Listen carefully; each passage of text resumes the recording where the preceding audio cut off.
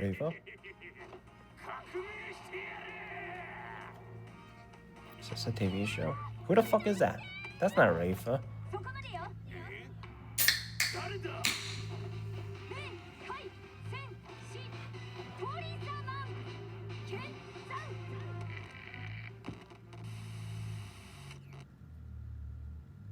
Hey, Dirk.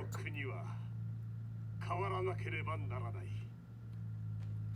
弁護祭、こいつが数々の冤罪を生み出してやがる。俺たちは王政をぶっ潰すための足がかりを手に入れた始祖の宝玉だ。Founder's Orb. 王族たちよ、俺は貴様らを玉座から引きずり落とす。言うは屈せず、俺たちは必ず革命を成し遂げる。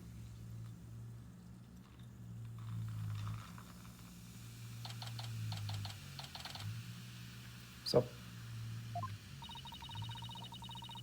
this concludes our report on the recent television hijacking incident in Korean. What do you mean television hijacking?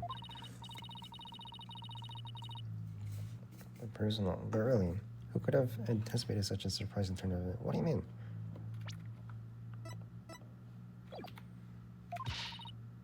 Did you hear that, Polly? Someone hijacked the airwaves over there.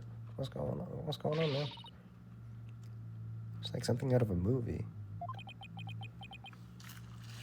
You're gonna head over there? Paula? Yeah. Dirk, what are you up to this time? Wait a second. Do you know the television hijacker or something? You could say that. It was a long time ago. What's up with this audio?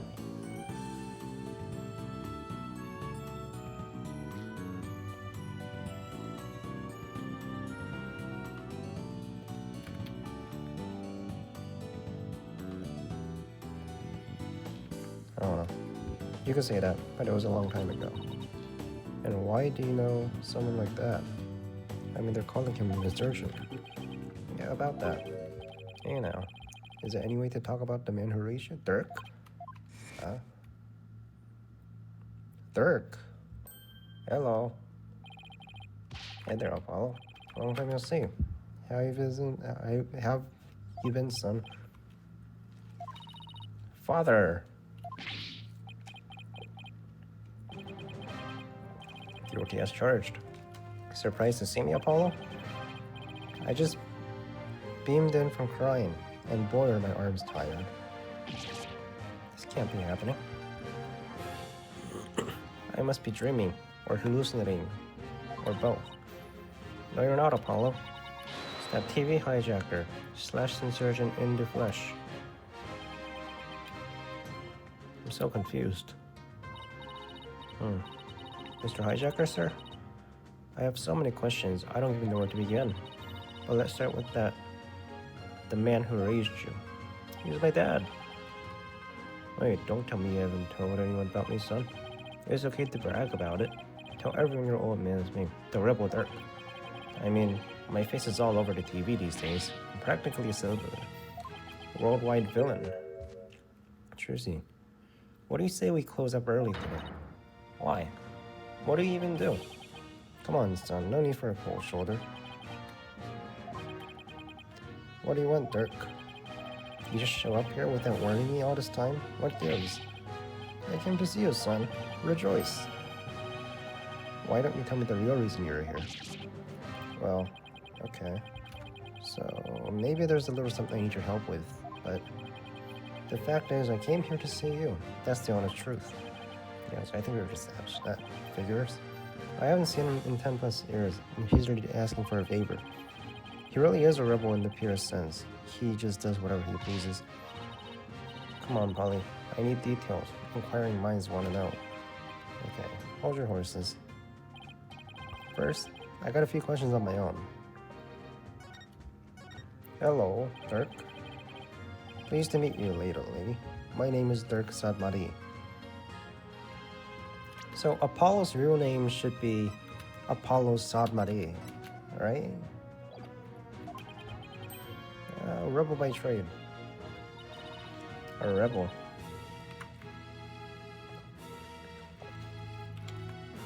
But on TV, they were calling you an insurgent. Which is it? Personally, I vote for a rebel with a cause, a real headache for anyone in your way. Trucy. You got me there. I'm the head of a resistance group. The Defiant Dragons. We're like the good, the bad, the ugly, but without the good part. So the bad and the ugly. In crying, I'm like the boogeyman. A telltale parents used to spook their kids straight. That's too bad. You seem like you'd be fun. Cool guy to hang out with. This isn't really a real catch, son. I'm talking bride material, if you get my drift. Wait, what? Oh, stop it. You're embarrassing me, Dad. Dad. Dad. Trucy's my sister, right? Apollo and Trucy? Come from the same mother? Someone pluck me out of misery. Now, about that man who raised you business. Oh, he's a foster father, right. What did Mr. Dirk mean when he said that he's the man who raised you, Apollo? The truth is, I grew up in the kingdom of Crying. Did I never met? No? So you grew up in Crying. So you're saying you're not from around here, Polly. No, I was raised in Crying when I was little. Still, that's a shocker.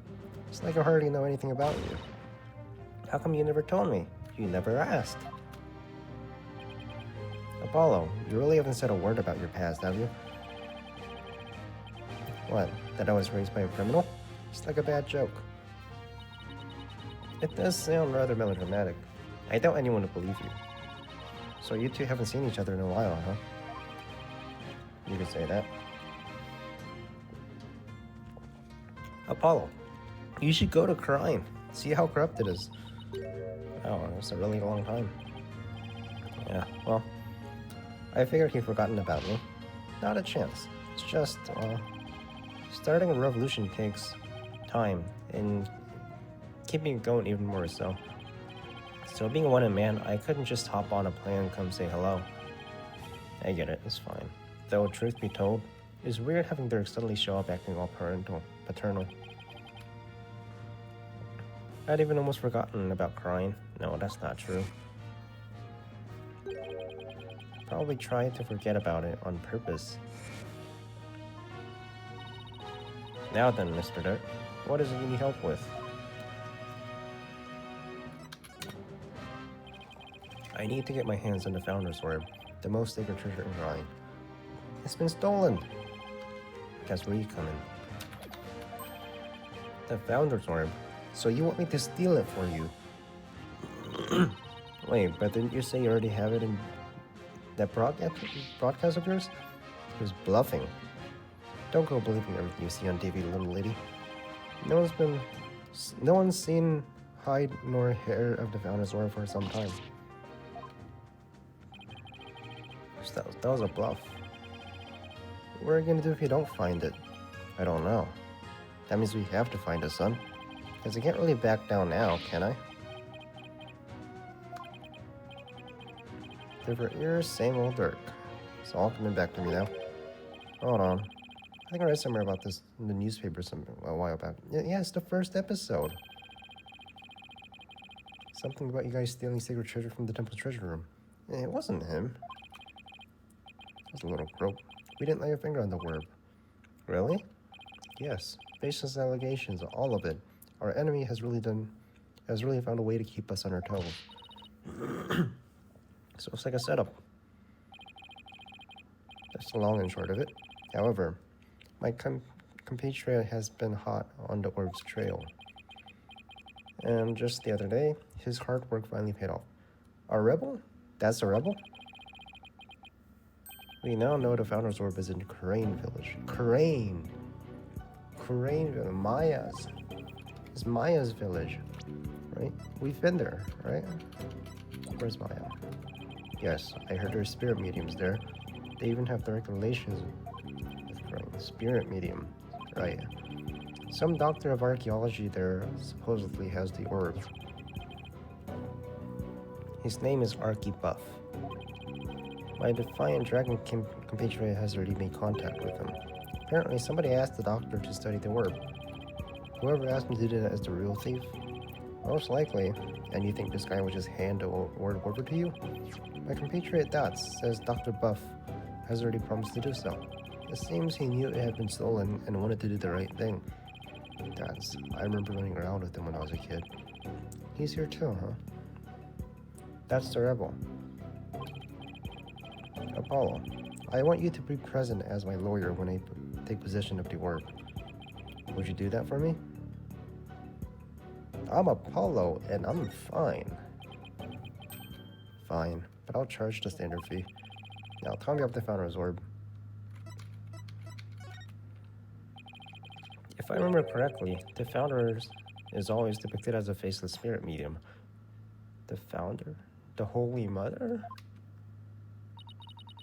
What do you mean, faceless? The Holy Mother. Images of the Founder, Holy Mother crying, never show her face. To depict it as a crime is the greatest taboo in Cryonism. Just draw the face on her. Just say you're not from here and draw a face on her. Greatest taboo, huh? I wonder why. I mean, what could she have looked like to make her hide her face like that? As for the Founder's Orb, it was discovered during an excavation years ago, and has an interesting legend that goes along with it. It's said that there's a riddle to the orb, and that anyone who can solve it will receive immense spiritual power from the Founder herself. Sounds like one big fairy tale to me. In any case, it's just what we need to get a revolution started. With it, we can gain a spiritual power and thus legal authority to rule Khura'in. What? Huh? How's that gonna work? Isn't it a monarchy? So you can just throw her out? Suppose I believe the legend that anyone can become queen or queen. And that's why you think it'll help you overthrow Garan regime. Only the rulers of Khura'in have ever laid eyes on the Orb Apollo, a legendary treasure that bestows immense spiritual power. Doesn't that sound like something you'd want to see with your own two eyes? So, if it's by spiritual power, shouldn't Maya be the queen? That sounds like a tiny bit intriguing. If I remember anything from like 10 years ago, it's that Dirk was already dead. That should about cover everything. Any other questions? Not right now. I almost forgot. I brought you a present. Eat up, son. Sushi. I figure you probably can afford 3 meals a day. So, what you mean? Yay. I was thinking about it was time for lunch. You dig in too, little lady. After all, we're practically family, right? Thanks, Dad. That kind of looks good. The salmon sushi's got my name on it. What do you mean? It's got your name on it. Are you hungry, son? This is some of the best sushi you'll ever have. I'm good. Wow, bro. Apollo. Apollo, bro. Why are you like this? I got a present for you. Here. What's this? Picture of your father. It's been 23 years since he passed away.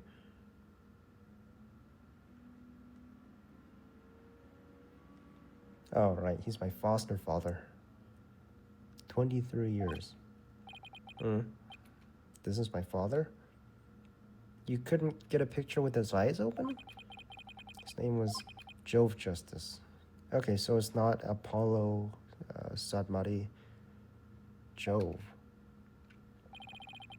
I haven't talked to you about your real father in some time, but as you know, he was a musician.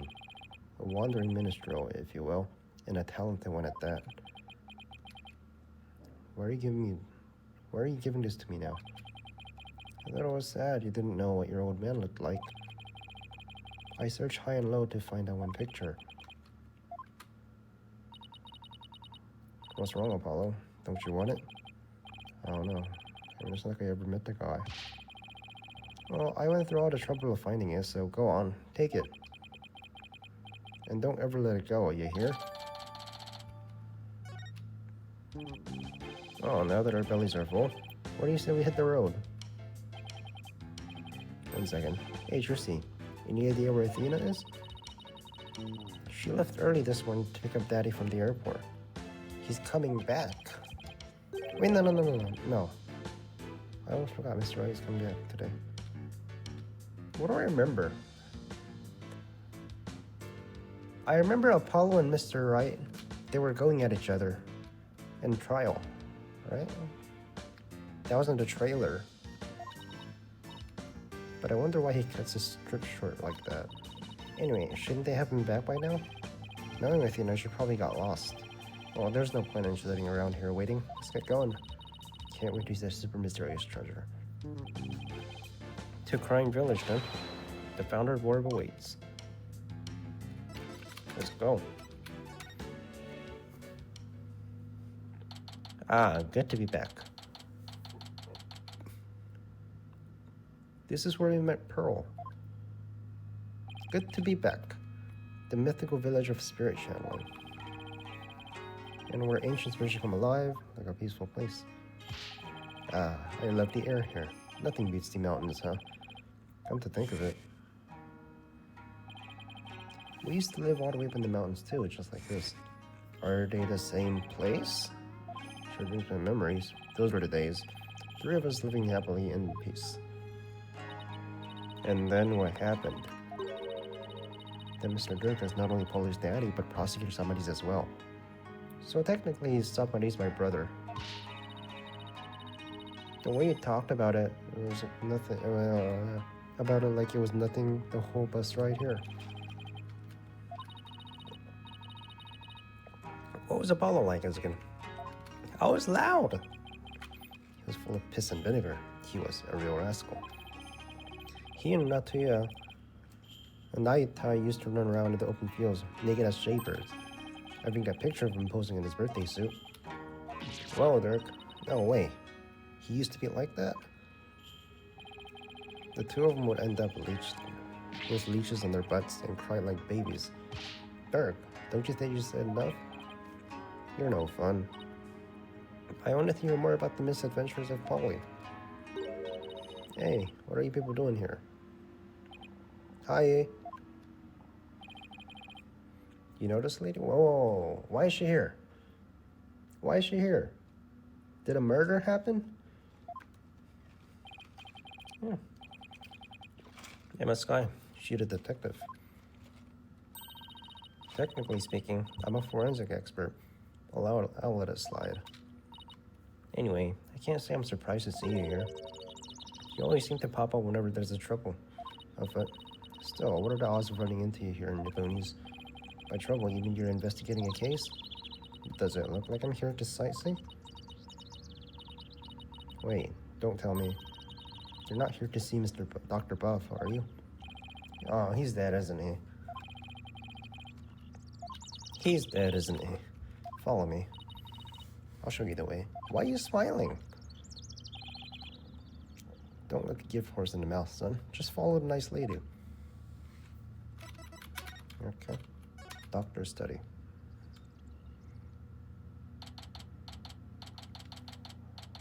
Oh. So this is Dr. Buff's study. Is he alive or dead? Wow, look at all those books. The shelves go from floor to the ceiling. It's like a library here. Yes, and lots of artifacts too. Does he not have internet? He could stuff all those in an ebook. There's so many relics. They're spilling onto the floor. Yeah, and an iPad would help him. Whoa. Blood. All I see is a mess. What's with that little white outline? Is Dr. Buff dead? He's dead, isn't he? Where's the doctor? The thing is, he died last night. Oh, that's convenient. It seems an avalanche of books knocked him off his bookshelf ladder. We're labeling it an accidental then. Pretty sure it's not accidental.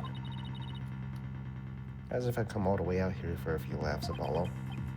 I guess not. A scholar killed by his own books. Give him an iPad. He should not be climbing up that ladder. I mean, how can he transfer his ownership of the orb to you if he's dead? Yes, that is a problem. Emma, can you please tell us exactly what happened? She just told you. He fell off. So the doctor died in the accident. I received the call this morning saying Dr. Bob has been found dead under the pile of books. This morning? Talk about bad timing. He mentioned he had fallen off a ladder. Right.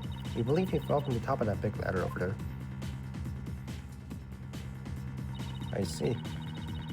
Apparently he triggered an avalanche of books while fumbling to reach one. And that sent him headlong on a fatal fall. How sad. Killed by his own books.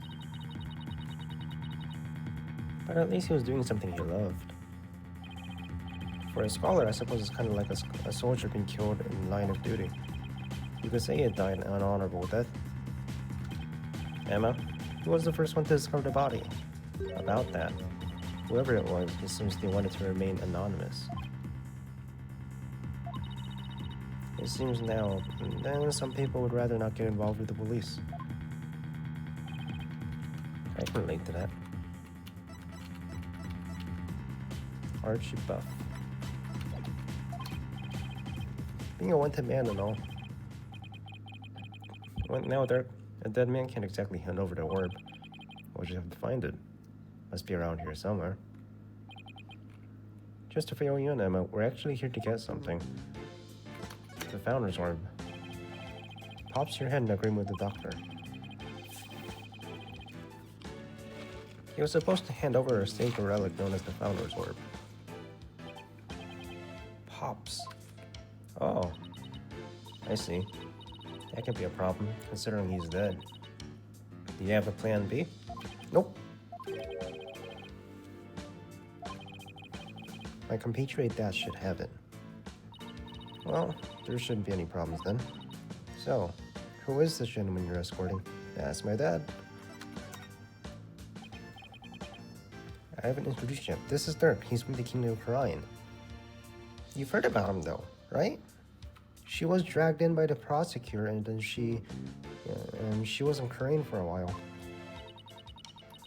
All the way from Korean, huh? What do you do there? I used to practice law, but I'm taking a break from that because it's illegal. I'm focused now on making Korean a better place. Volunteer work. Oh.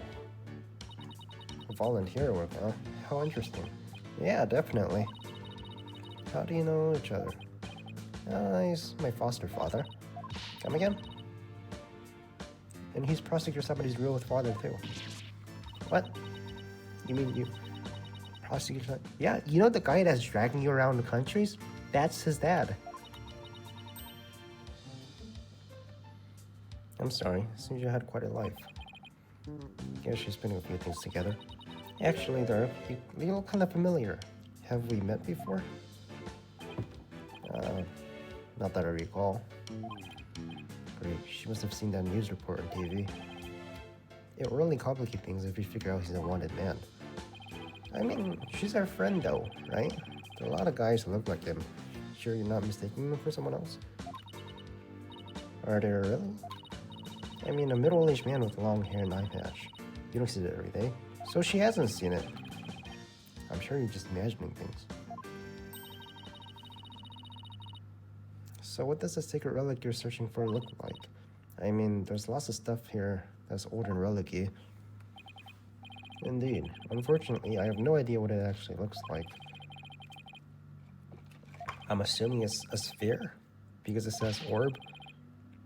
Go through each candidate one by one. Great plan of attack there, Dirk. Oh, do you mind if we give this room a once-over? Guess not. But in exchange, you're going to help me with my investigation. Alright, can't hurt. She needs some of my IQ. Oh. Oh.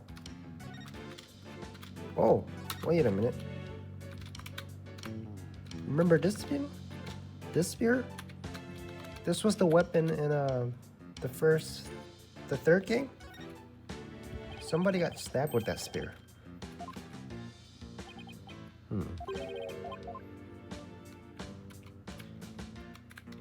And then the urn that broke.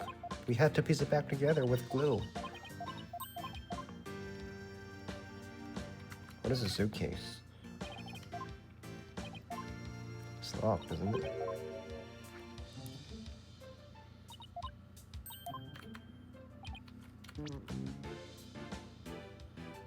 The owner is likely from overseas.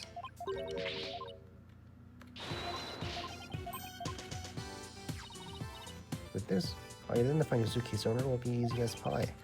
Is that that's right. There's no better time than the present to use it. Here we go. We're gonna find out who this belongs to. I apply pattern error.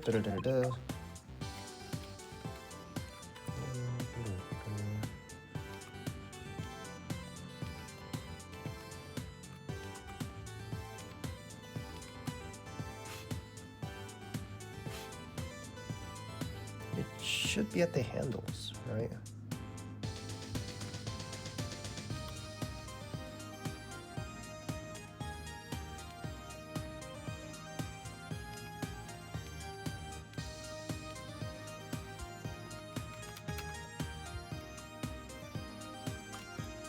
Oh, I'm out.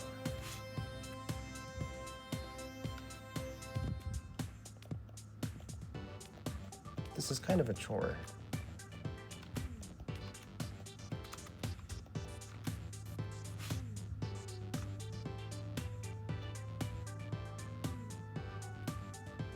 Can I zoom out? Switch to analyze? Wait, is that something? No.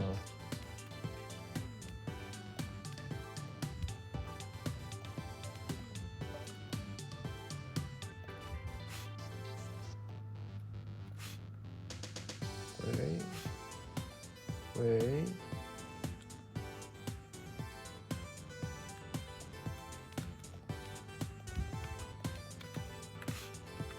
Is that it?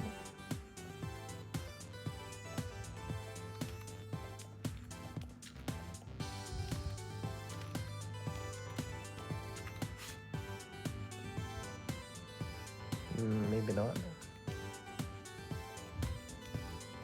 Wait. Should be here.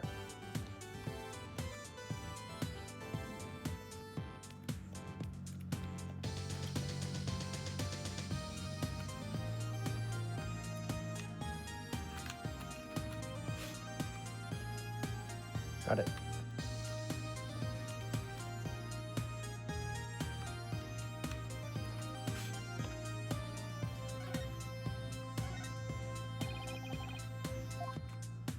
Other side, maybe?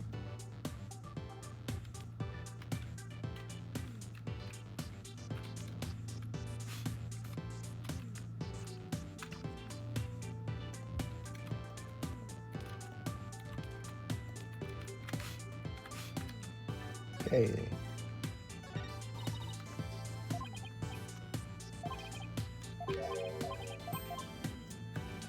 Thanks, Dirk. What do you mean there's no print?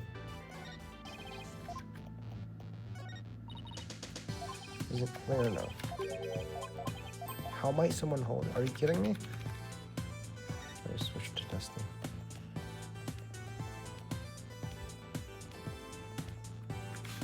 It's not clear enough, they say.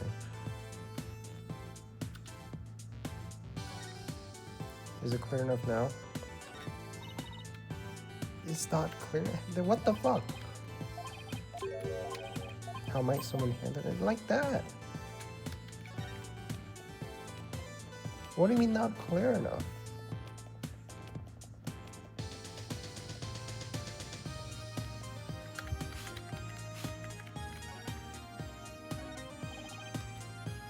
What do you mean there's no prints there?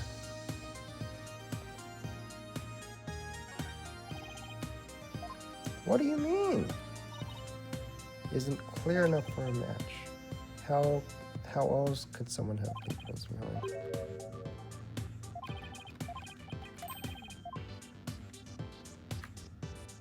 Okay. So maybe the other handle? Which I tried.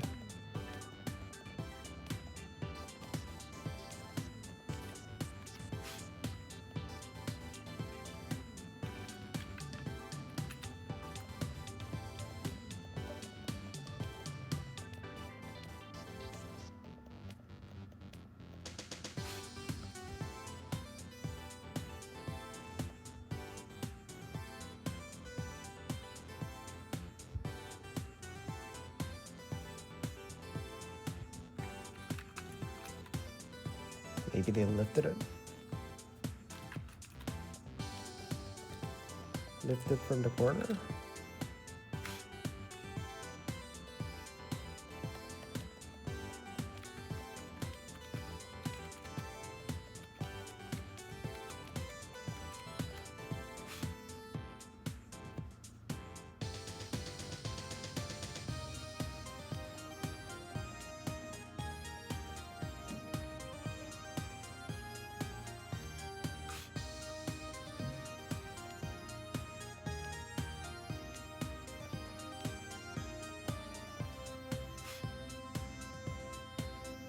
I don't know.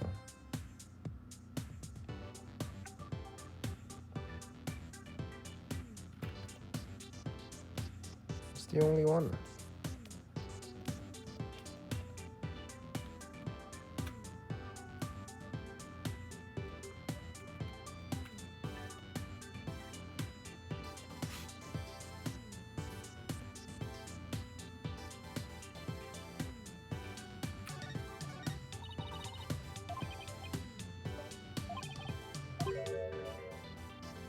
How might someone handle a suitcase? Well, besides being wheeled or carried, they can be opened and closed. So you're saying here. Yeah.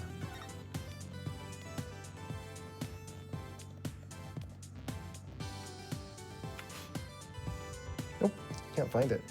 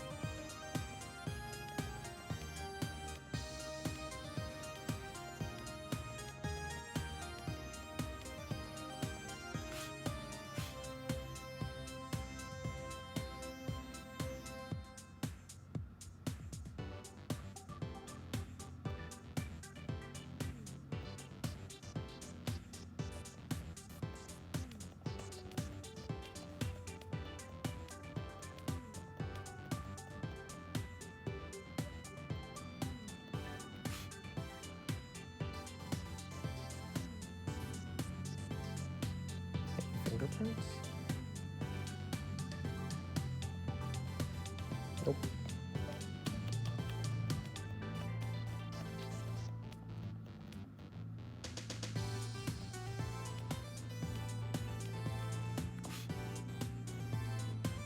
Maybe they had to get it from the side.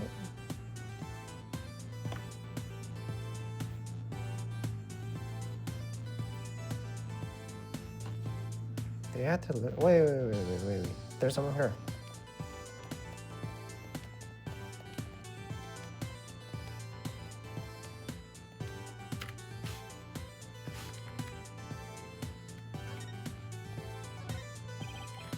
Hey, there's a print.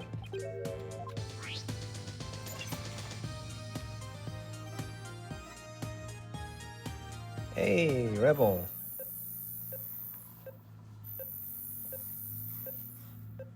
What is he doing here?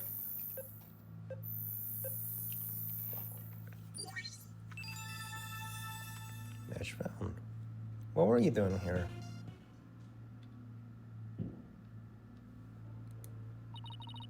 We have a match. Come to think of it, he did stop by to see the doctor, didn't he? To conclude the orb transfer. Can you call him?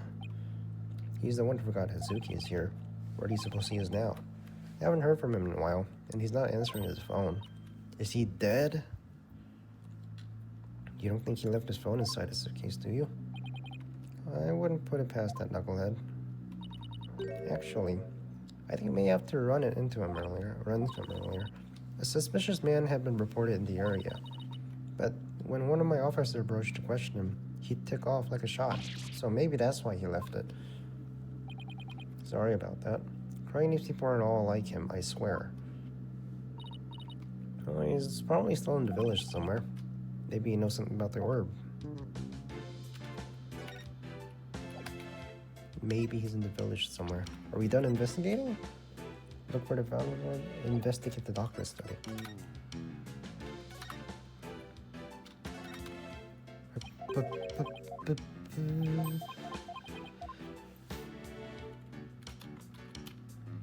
It's been stained. There's a brown stain on the scroll. Gravy? Why would there be gravy stain on it? Who knows, but it looks like it's meant to be there. It's meant to be there? It looks like it's meant to be there. How? In what way?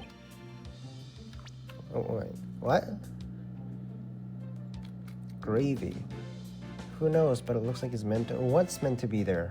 The stain? Trying to inspire gravy. Fruit splatter art. No, it's not. It's not meant to be there. What are you talking about? Tablet is moving.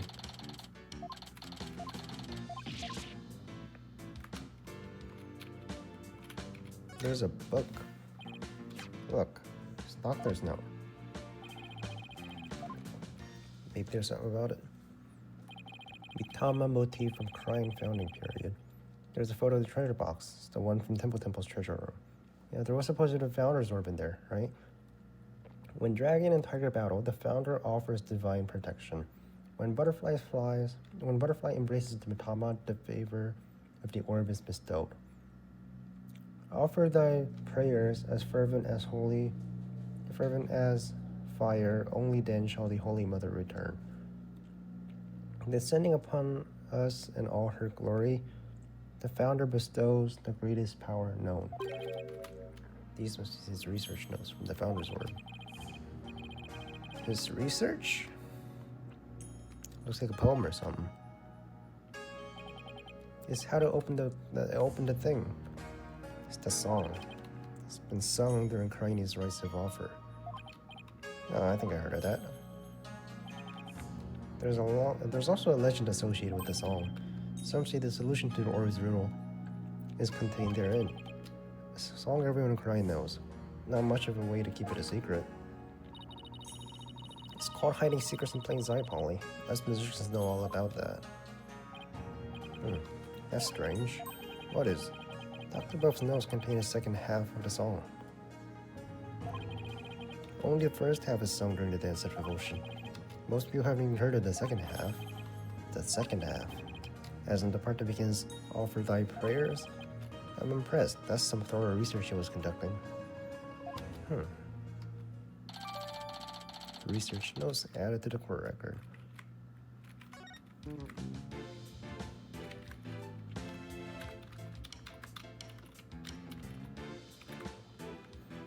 What is it? Map? It's connected to... Can we go in there? Wait. You're not afraid of heights, are you? Oh, Polly. He's hilarious around high places. He gets all wobbly like a baby deer taking his first steps. And his face turns green as a watermelon. It's not nice to be going to people's phobias, you know. Come to think of it, the visitor's entrance is on the second floor. Was Apollo dropped as a kid? Where does this phobia come from? Alright. Huge wall. Big wall. Did you know some researchers claim that Holy Mother had 3 eyes? and that her third eye was able to divine the truth, just like the gods above. It is said to be on her forehead. How do you know they didn't draw it? You know, like whatever this is? It is said to be on her forehead. Like you said, you shouldn't believe everything you hear. Is that the founder? Maybe that has something to do with it? Because Crane and Crine share the same ancestry, right? So maybe it's split.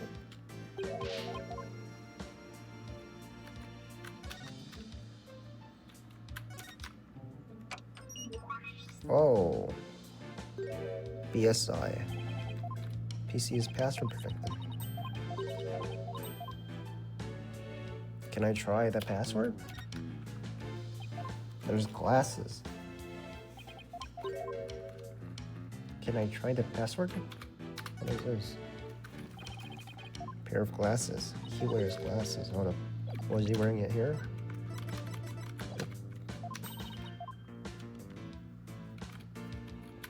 Raincoat. Still a bit damp.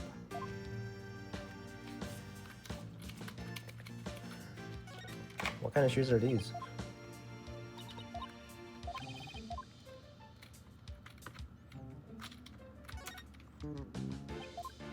Is it a bird? It's like an airplane.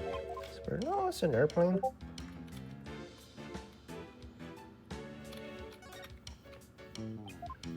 This is where he died. Hey, wait a minute. This book.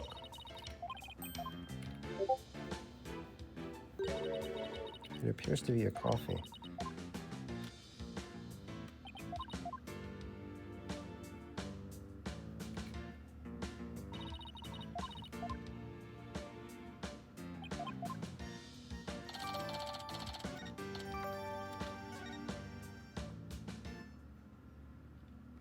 We done here? Seems the word wasn't here. It means that's might be our only lead at this point. Open the suitcase. Detective Sky said he might still be here in the village. We should try to find him. Open the suitcase. Anything in the suitcase? Are we done here? Look for the founders or find that. Maybe he's here. Pearl? Good day to you, citizens of the village. My name is Paul Addison. Paul Addison. And I want your vote. They're having elections? That's really loud. They got speakers here. Something's coming this way. Paul Addison. Politician. Oh. Politician Xavier Crane has come to. It's you people. Hello. Who are you? What is that strange conveyance coming this way? Left, right. Politician. Reclaim glory of Crane. Some of those, what do you call them? Palanquins? Politician. I'm guessing you killed him? So, you finally left Dr. Buff's house. What are you doing here? A bunch of shady looking characters. How did he know? And you aren't? I take it you know the doctor? Huh, what a foolish question. I've memorized the names and faces of the entire electorate here in Crane. After all, I am the man who's destined to be the king of this fine nation someday. Crane is a village. This nation? America? US? America? Nation, right? Yeah, Crane is a village in Kansas, America. No, somewhere in America. Well, it's localized, so technically Japan. Who are you? What do you mean king? Ignorant fools. I am the politician. A soon-to-be eminent politician, a man whose name will go down in history. He wants to be the king. King of what? Which country is he talking about? I am soon-to-be eminent politician, a man whose name will go down in history. You should be ashamed that you've never heard of me before. He wants to be king of what country? The king of a fine nation. He's having elections. So that means it's a democracy, right? Is he really that famous of a politician? Not that I know of. I'm running for the seat in the local council right now. I guess even Jerk Public has to start somewhere. But my election is a sure thing, I'm told. After all, my grandfather was a famous politician with untold influence. In short, I'm the chosen one, the golden boy, the powerhouse of politics, and rider of his grandfather's coattails. Are you blinded by my majesty? Go ahead, ask me the resplendent glory that is me, the chosen one. Yeah, but you're still running for election, which means it's a democracy, which means there's no kings here. Pleasant day to you, good people of Crane. I am politician. It's time to reclaim the glory of Crane. Together. A convenience store on every corner, karaoke bar in every home. Vote for politician is a vote for happier, hopier Crane Village. So he's a socialist. Turn off that infernal racket, you fool. You're staying on your grandfather's good name. Thank you, good sir. Your support is appreciated, as always. I guess he's one of those people who only hears what they want to hear. Otherwise, he's a model politician. Now, where was I? Alright. You were in the doctor's house. What were you doing there, huh?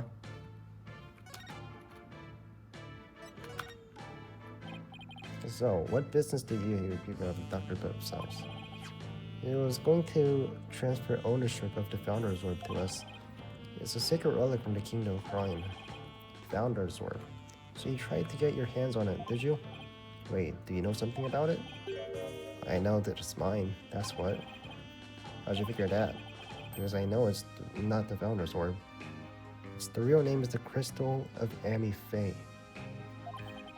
The Crystal of Ami Faye.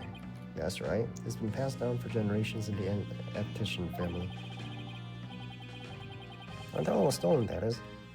But just when I had zeroed in on the culprit, the doctor hid it away and kicked the bucket. So you're saying Dr. Buff stole your family heirloom? That's not what Dirk said. Strange. Maybe it's different things. So he had the Founder's Orb. All that weird foreigners doing. He filled the doctor's head with nonsense. Nonsense like the Crystal of Ami Faye being the Founder's Orb. Weird foreigner. Could he mean... Weird foreigner. You? Yes, that's him. I thought so. Right.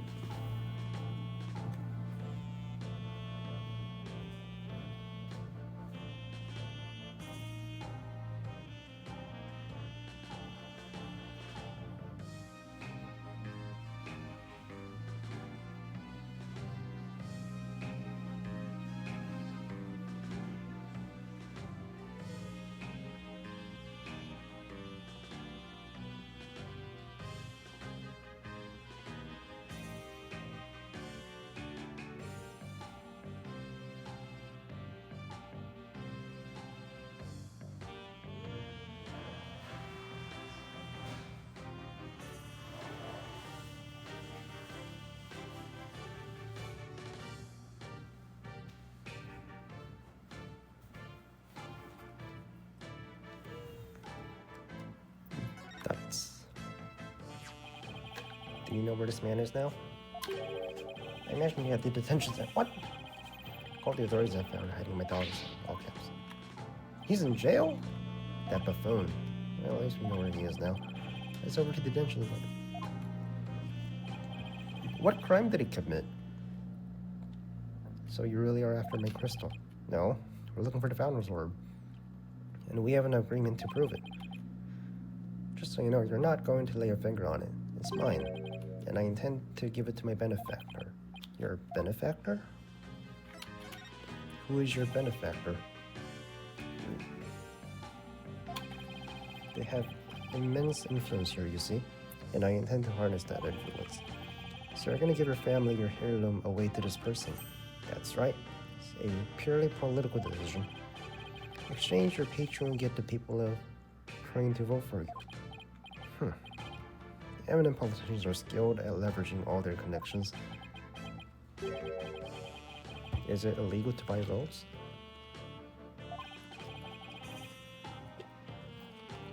Good luck with that, I guess. Just you wait. Politicians will reign supreme someday. Is this what you ride around in when you're campaigning? That's right. It's perfect when there are roads and steep hills here. Just buy a car. It has top speed of 5 miles per hour, but it suffers from serious reliability issues. Namely, these imbeciles tire out too quickly. Get a car! We'll try harder next time. Poor guys. They're exhausted and covered in sweat. The Abtitian family has been in politics for generations, even back in the old country. Really? Old country? What do you mean? My grandfather, Abe Shinzo Abe, right? Was a prominent member of Congress. He was born right here in Khura'in. So is Khura'in a country or is it a village?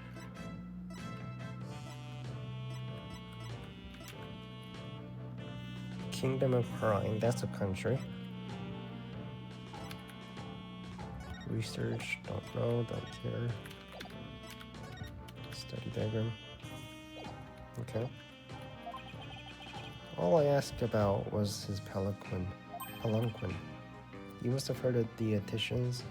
I'm even reviving an old country campaigning style. Oh, politics are really my thing. Trucy? You know anything? Young people today. You people really need to pay more attention to politics. Alright, are we done here? Detention center? That's a rebel. What did you do? You're in jail. You don't have to hide cover.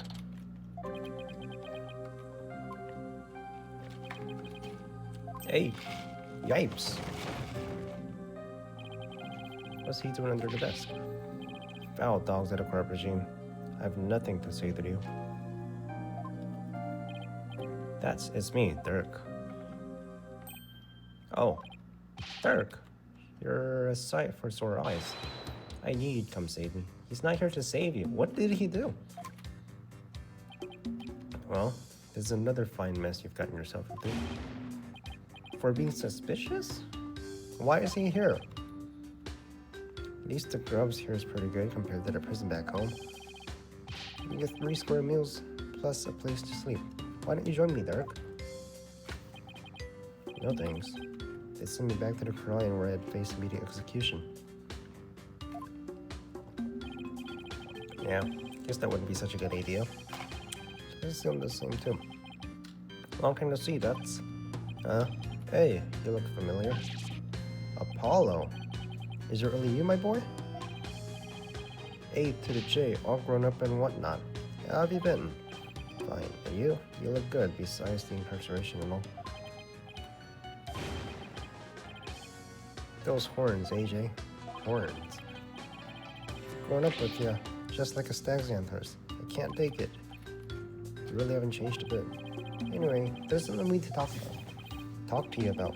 Sure, pull up a chair. I've got all the time in the world. The Slammer's back at second home. It's really not so bad once you get used to it. He's rather laid back with someone in police custody. I know. About the orb. What was the doctor? Was it the Founder's Orb? Absolutely, positively. The doctor was sure of it.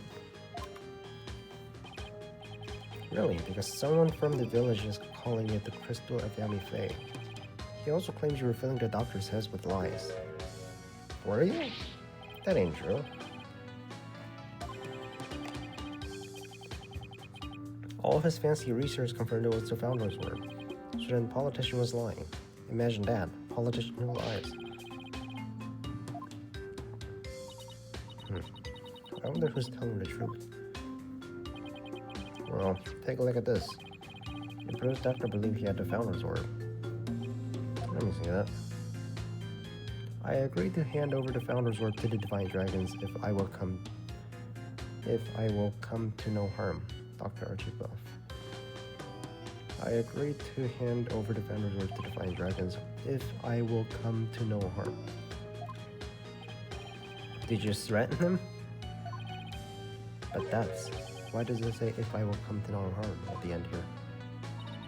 Sounds like he was scared of you. That's... Did you threaten the doctor in any way? Oh, you got it all wrong. I was the doctor's friend. He told the old man us rebels were dangerous. It's his fault.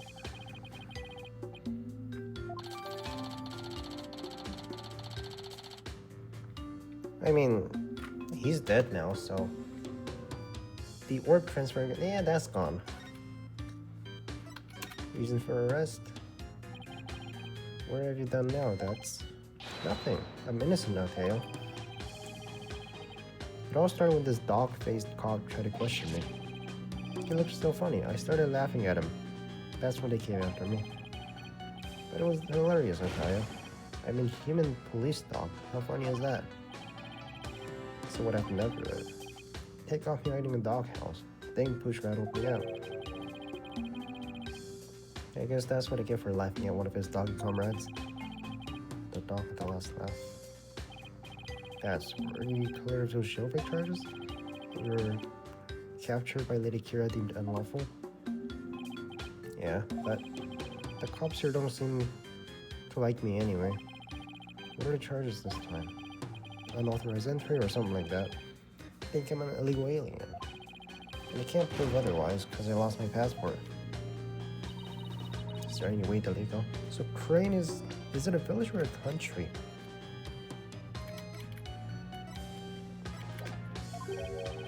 Not with my passport. Only if I add it. Third, AJ. Gotta find my passport. Now, where might his passport be? Oh, about where his whereabouts. Maybe the doc's kid knows something. Doctor has a kid. A bit of a shut-in, though. Poor thing's own bedroom has become like a self-imposed prison. Shut-in. Sounds like it'll be a challenge just to get a conversation going. Time for your questioning. Follow me. Must be lunchtime. Today is fried chicken, if I'm not mistaken.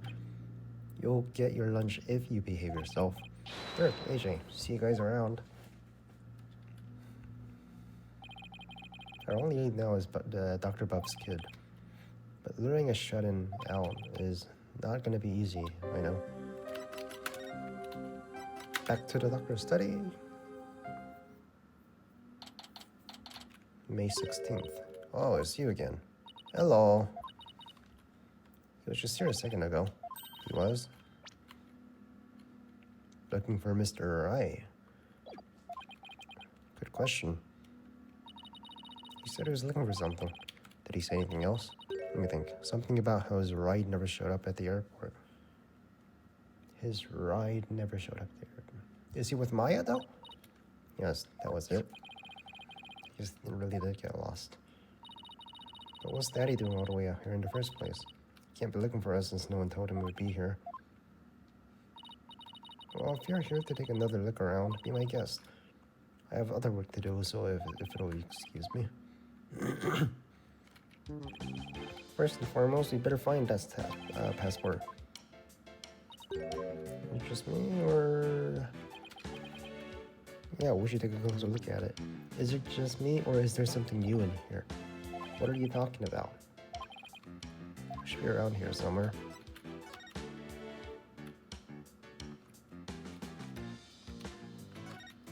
What is it? Model helicopter. Is that a penguin? Don't you know anything? It's a drone. They're all the rage right now. That's not a drone. Belongs to the doctor's kid. How is that a drone? Yeah, but luring out a shut-in isn't going to be easy. His passport should be here. The key. Can't you just picklock it? Break it in? Hey, yo, Trissy. You can do something, right? Let me try with a brick. He probably packs his dumbbells in there. Certainly too much heavy to lug all the way to the detention center. Here, let me take a crack at the lock. What are you gonna pick it? How the fuck did you know? A lock like that is a child's play to me. Especially after all the wrongly imprisoned compatriots have busted out over the years. Oh, right, he's a rebel. And here we go, his passport. I'll take it over to him. Thanks, Drusy. No problem. You guys enjoy some quality father-son treasure hunting time, okay? See you later. There she goes. I wish you wouldn't make such a big deal out of her family situation. Father-son time, huh? Been ages since we had a father-son talk, huh? Yeah, over a decade. How have you been? Fine, I guess. Is that so? Fine, you say? Oh, fine is fine by me. Good to hear.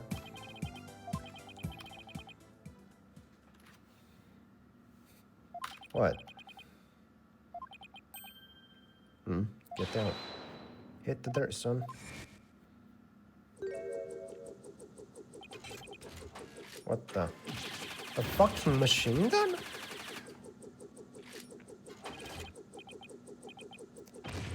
What the fuck?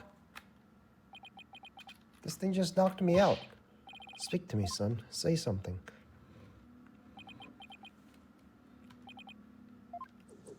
That's smart. You maggots. What do you think you're doing invading buff airspace? I'll be escorting day in Siberia before you get past me. You yellow-bellied yahoos. Well, they can talk. Speaker, bro. What kind of drone this is anyway? Drone, nothing. That's Sergeant Buff to you, soldier. Hey, sorry about your father. You got that, you lowly grunts? Oh, what the who now? Buff, sounds like Dr. Sun is behind the controls. He's controlling this thing. Paulo, let's play along for now. I don't think we get the information we need out of him. Got it. Sergeant Buff? Sergeant Buff, sir. You forgot to say sir. Hey, you never seen a war movie before? Alright, let me try that again. Do we add this thing to our court record?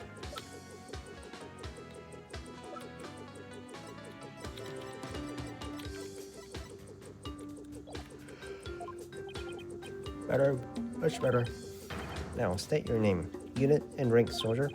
Apollo Justice, I serve in the Right Anything Agency. Sergeant, fledgling lawyer, sir. Affirmative, Private Justice. Private. Listen up, diaper baby. The commanding officer's order is absolute. Disobedience means one-way trip to the firing squad. Do I make myself clear? Yes, sir. Good. We might make a man out of you. Yeah, Private. Now for you, Cyclops. You want my name? Unit in rank 2? Dirk Sadmari. I command a rebel group, the Defiant Dragons. My rank is, leader, sir. Excellent. Welcome aboard, Commodore Dirk. Wait a second. What's with the rig of this moppy call ahead? Soldier should be clean cut. Sorry, but this is my signature look. I'm not gonna... Well, fine. I'll get a haircut before we ship out. Listen up, you. Just kill or be killed out in that battlefield. No place for leave-in commissioners. All you've got is your life, and you're lucky to have that. It's oddly accepted to survival for someone who never goes outdoors.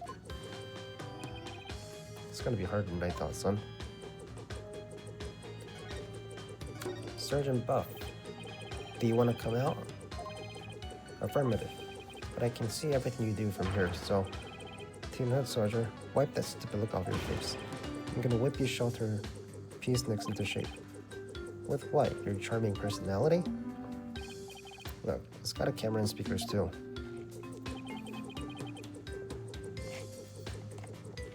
That's not all, sir.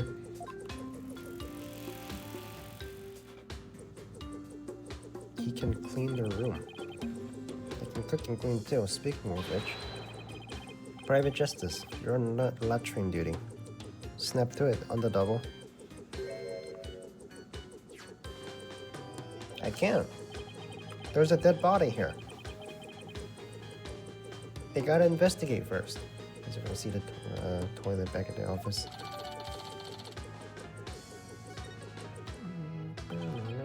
That thing's pretty handy.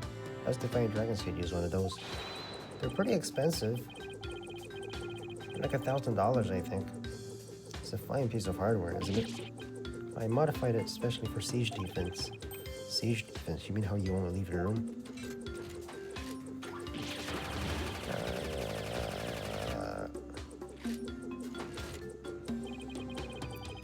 They're following up on a stronghold to defend against an enemy in an age-old military tactic. However, strategy is still applicable in modern warfare.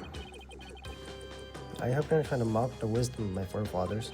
Your father is dead. I mean, no offense, but just an observation. So, the Green Hornet even discharged a firearm I was going to say, does he? Sorry, but it won't happen again. Darn tootin'. Now, state your intention, soldier. Founder's Orb? We had an agreement with your father. I promised to hand over the Founder's Orb to us. Papa promised you that? If I will come to no harm. He's dead, so the promise is off. He did. Before he died, he could tell us where it's hidden. Now we have no idea where it is. Papa, why? Why'd you have to die? It was an unfortunate accident, and I'm sorry for your loss. I'm pretty sure it wasn't. This is Ace Attorney. Get upset all. Hey, I missed it. Oh, stop. I know how you feel, Sergeant, but what would an unseasoned rookie like you know about how I feel? First, I lost my mama. Now I lost my papa. Who's your mama? Who's the mother? And how old is this kid? Doctor's child, right? He was 64. You lost your mother, too. Can we have her name? She's been gone for some time now. Although, Sergeant Buff, would you tell us a little more about what happened to your mother? Mama passed away about 6 months ago, but we're still living in an apartment in the city. Back then, I had yet to engage my siege defense strategy. Otherwise, it would cause them to withdraw from the world. It was arson. It happened so subtly, and before we knew it, our apartment was a sea of flames. Mama and I were trapped inside. But help never came, so Mama cradled me in her arms, kicked out a window, and jumped. She did what?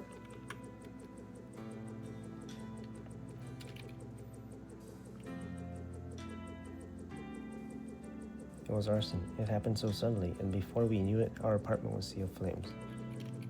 Mama cried. She was like a walking, talking middle of valor, my mama was. She delivered me safely to Terra Farm with a perfectly executed PLF. It's a 5-point landing that we use by paratroopers to land safely on the ground.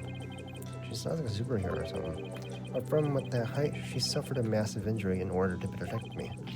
She died so I could live. Ah, Mama. I don't know what to say. And the person who started the fire? He was immediately apprehended. They say he was standing outside laughing while the building burned. At least justice was served. Hope that brought you some solace. I've lost both my parents now. You can't possibly know how I feel. Mama. Papa. Poor kid. You're losing both your parents. I just really feel alone now. Paulo. Imagine you know what he's going through. But you got Dirk here. And then my mother, which is Trucy's mother, she's still doing something. I don't know what she's doing, but like she's out there. I do. The road to recovery begins by talking to someone who suffered the same heart. No, that's not me. I know you have something that shows you understand. Huh? I do? Is it the attorney's badge? What an explanation.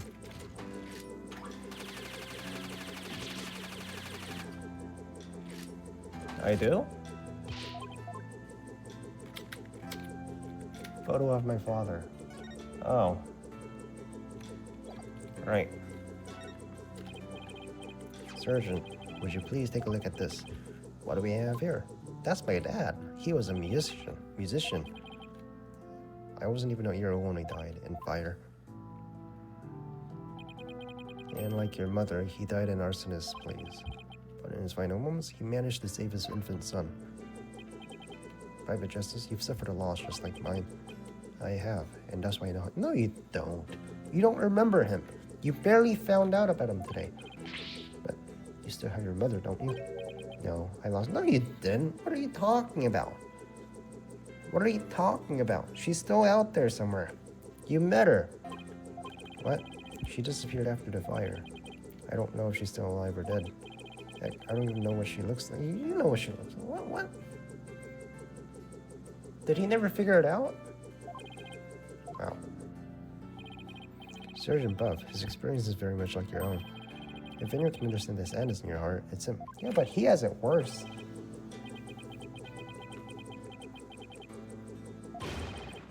Attention.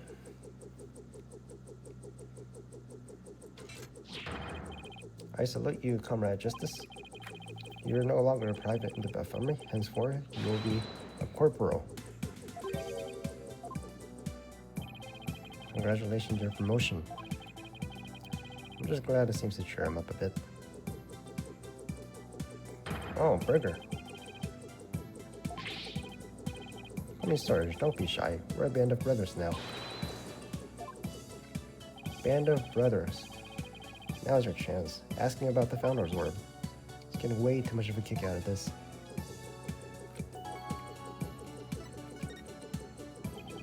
Sarge, sir, do you have any idea where the orb might be? I was hearing Papa study until last night. He said he was gonna go hide it somewhere. He mentioned something about a shady character being after it. Somewhere in the village, I guess. He said he had found a suitable hiding place for it. So it was here last night. That is until he went out to hide it somewhere in the village. The question is where? Maybe he left some clues. Let's search the place again. We should also find out about the above. Computer? What was your father like? As kind as Mama. Gracious.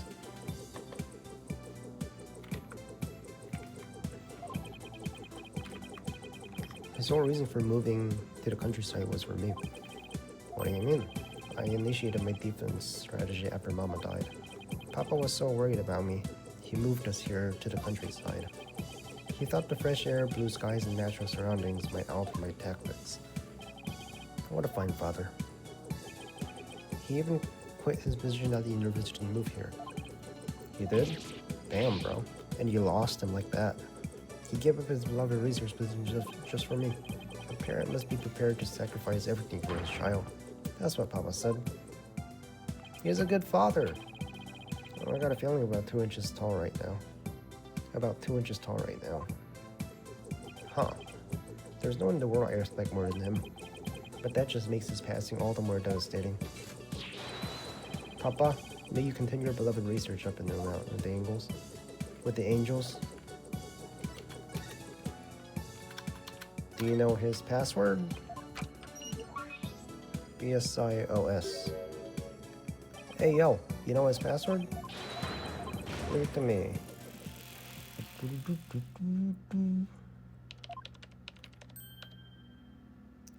That's your mother? And I'm in. Looks like the modern day warriors have mean keyboard skills too. Okay, let's see what we can find. Click, click, click, click, click, click. What's this? An email message? I deciphered the patterns, but have yet to crack the riddle. The opaque crystal is the key. Dr. Buff, how's your research coming along? Paul 711 end mail from Doc Buff. It's a research report to whoever asked the doctor to study the orb. Paul 711. Paul 711. Is that the police that looks like dog? Here, I put the data on this USB. Take it and use it well, soldier. Will do.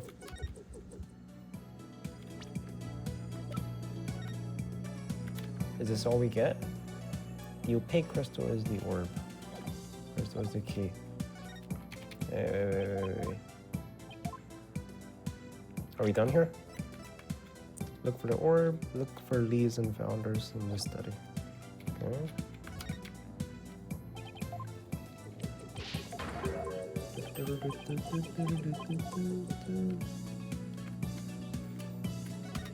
What about this?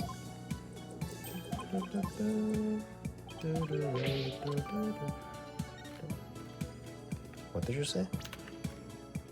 You're having trouble reading. Perish the thought. Reading glasses. I'll hold on to these. He has glasses. Is that it? The scenery.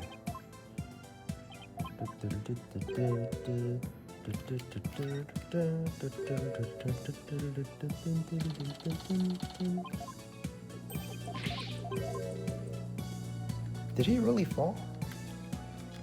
He really just fell and then that's it? These are your shoes, right? It's a shoe cubby. Looks like they belong to Sarge and his dad.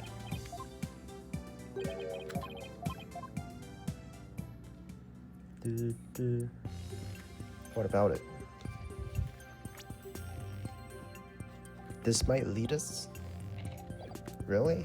Okay, maybe it's at the bottom of the feet.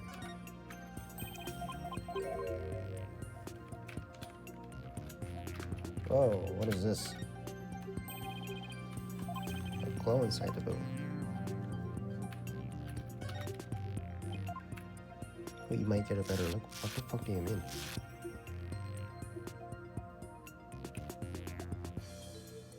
What about it? The mud?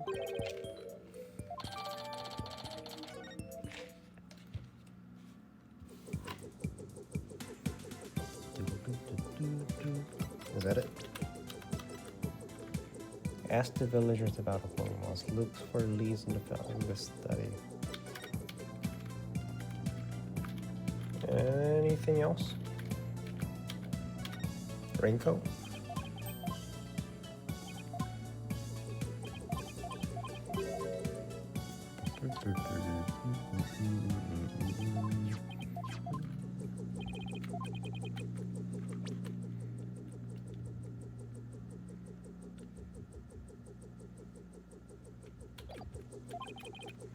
I've been occupied with my siege defense strategy ever since we moved to the village. Well, son, it seems we have no other choice. I'll have to ask the locals if we know a place like that.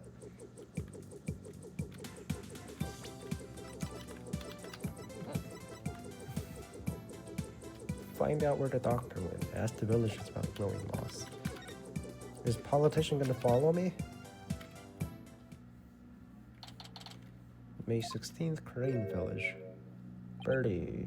Oh, somebody's watching me. It's really keeping me out. That's just politicians' campaign posters. What up? Paul 7-Eleven. This could be politician W7, whatever the 7-Eleven is. Paw, or it could be the Paw Patrol, right? The police that looks like a dog. Whatever, I got more minutes to pay attention to. What a great weather. I know. After a little treasure hunt, what do you say we go hunting, son? Hunting? We used to do that a lot, didn't we? Just look at the mountain. There's some feisty wild boars up there. I think I'll pass, but thanks. Well, I guess that wild boar stool will have to wait then. Paulo, something seems different from the last time we were here. You mean the posters? No, not those. The birds? What is this? It's painting. Canvas. Let's get an unfinished picture. Oh, hey, there's the raincoat. You're right. But I can't quite tell what it's made of. I think it's supposed to be nighttime, but what's the thing to the left? It's the raincoat. In any case, pretty poor excuse for a drawing. Little kid. Was it you? Is you, Pearl? Did you draw this? What a pleasant surprise. Hello. Are you gonna introduce me, son? Of course, this is Pearl Fay. She's a spirit medium here in the Crying Village.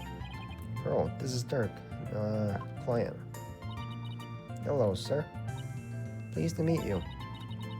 If there's anything I can do to help, please let me know. Did you draw that? Nice to meet you too. What a polite little girl you are. Actually, I'm a high schooler.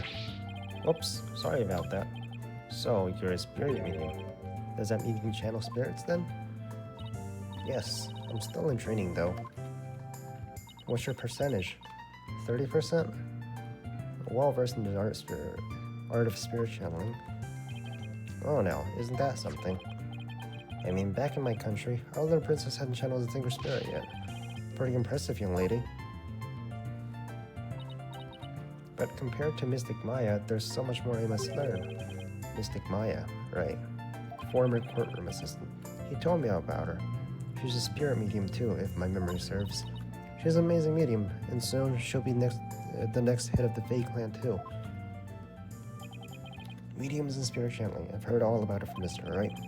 He said that mediums will eventually physically become the person they're channeling.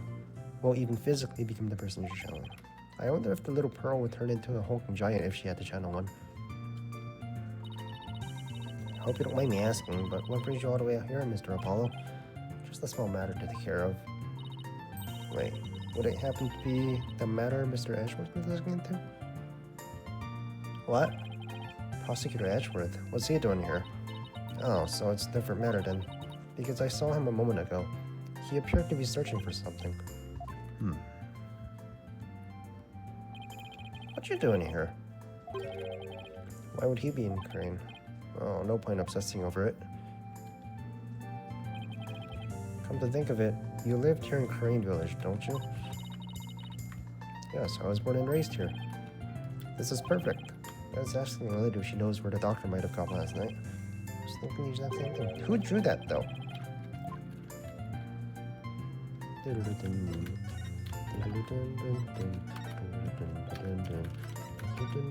Wait. What a peaceful place. Ah, nothing beats mountain air. Many of the villagers left for the city, and I just love it here. Blue skies, lush forests, dark-veiled skies at night, and fireflies in the summer. You got McDonald's, though? What do you eat here? Ocean. Why do you say we go for a swim, son? I think I'll pass. Besides, I can't swim. Pearl, Crane Village is like the home of spirit mediums, right? Yes, and I'm part of a long line of mediums. Never seen a channeling before, but is it possible to channel the spirit of anyone who's passed away? No, not just anyone. You must know their face and true name. Really, you can channel spirits just by knowing their face and name. That's an amazing ability. It is, but it can only be learned by those with a gift occurring in certain bloodlines. At present, Mystic Maya and I are the only ones in the village who can channel spirits. It looks like spirit mediums are highly valued here, much like they are in crime. I heard there used to be many more of us a long time ago, but now we're very short supply. Most of the women nowadays don't want to stay. They want to thrive in the big city. I would too. Yeah, you guys don't really have anything here. It's like straw villages. What about you? Are you not interested in things like that? Me? Well, I wouldn't mind a new outfit or two. It's okay, bro. You are at that age after all. Politician. We met this birdie earlier named Politician. Do you know anything about him? He's been campaigning a lot. How many people are here? And the noise he's making has become quite a problem. People are especially upset that he's campaigning at all hours, night and day. Well, the local police should arrest him for disturbing the peace. Unfortunately, there's little they can do because the Ashton family is so powerful. Well, isn't he the proverbial pampered provincial prince? He seems pretty intent on winning here in Korea. Is there some special reason why? I'm not sure, but I have an idea. Spirit mediums Korean once held considerable sway in the political world. Judging by his slogan, maybe that's what he's after. Great, so he's just another politician seeking powerful connections. So the ability to commune with the dead gives comfort to those anxious about the future. Tiny Korean has preserved its independence by the Queen's power of spirit channeling. It must play a similar role in this village. Yes, even today, many here revere those with spirit medium's blood flowing through their veins. Basically, as politician's benefactor goes, so goes the whole village. Who is this benefactor, and who could hold this much sway over the Korean village?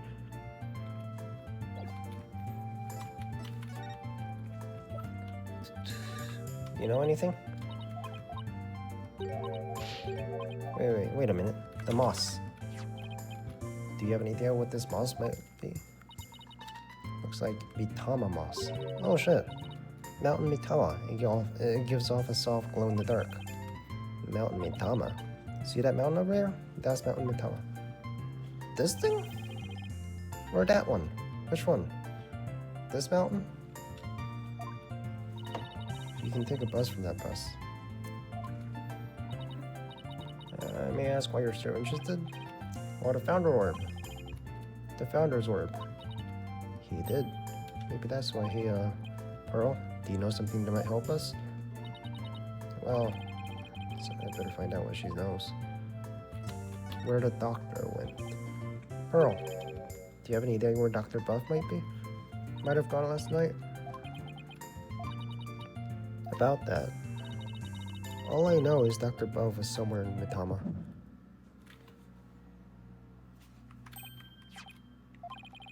Which means Pearl's hiding something from me. Did you draw that, though?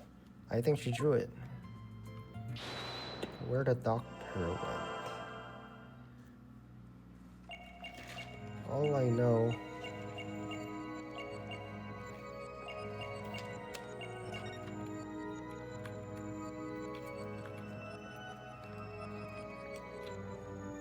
is Dr. Buff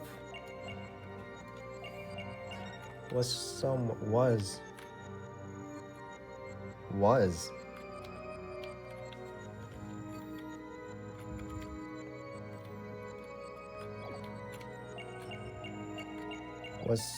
wait, no.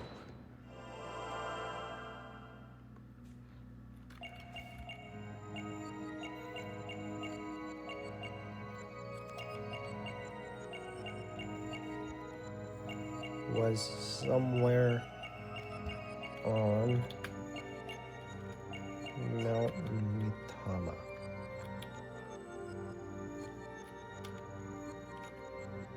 Oh, what is that? Pearl, you seem anxious around the topic of Mountain Mitama. I could tell because you rub your thumb over a splash of dry paint. It's not paint, that's Mitama. The nighttime painting is yours, isn't it? Why would you hide something? This is so embarrassing. As you saw, I'm not a very good artist. But that picture has nothing to do with Dr. Buff. I'm not so sure about that. In fact, I'm gonna guess that while you were out here painting last night, you actually saw a good doctor heading onto Mountain Mitama from the bus stop. No, I didn't. I'm positive you saw the doctor. After all, he's right here in your picture. You think that's the doctor? You're not making her at least know how to draw a person. Okay, then what is it? That's a rain spirit. You mean a raincoat? And what is a rain spirit doing at a bus stop? Spirits have places to go too. Sorry, bro. You're not a very good liar. That is Dr. Buff, and I got a piece of evidence to prove it. This is the raincoat we found in the doctor's study. Still wet and muddy, so we know that someone wore it last night. Now, see how this pattern is the same as the rain spirit in your picture? Ah, you didn't see a rain spirit last night. You saw Dr. Buff wearing this raincoat.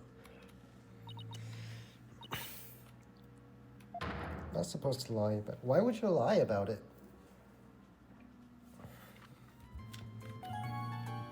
What are you hiding? I'm sorry, Mr. Apollo, but I did see the doctor last night. It's alright. Just tell me everything you know. Of course. I was painting out here last night when the doctor came up to the bus stop. He was wearing a raincoat even though it wasn't raining and a helmet with a light on it. Wait.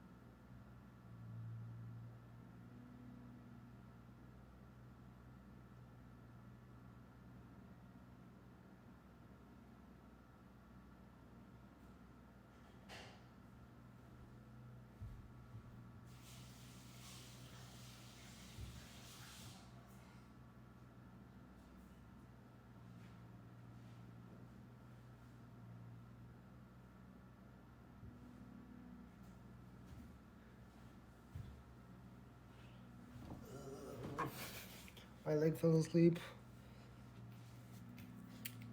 He was wearing a raincoat even though it wasn't raining, and a helmet with a light on it. What? Helmet?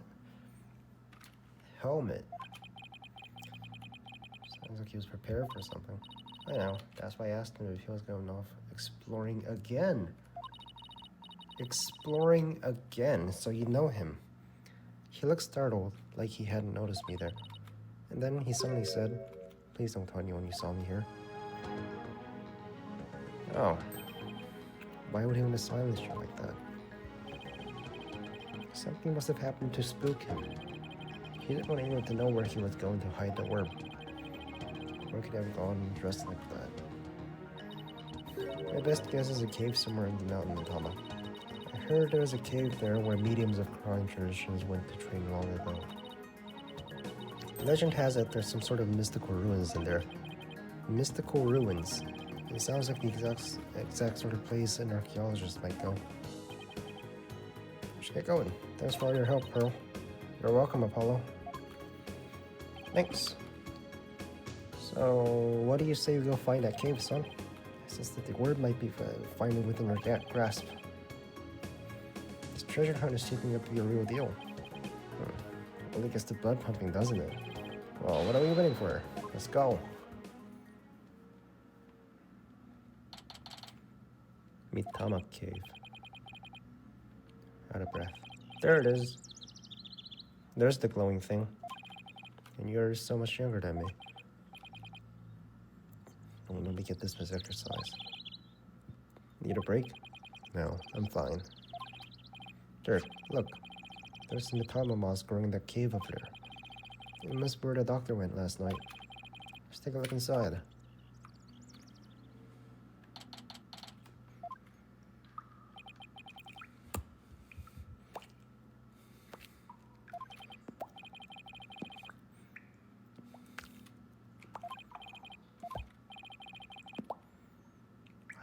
I really think we need a flashlight, Dirk.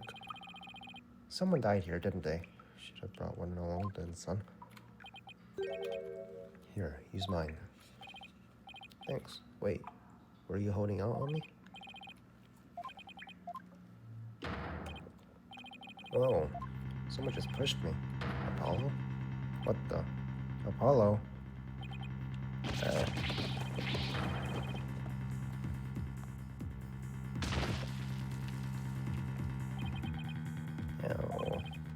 Are you alright, son? Yeah. Looks like someone got the drop on us. Quite literally. But who? I mean, we could have died from that fall. I don't know. But I don't think we'll be getting out the way we came in. Looks like we were in a pretty deep cave. Nothing to do but press on, son. How can you even see in here? Come on, let's go. Hey, wait. One false step and we're dead. What should we do? Go forward. Keep going. There must be some sort of path for Dr. Buff to follow when he came to hide the orb. Alright, by the way, it looks like our attacker left us this useful parting gift. A flashlight. From lawyer to spelunker. How do I always get myself into these situations? We're never gonna make it out alive, I hope you know. Don't tell me you're scared, son. We're just getting started. The greatest treasures are only found at the point of the blade or the edge of a cliff. Sure. If I had known to wind up at the bottom of some dark, damp cave, I would have never taken your request, Dirk. Save your breath, Apollo. Just keep putting one foot ahead of the other. There really better be a way out of here. We'll find one before you know it. You'll see.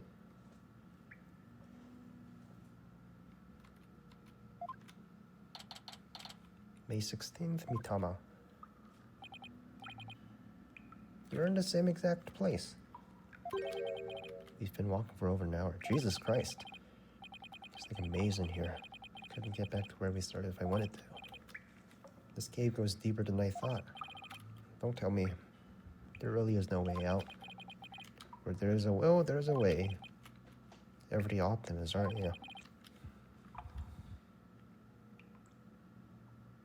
Put my foot down? Forge ahead. Even if we were to we wouldn't make it up that wall of solid rock. So I think we should just keep going. How did I get stuck wandering around the dark cave again? It's definitely not in my job description.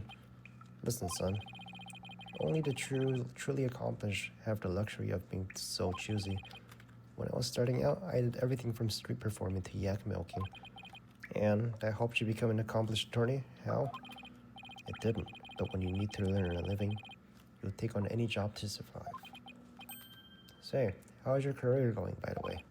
Well, it's been a harrowing adventure so far, to say the least. My first trial really put me through the ringer. And my next case had me investigate a pair of stolen panties.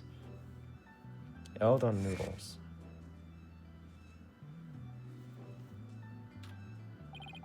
And just when I was hitting my stride, this one prosecutor branded me as her forehead. Oh, and there's this other ridiculous prosecutor who was a samurai sword. No, he doesn't. It's like an imaginary sword. It's invisible. I would give seen quite a lot. Oh yeah, and then Sabmari, your son. You're telling me. Listen, Apollo. I'm sorry I didn't contact you for so long. It's fine. What happened happened. Careful. The ground doesn't feel as solid here. What? Oh, come on, man. The floor is collapsing. Not again.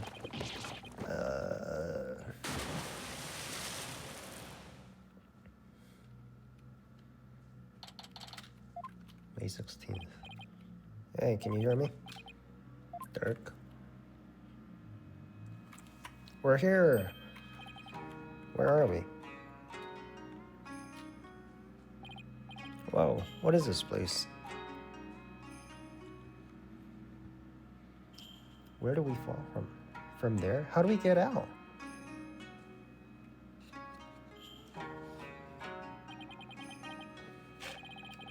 I was shocked too. These ruins literally look really old. It's not exactly something you'd expect to find in the middle of a cave system, that's for sure. Maybe the doctor had the orb in here. I mean, those look like footprints over there. Son, I think our little adventure is about to pay dividends. Time to find that orb. Let's go. What is this? What's the plastic bottle doing? There's a seaweed stuck to it, which means it probably came from the ocean. It's possible this cavern is connected to the city somehow. This box looks pretty new. I'm guessing the doctor's the one who brought it down here. It's no good. It's locked tight. There's no way to open it? Doesn't look like it. There isn't even a keyhole, which means there must be some trick to opening it. We'll have to figure it out if we want to see what's inside. What is this? It's a big stone altar. One false move and the gods come and smite us. It's not all doom and gloom. I dare you to look at our surroundings and say that again, Dirk. Huh. Dear gods, please smite me now. Can we take it? Yeah, we can't go back up there. That's the hole we fell through. Doesn't look like we'll be going back that way. We're lucky we survived a fall from way up there. Indeed. If that hole hadn't been above the lake, we'd be history. You passed out the moment you hit water. Well, water's not really my thing. The cavern is solid rock all around. Looks like we have to go back through that hole or find some other way out. Why am I always between a rock and a hard place?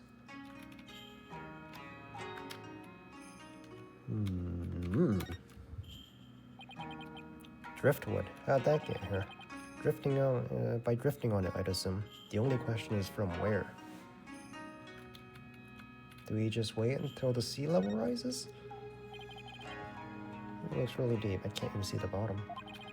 A bottomless lake in the depths of a mountain cave system. My blood runs cold at the thought of falling in there. The water, it's salty. It may very well lead to the ocean. Didn't Pro mention something about the ocean? Like how it's on the other side of the mountain? Can't imagine she meant it literally. Pearl, we need your help. Whoa, footprint. It's gotta be the doctor's footprints. They matched the bottom of the boots we saw in this study. So he made it all the way down here. The water's washed most of them away, but his footprints are everywhere. Oh, because these are the only set I see. He must have been looking for something. Ah, those prints. They're coming out of that lake. You're right. But that wouldn't mean Dr. Above came walking out of water. Some of what we know so far. The orb is definitely inside the box contraption we can't open. As for this cave, there doesn't seem to be any way out. We're this close to the orb. Come on now, son. Don't be like that. It's just a bit of bad luck, that's all.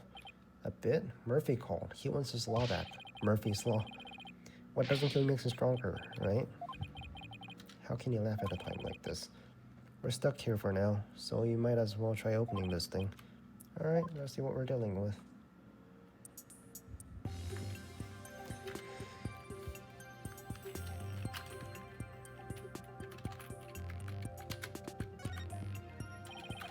There's a big button here.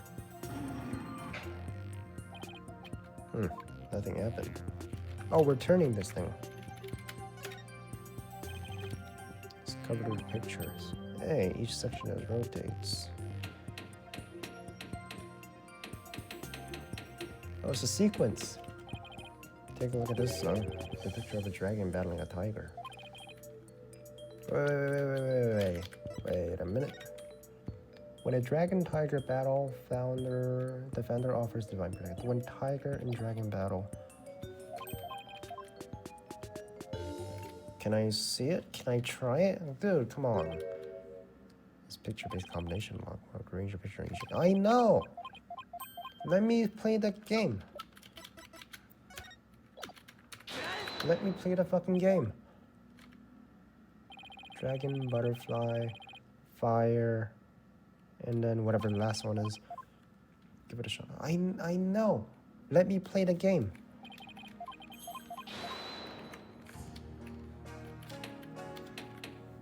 When tiger and dragon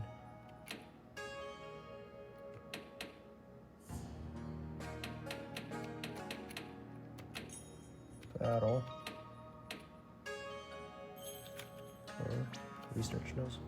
When the butterfly embraces the Mitama,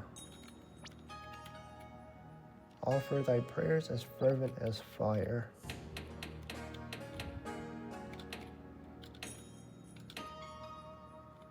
Offer thy fire Descending upon us all in her glory, the founder bestows the greatest power.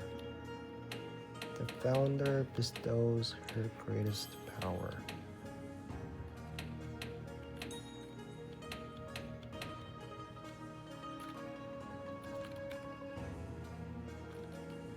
I think that's it.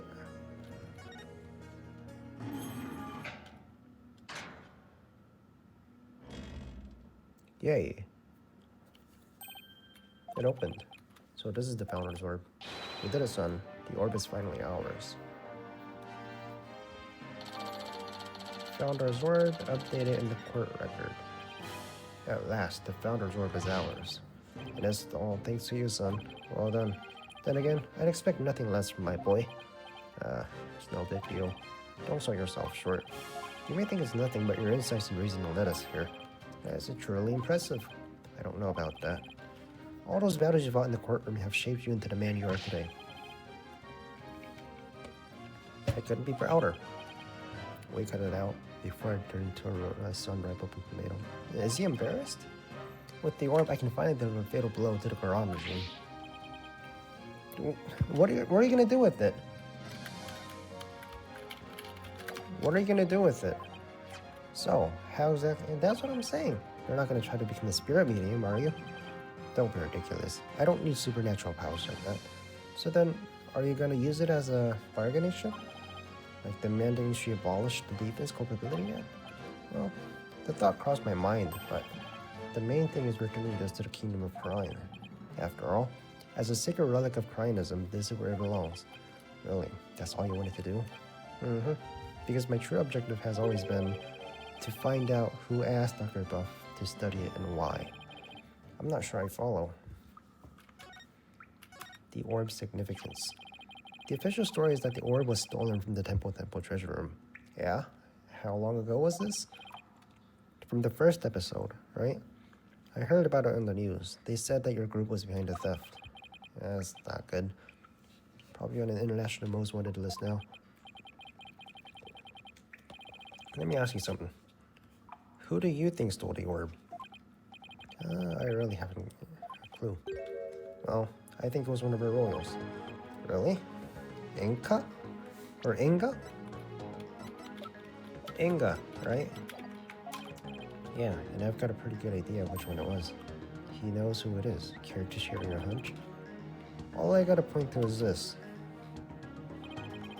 Security is pretty tight, but the royals have unfettered access to the treasure room.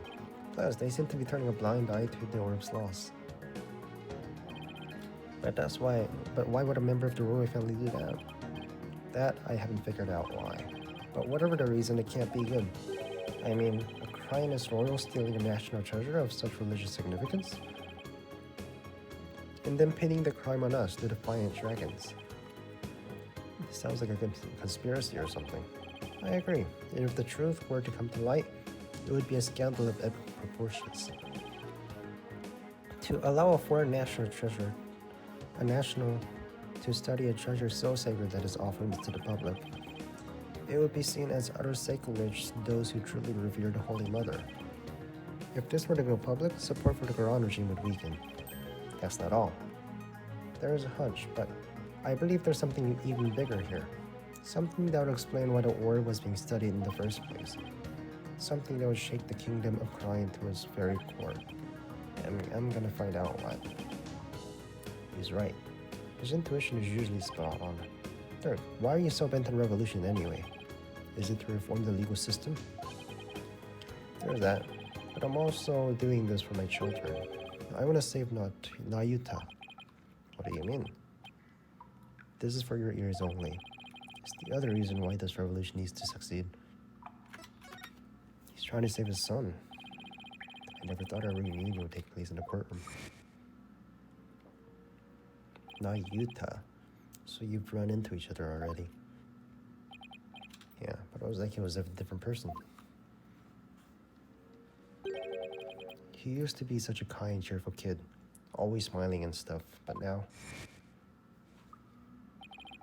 He tried to convict Trucy for a crime she didn't even commit. Plus, he kept calling me I had a putrid mind and to let it go and move on. Has it really gotten that bad?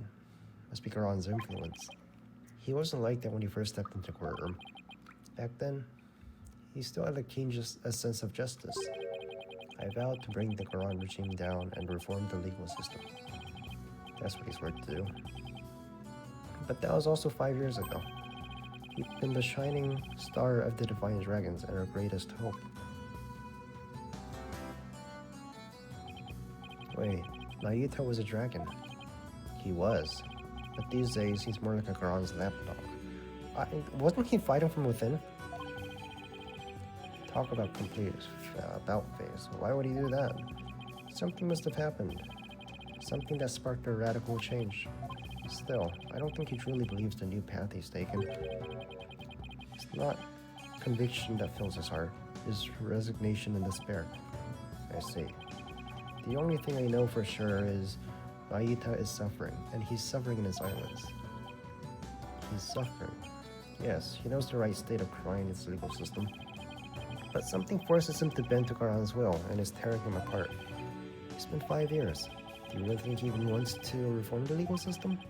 As long as he carries out what I've taught him in his heart, I do. What you teach him? Dragon never yields. That's what he always told us. I did. It's a belief that I've held since back when I was a lawyer. Nothing and no one can bend its will. That's why we lawyers must pursue this truth. We must fight for truth to the bitter end, no matter what it takes. Dirk and Mr. Right. They have that much in common. That's why I've held on to this badge, even though there are no more lawyers. Whoa!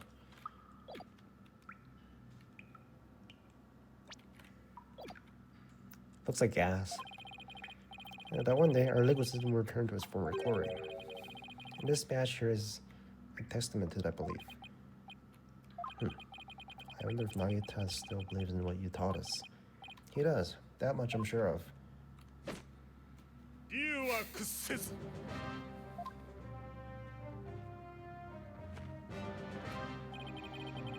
I know that belief is etched deep in his heart. I bet my life on it. After all, he is my flesh and blood. This unshakable faith and confidence is what draws people to him, whether they like it or not. Even people like me. You know, I remember back when we were kids. Nayuta used to say with great pride, I have a blood of a dragon within me. Yes, and that's why I want to free him. Free him from poisonous clutches of Garon's regime. That's your other reason for starting a revolution. Yes, I need to smack some sense into that boy of mine. I mean, what else are fathers for? I wouldn't know. Now that we have the orb, on to the next problem. Getting out of here. Well, we're not going back the way we came in, that's for sure. Wait for the sea level. Right? That hole we fell into is too high to climb back up. Wait for the sea level to go down. Actually, I got an idea. The lake water tastes salty, which means it must connect to the ocean. Wait a second, you're not suggesting we swim our way out of here. That's exactly what I'm suggesting. But we have no idea how deep that lake goes. It's pitch black down there. Not a problem. How is that not a problem? How do you know if there's a really passage to the ocean? Well, one of us has to try, and I'm the better swimmer. Time's a waste then. I'll be back before you know it, son. Wow, man. He's gone. I sure hope he knows what he's doing. May 16th. It's been 20 minutes. Hope he's okay. What's going on?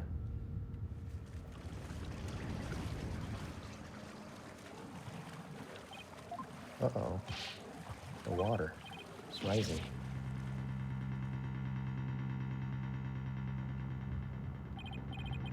The air.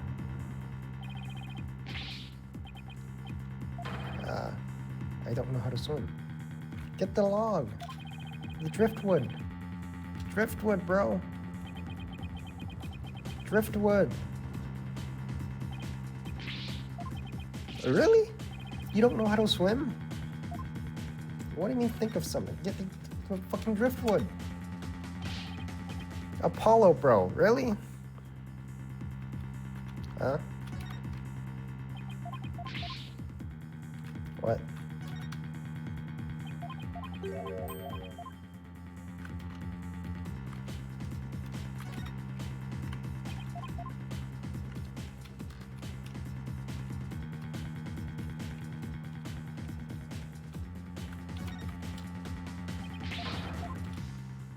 What? The water was surprising. You're getting swept away. Really? You're this bad? You're this bad at swimming?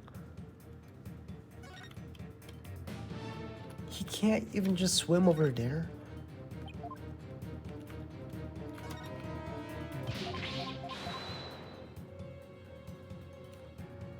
Huh?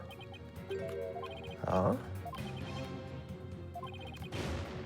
This can't be happening.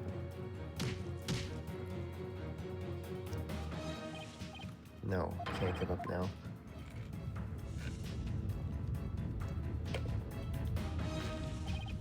The water. Learn how to swim. Take a class. Can't breathe.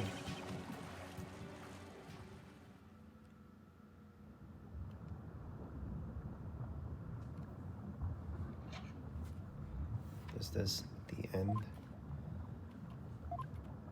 Dirk.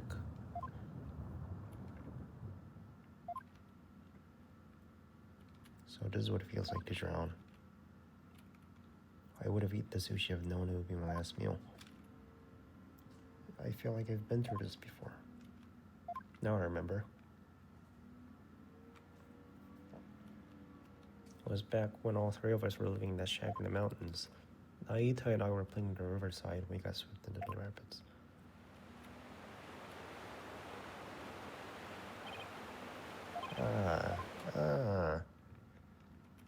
I thought we were goners, but then... Naita, Apollo. Hold on, I'm coming.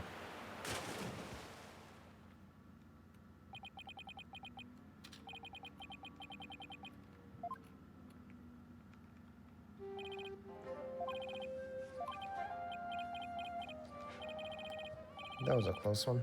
I thought I lost you too. Sorry, Dirk. It's alright, that's enough now. Didn't I teach you the boys don't cry? That boys don't cry. Hiccup. You could have been killed, but you risked your life to save us. Why, what do you mean, why? He's your father. What a silly question. What father would risk his life to save his own children? Naita, Apollo, don't you ever hesitate to call when you need me? Wait, I think I misread the last one. Don't ever hesitate to call when you need me, understand? Hey, Dirk, this isn't forever, right? You'll bring me back from America someday, right? Of course. I'll come pick you up as soon as things settle down here. Promise. Okay, I promised.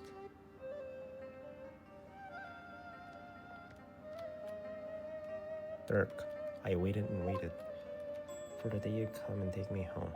Oh, it's not done. But you never can, because he's not done. He gotta finish the job. That's why I tried to forget about you. In my laugh back and crying. Dirk, why didn't you?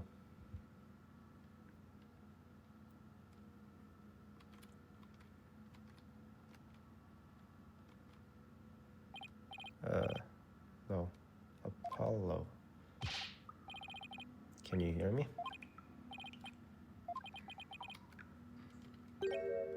Dirk, still can't swim, man. Learn how to swim. Take a class. You came back, but why? Like I said, I come for you, didn't I? Yeah. But you can't hold me and swim. We're both going to stop talking. You'll bite your tongue. Whoa. We're being pulled under.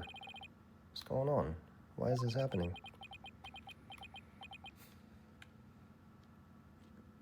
Just kick your feet. It's not that hard to swim.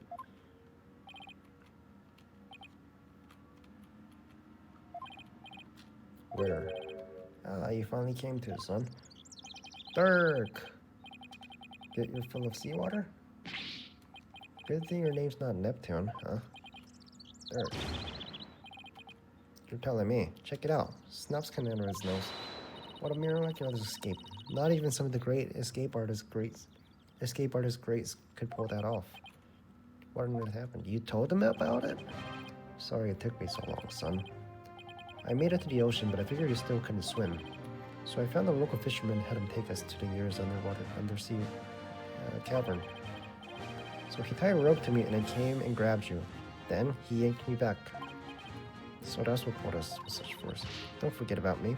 I assisted in your escape act, Ollie. I helped compatriots escape from all sorts of places, mountains, jails, island prisons. But an undersea cavern? Now that's the first. Dirk, he was the sight for me. Dirk, I'm only alive because of you. Thank you. You're welcome. I did what any father would do for his son.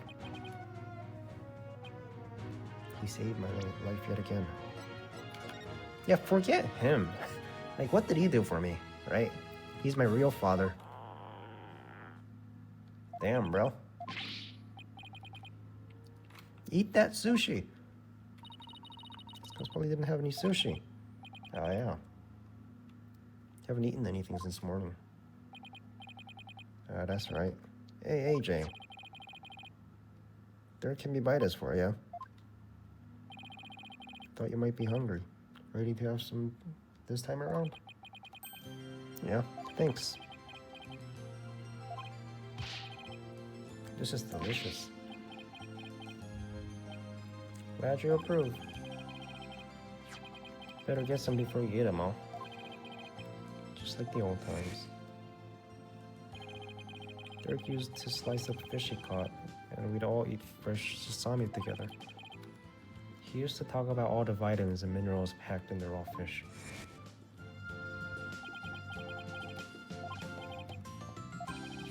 There you go. Whoa, so that's what it looks like. Nice work, Polly. Thanks. Guess you could say mission accomplished. Yeah, you know why I'm sad? Because I remember he dies. We find out he dies. Our revolution can take a big step forward. Let's celebrate the revolution. We'll get all dressed up and feast till dawn. Yeah, now you're talking. Time to party. After all that, I just want to go to bed. Sure wish Nagito was here. Maybe one day we'll enjoy times like these together again. The revolution. You can bring back those happy days. You can sign me up for... Sorry to interrupt your little party, but I'm here for my crystal. Get out of here. Get out of here.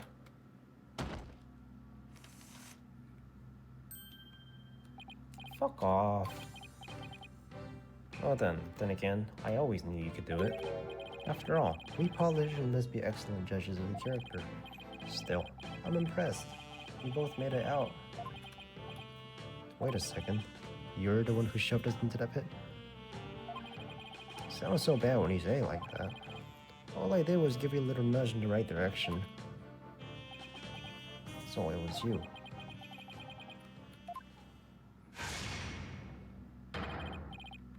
You no good son of a bitch. Don't look at me like that. Crystal of Amife is mine. Hand it over. Over my dead body. Detective, help. Detective? Yeah, I know. Emma, what's going on here? He filed a police report. He claims you're trying to steal his family heirloom. It ain't his. That's him. The one with the long hair. Arrest him this instant. He's the thief that made off with the Ashton family's most precious heirloom. It's not yours, man. It's the founder's orb, not Amy's crystal. Down at the police station? I think I'll pass. After all, Mr. Attishan seems bent on having me arrested on theft charges. It's not good. He won't be sent back to crying to Fake's execution. Sorry, but now that I know you have the crystal, or orb, as you call it, I must insist. Will you please come with me? No, let me go.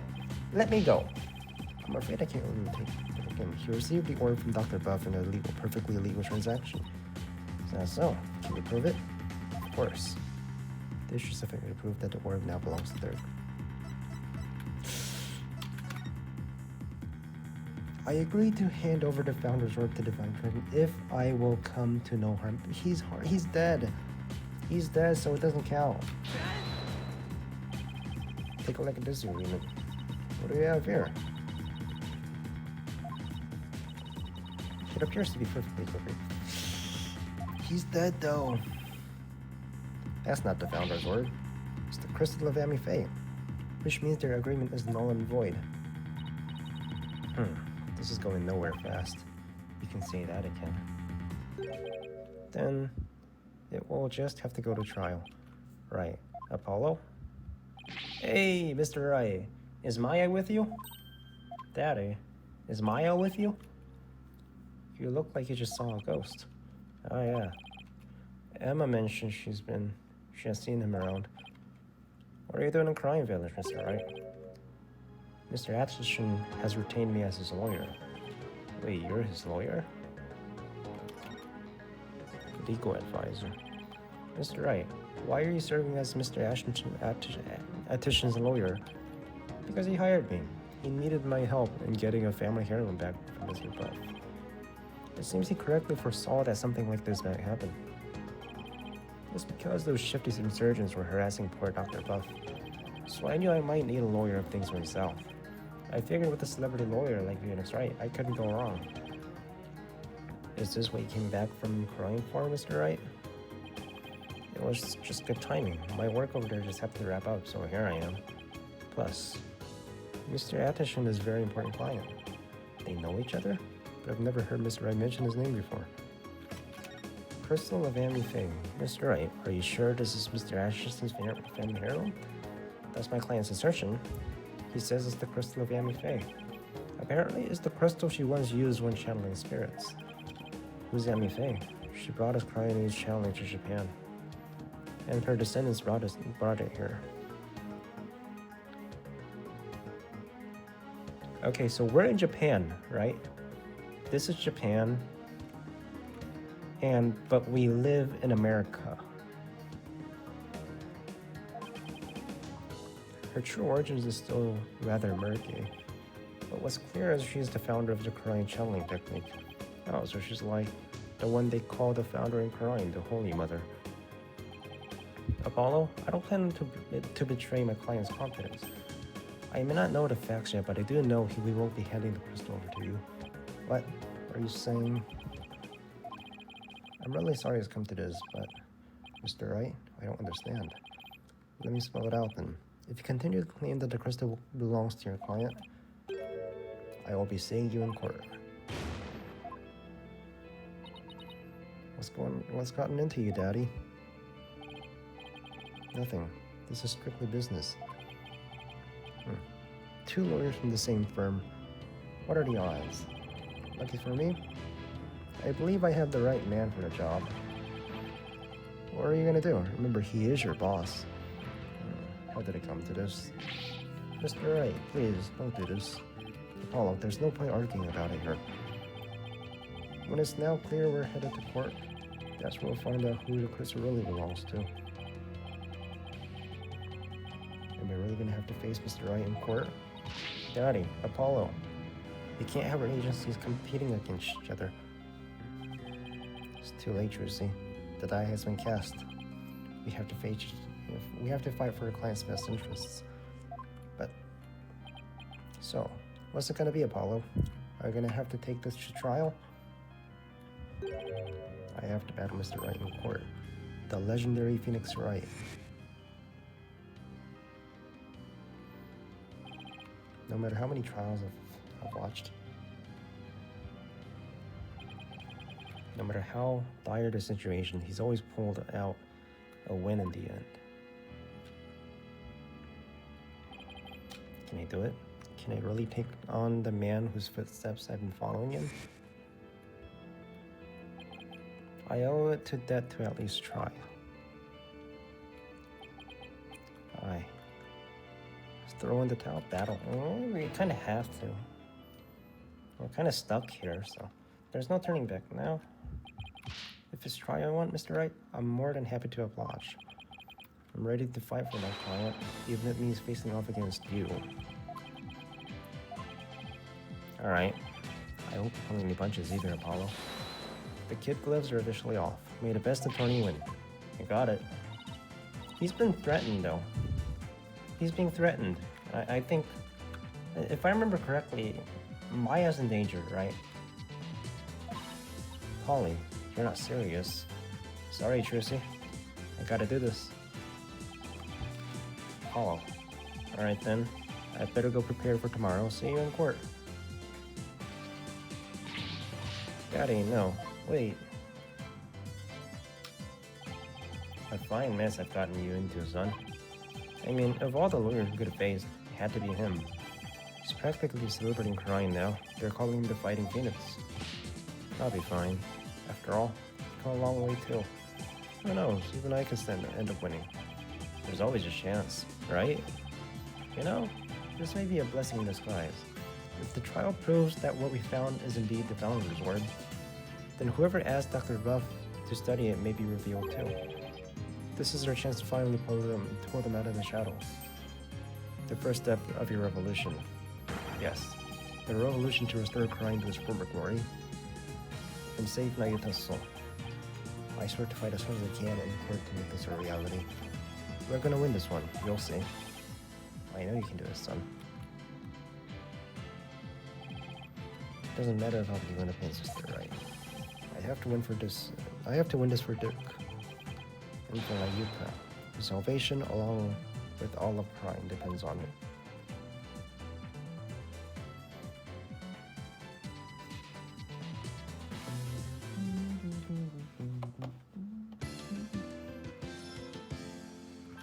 Yeah, he's been threatened. It's not a real court case.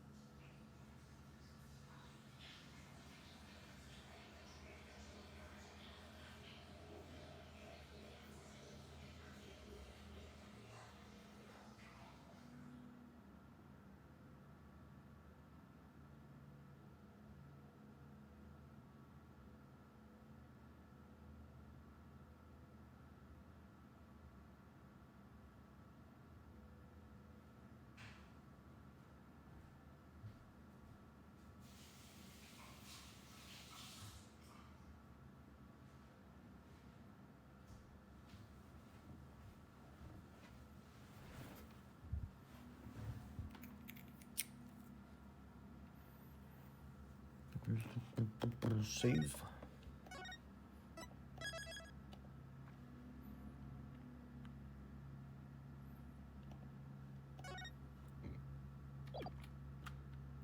Continue, yes.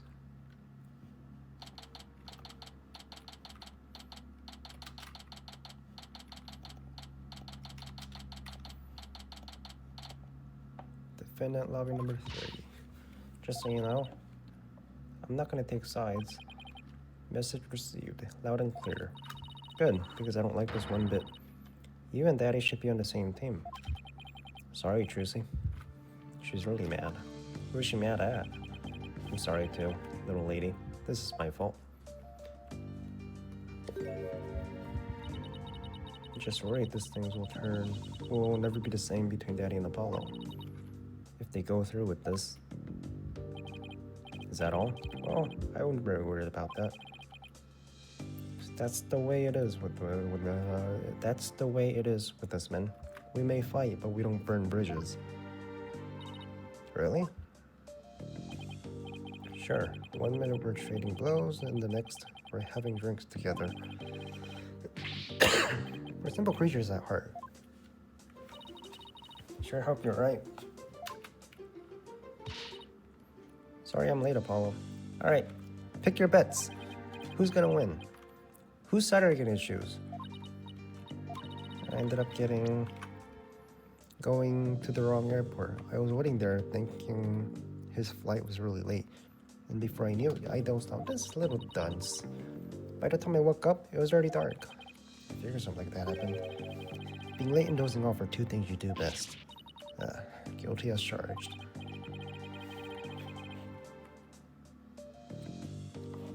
In that case, I take it you have no idea what the case is about? Not a clue, sorry. It's a civil case. What is today's case about, if I might ask? Locker mystery, suspect with flimsy alibi, or dying message? Sorry, strike through, you're out. It's a civil case. A civil case? You act like I'm speaking Swahili here. It's just the right anything agency specializes in criminal law, or so I thought. Couldn't you talk this out in the agency? In the civil case, there are no prosecutors, right? Instead, both parties retain an attorney. Yeah, but like, couldn't you talk this out in the office? Right, and the other attorney is someone you know very well. Really? Who? The trial will begin shortly. Please proceed to the courtroom at once. Okay, let's do this. Paulo, who's the other attorney? And where is Mr. Wright? No time to explain. Let's go.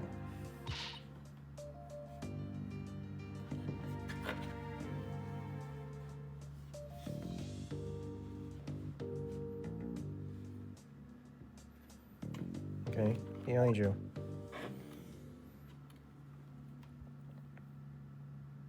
You didn't tell her? Tell her.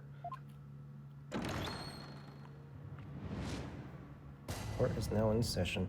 All rise. I have risen. Court is now in session. Hello.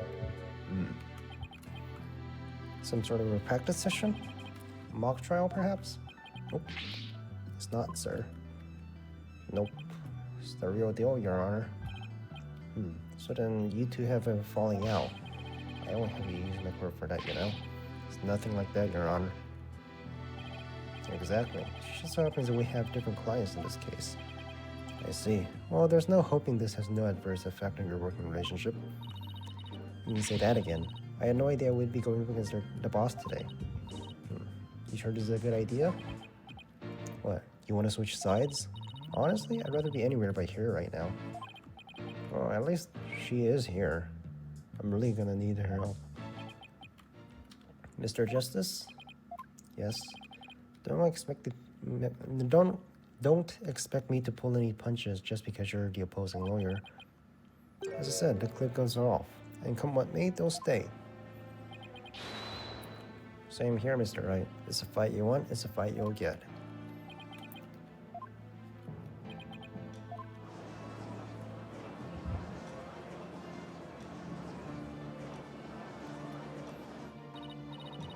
You guys really are chopping at the bits, aren't you? I don't mind a good fight between co-workers. Just keep it civil. Keep the civil case civil. Now then, if the plaintiff would take the stand, we may begin.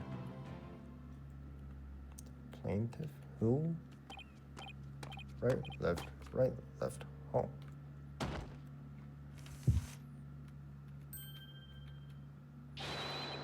Noble Judge, members of the gallery, good day to you. I am politician. This is but the start of my epic campaign, and you all have the honor of witnessing it. I believe the youth of this country are our very future. Too long have they been looked down on, and given the cold shoulder. So, to them I say, ask not like I didn't read it. So, ask not what you can do for your country. Ask what you can do for me. He's not JFK, bro. That's JFK quote. It's my custom-made election winning campaign mobile. Beautiful, isn't it? You could have used the car. You're a witness stand, not a campaign podium. So come out of there this instant.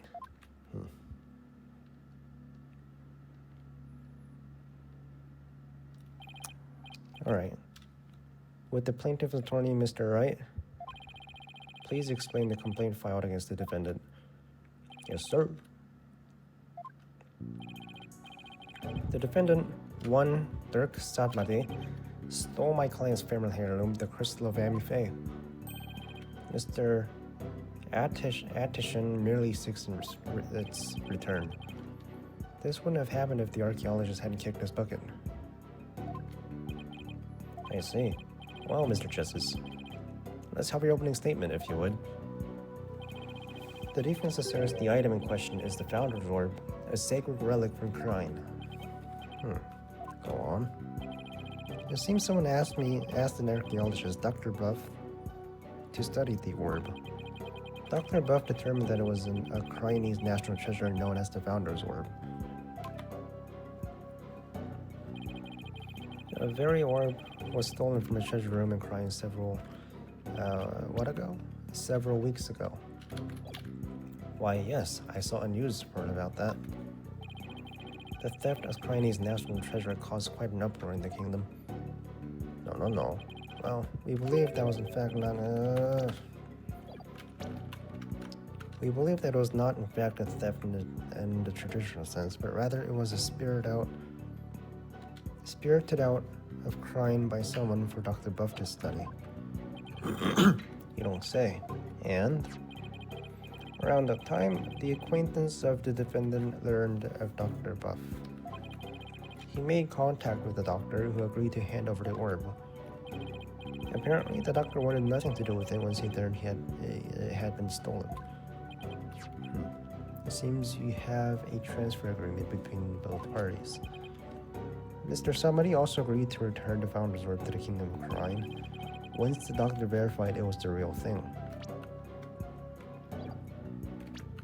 Mr. Samari also agreed to return it? I see. So this dispute centers on whether the item in question is the Founder's Orb or the Crystal of Yami Faye. That, in turn, will determine the object's rightful owner. Better bring my A game. Going up against Mr. Wright won't be a walk in the park. Come to think of it, the name Dirk Samari sounds awfully familiar. But I can't recall where I heard it.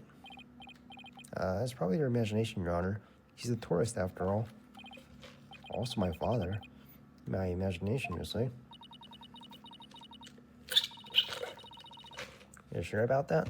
He's a wanted criminal, isn't he? In Crime, yes. Here, he's a tourist. Very well. Let's begin the proceedings. Would you bring in the first witness? There's a witness? There's a witness? Oh, it's the detective. It's Emma. Emma? Hi. I know, it's just, this is a civil case, so I was surprised to see a detective take the stand. I had her do some digging on Dr. Buff. What for? You disappoint me, Apollo. First, you know I'm not just a detective, I'm a forensic scientist. Do try to remember that. Second, you owe Mr. Wright an apology. After all he's done for you, you have some nerve. First, I'm sorry. And second, I'm really just trying to do my job. You'll never get anywhere with that attitude. Take some advice from someone who's been here. Why do I feel like I'm on trial here? Detective Sky, your testimony, if you please.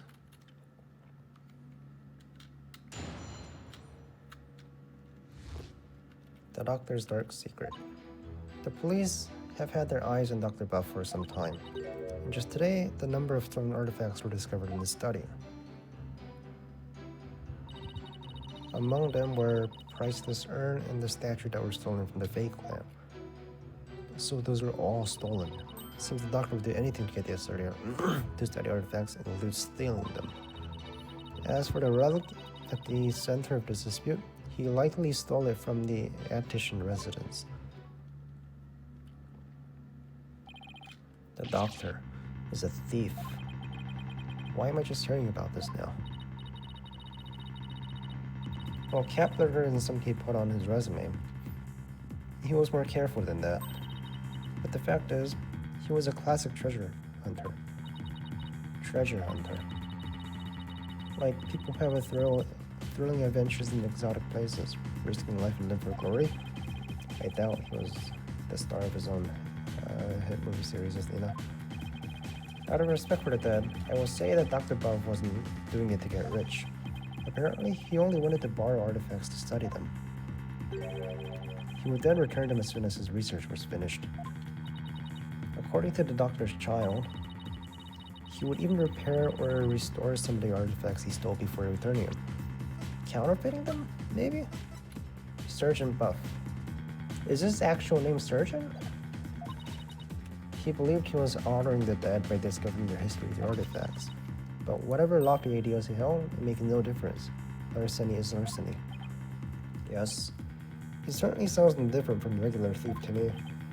So, let's say for a moment that the doctor really did relate in stealing artifacts. Might he not have stolen the founder's orb and cried and brought it back himself here? Nope. There's no record of him traveling overseas for the past few years. Yes, he couldn't very well leave his reclusive child at home all alone.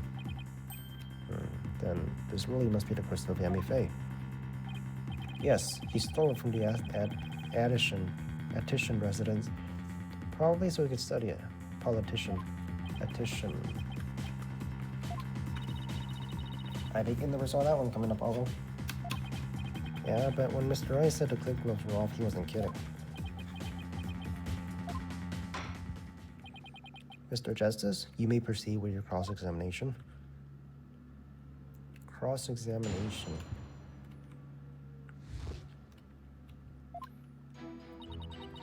The police have their eyes on press.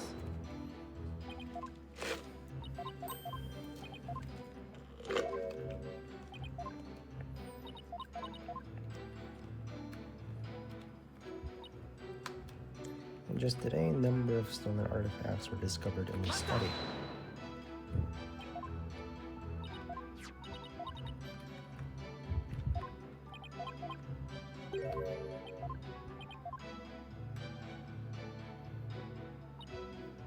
Among them were prices earned and a statue that were stolen from the fake one.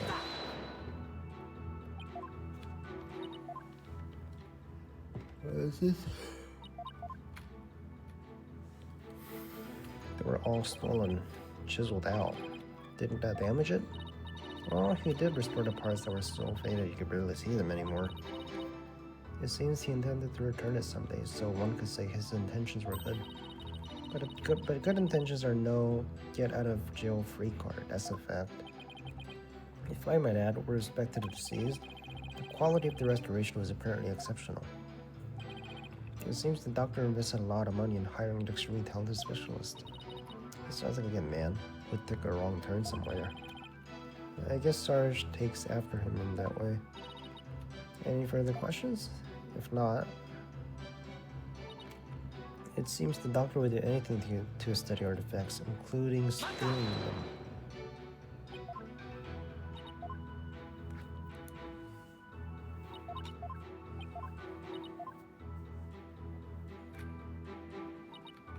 As for relics at the center of the dispute, he likely stole it from the Attition residence.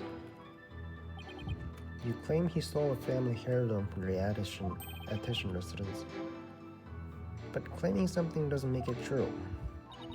Unfortunately, it is true.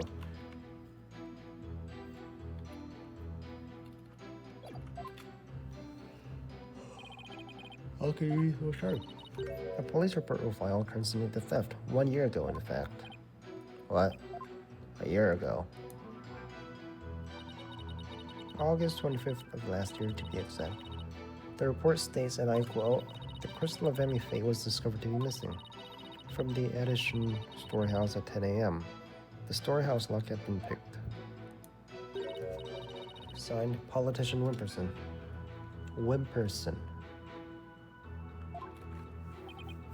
Well, a year-old report certainly lends the plaintiff's claim credence. The doctor really could have stolen the crystal of Yami. He could have. Not only that, Your Honor, but the founder's orb was only found to be missing several weeks ago. But that is nearly a year after the crystal's theft was reported. Therefore, I believe we must consider the orb and the crystal to be two separate items. Politician Wimperson. Not the most awe-inspiring tail end, is it? I see why he cut it. Not that he inspires confidence without it, still. I'd probably do the same in his shoes. Robbery report added to the court record. A police report was filed about the crystal theft a year ago, but the theft of the Founder's Orb was only reported a few weeks ago. So the crystal's police report was filed way before the orb was found missing. That suggests the stolen relic is the crystal of Amy Faye. Mr. Attition Wimberson asserts. I doubt the police report is fake. After all, Emma is the one who submitted it as evidence. Still, it feels like something we learned in the police report is important somehow.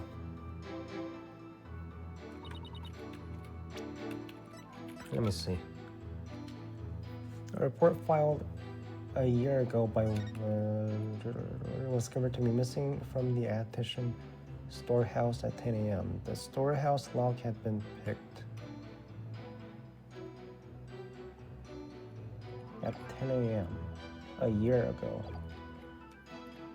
for some time, and just today, a number of stories were discovered in the study. Concern statute that was stolen from the fake land. It seems the doctor would do anything to study the facts of stealing them. As for the relic, he likely stole it from the Addison residence.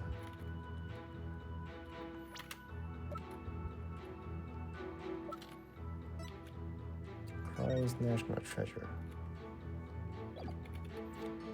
The doctor hid it in the ruins before his untimely death. Well, why would he hide it?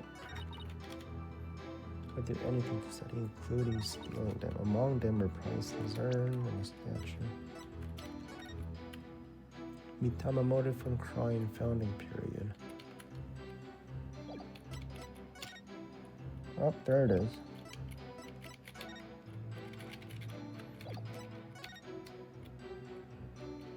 Coffee bar. There's a coffee. He has a coffee bar? I agree to hand over the Founder's Orb to the Defiant Dragons if I will come to no harm. Did you kill him? Equipped with camera and microphone. But I have yet to crack the riddle. The opaque crystal is the key. How is your research coming along? I deciphered the patterns, but have yet to crack the riddle. The opaque crystal orb is the key. From Paul 711. Oh shit, that's him. Politician Wimperson. PAW 711, right? What is the 711 for?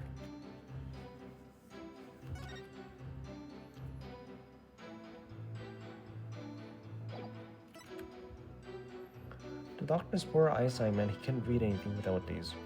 They were found under the desk. The crystal of Yami Faye was discovered to be missing from the Addison storehouse at 10 a.m. The storehouse log had been picked at 10 a.m. This is the robbery report. What about it? It seems the doctor would do anything to study artifacts, including stealing them. As for the relic, he likely stole it from the Addison residence. Paul Addison Wimperson for the theft.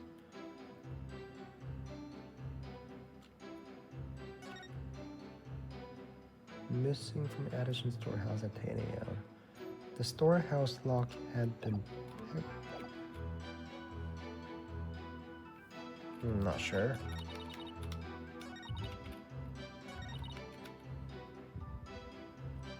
The police have had their eyes on Dr. Buck for some time.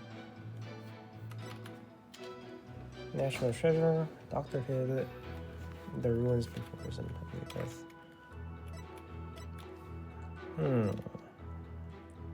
I agree to hand over the Founder's Orb to the Divine Dragons if I will come to no harm. Okay. For some time?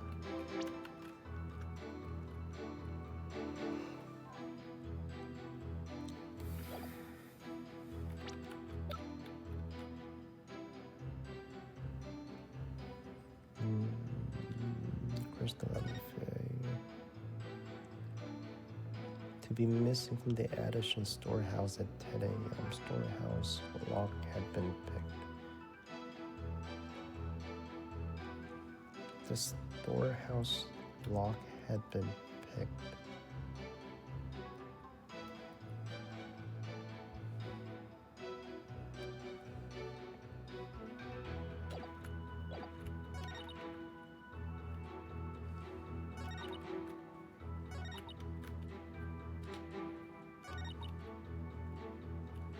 As for the relic, he likely stole it from the residence. Do I present it here? I'm not sure if that matches. To be missing. But it feels like it's the one. Had been picked. The crystal of Amifei was discovered to be missing from the Addison storehouse. Storehouse lock had been picked. Someone picklocked it.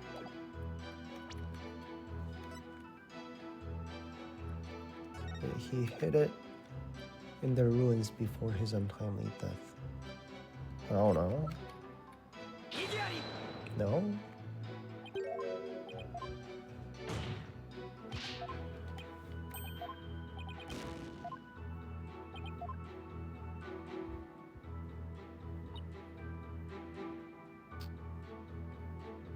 From the residence. The residence... Is that different? The residence and the storehouse. Is that supposed to be different? It says Addison residence, and it says Addison storehouse.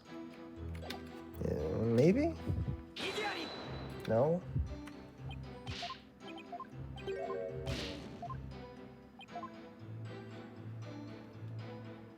Consult.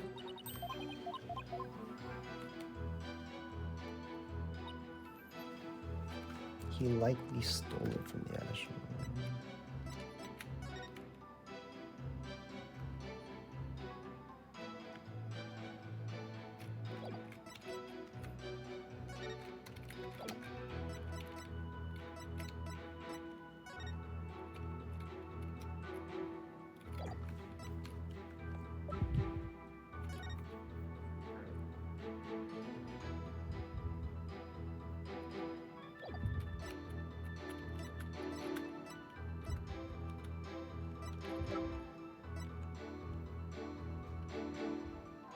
Crime's national treasure. Doctor hidden room. Maybe?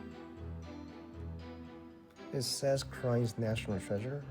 Is that it? No?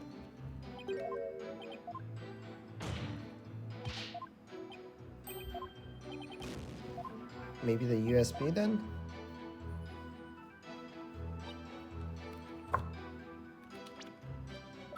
USB? Alright. The doctor stole the relic from plaintiff. What about it? Includes a report. You pay crystal. How's your research coming along?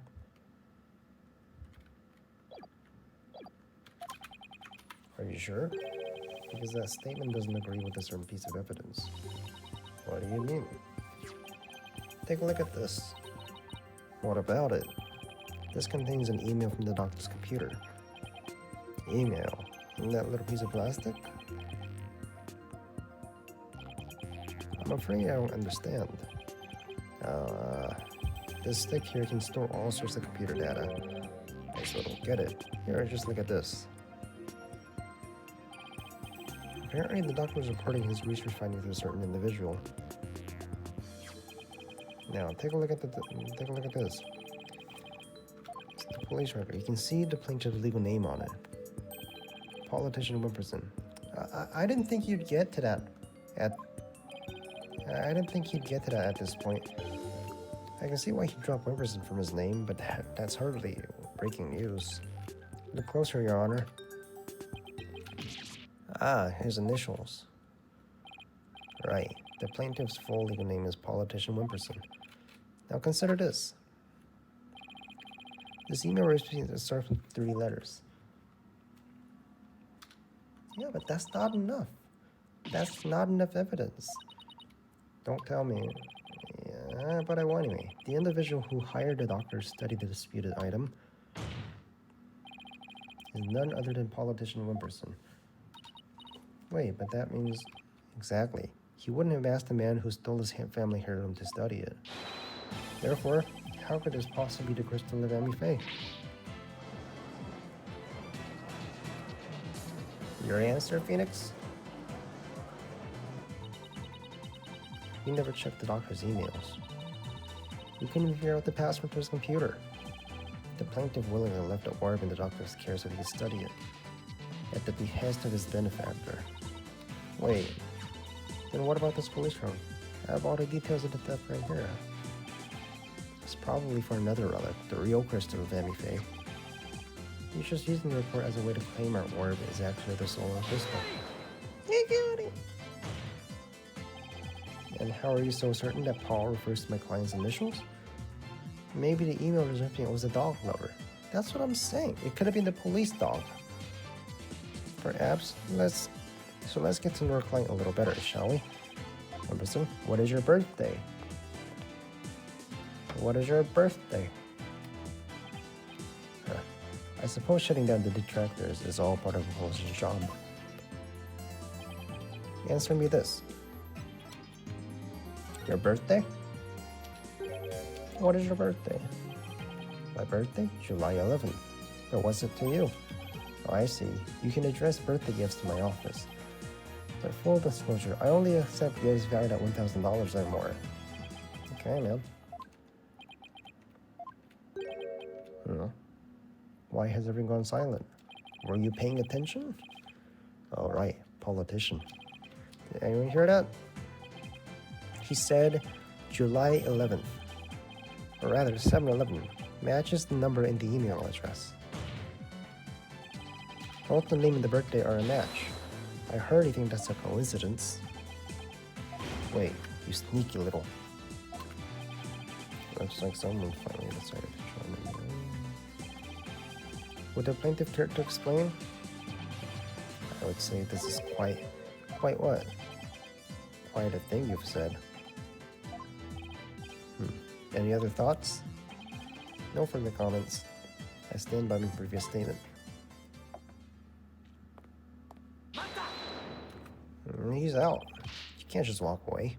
Even politicians have to explain themselves in court of law. I'm afraid I simply don't know how it happened. Can't possibly explain the matters outside of my purview. Perhaps it was a mistake on the part of my secretary? Oh, no, you don't. You slippery eel. Mr. Wright, would you care to respond? I won't argue your assertion. My client lent the treasure in question to the doctor and asked him to study it. It seems that much is a fact. Now we're getting somewhere. However, it has no bearing on the issue of ownership. How so? Mr. Addison, I fully understand your position here. You had to hide the fact that you sent the crystal out to be studied. Your family would have been very upset if they had found out. It's a family heirloom after all. You gotta be kidding me. Mr. Wright is, well, right, of course, but then he always is. That's why he's my lawyer. The crystal is a precious Addison family heirloom and has been for centuries. But Dr. Buff was so eager to study its proud heritage, so I couldn't say no. I couldn't even tell my grandfather. But in order to win the backing of your so-called benefactor, you're going to give what you claim to be the crystal of Amy-Faye to that person. You're going to give the precious family heirloom away just like that. I was going to explain everything to my grandfather later, honest. His grandfather is very proud of his grandson for following his footsteps. And if refusing him would mean dashing the dreams of his darling grandson, I doubt the kindly old man could have said no. Can we see him? Can he testify to that? Well, grandchildren are meant to be spoiled. That's what grandfathers are for. Your Honor, please. My grandfather thinks highly of my talents as a politician. That's why he entrusted me with this very important name placard today.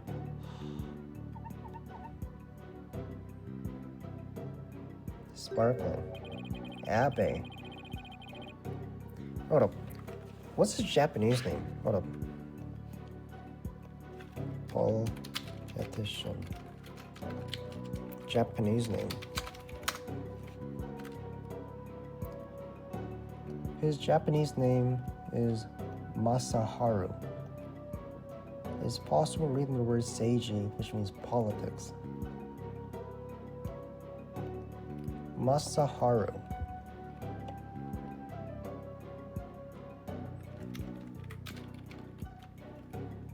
Masaharu Kiyoki. What does that mean? Does that mean anything? Kiyoki means proper or clean, which is an ironic reference to his personality. The given name Masaharu is a possible reading of the word seiji, which means politics, referring to his profession. His email address is seijik711n at nmail, which refers to alternative reading. Okay.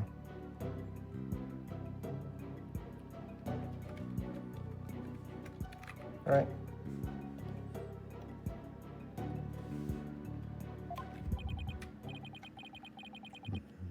Spoiled little brat. I think the judge is buying it, Apollo. No surprise there. He's always kind of after all. Excuse me. Can I leave now? I believe my work is done. By all means. Thanks for your service. It's nice to testify at a civil trial once in a while. See ya. I miss Gumshoe. It seems the facts have changed somewhat. Mr.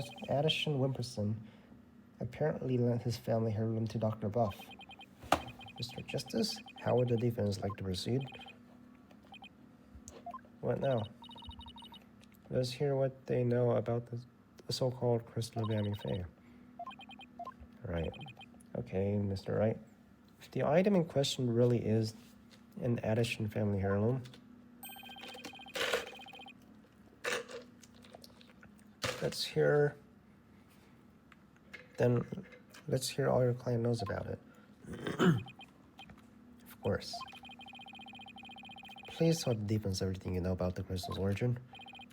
Alright, now then, please listen and learn. This is the tale of the Crystal of Fae and the illustrious history of the Addison clan.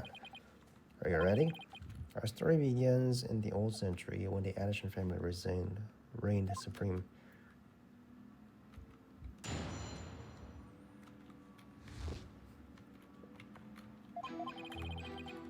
I just missed it.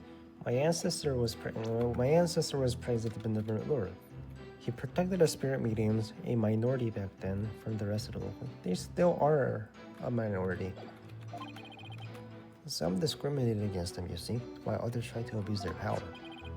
At things, Amy Faye gave the crystal she had, specially made as a gift for him.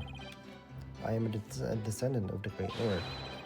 As such, my political power and influence is backed by centuries of history. Well, that devoted into a great load of a self-aggregating propaganda fast. As you can see, the Crystal of Fae is an heirloom. And you have proof that it has always been in the Addison family? I have someone who gave a statement to that effect. My client's neighbor, one Ibe Shineto, age 85, gave the following statement. The Addisons showed me the crystal back when I was a lad. Can we really trust the memory of an old man? Mr. Justice, would you care to explain that statement to the judge? What I'm trying to say is, never underestimate the memories of your elders. I may forget my verdicts the next day, but the memories of my past are clear as day. Therefore, I find Mr. Ives' Shineto's statement to be perfectly credible. Wow, did you see how Mr. Wright got on the judge's side? That's definitely a trick I want up my sleeve. He's doing the Simon Blackwell. You're not helping, Athena. You may cross-examine the witness, Mr. Justice.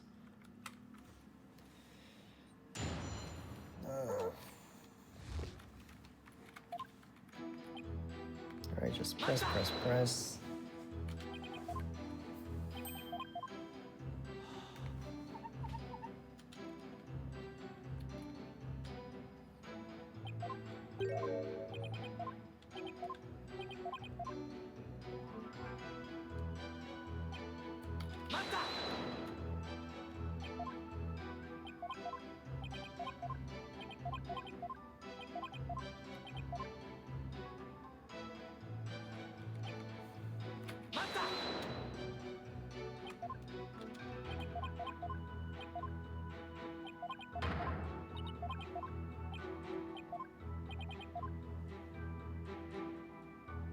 What? Okay.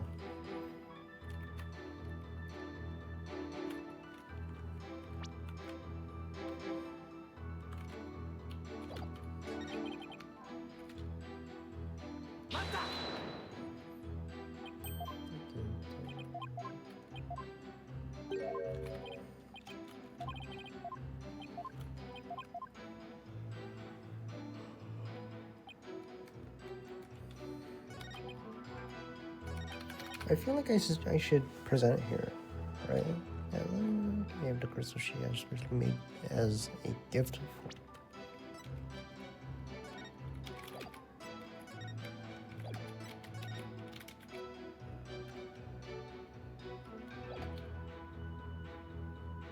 Amy Faye gave the crystal she has specially made. Amy Faye.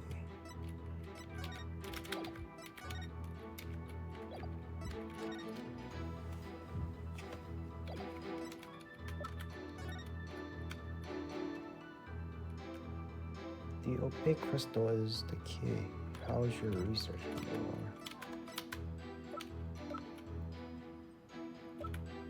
Crystal of Amy Faye. Crying national treasure. Do we show the research? Crying founding period.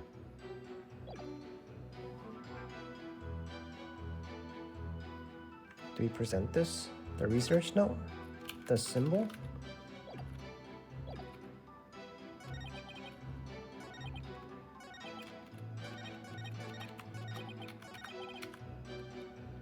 Especially made as a gift. She didn't make it. Crying did. Because it has the symbol, right? Alright. The symbol is it. You stated that she made the crystal from your ancestor. I'm assuming this was made in Japan. That's right. The craftsmanship is unbeatable. Well, that's strange. I don't see how your so-called crystal could have been made there. What are you talking about? Quite obvious. Look at the symbol. Take a look at this distinctive design here. According to Dr. Buff, it's a Mitama motif dating back to the early days of Kingdom Crime.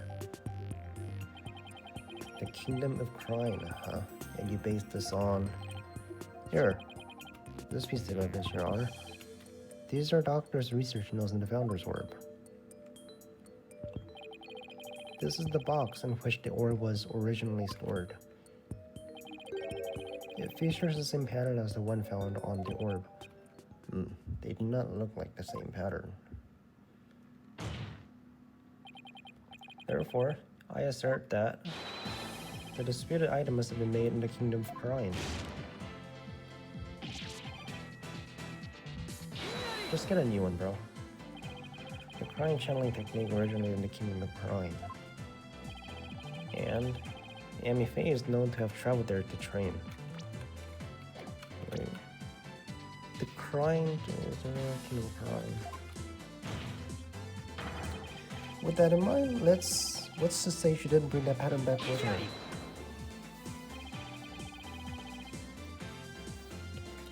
But since this is clearly a Cryonese design, not even you can deny the possibility that it was made there in the Kingdom of Cryon. Anything's possible to some extent. That doesn't make it true. So you can't conclude that the orb is from Cryon based on the design. If it were that simple, I could just say it's Japanese.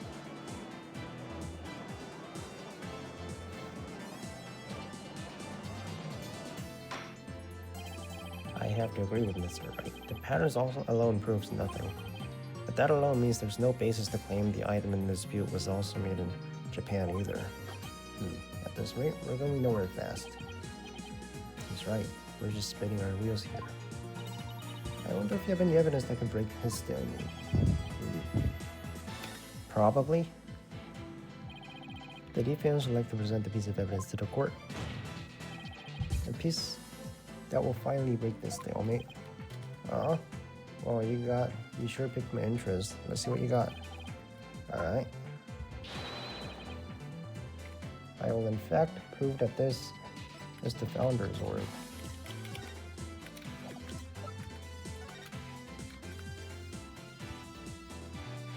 I deciphered the patterns. This? I don't actually know.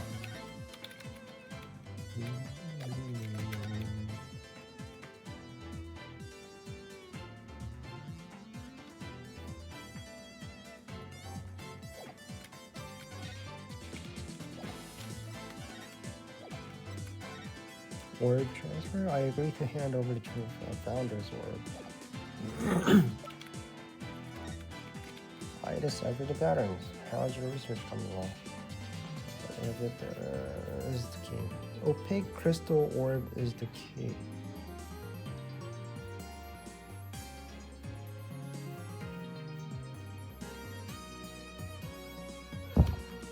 What else?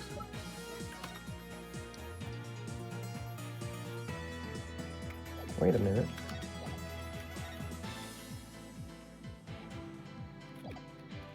The Mitama.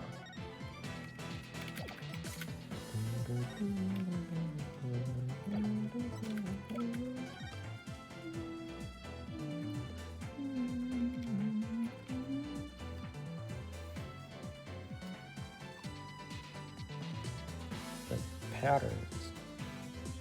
Opaque crystal orb is the key. How is your research coming along? I don't know. I mean, he says it himself. I agree to hand over the Founder's Orb to Defiant Dragon if I come to North. It says the Founder's Orb? Alright? I'm not sure. Mitama motif from Prime Founding Period. Protection. When the butterflies embrace, offer thy prayers of heart.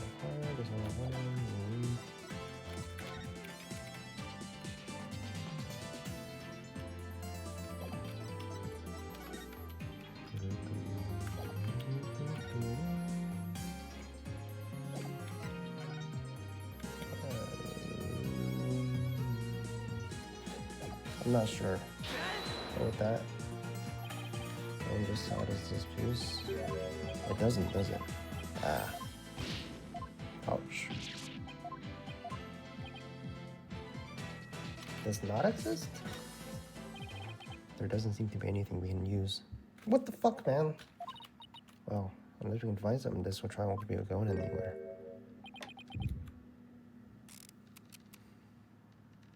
Why are you sweating? Phew, that's much better. What's this deal? I have a suggestion. Why don't we consider this from a different angle? I'm listening. What if the Defiant Dragons really were authorized to take possession of the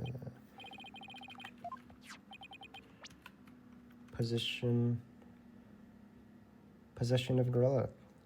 I'm afraid I don't know where you're going with this, Mr. Wright. Consider the orb transfer agreement. I agree to hand over the Founder's Orb to the Defiant Dragons if I will come to no harm. What if, as the last part suggests, this was written under duress? That would render the agreement null and void. What are you suggesting? While you were on your little cave expedition, I was investigating Dr. Buff's accident. And there was something you overlooked, Mr. Justice. Namely, that his accident might have actually been murder. That's what I said. Murder.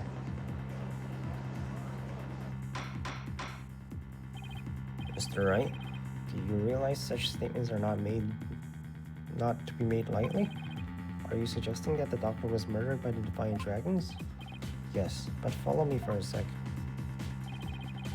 The books that came tumbling down there were from the archaeology shelf. However, among the mountain of books there was a single one in psychology. What's more, there was some blood on it. And you feel this is important because the books that came tumbling down were from the top shelf, the archaeology books. We know this because the doctor's books were meticulously organized by subject.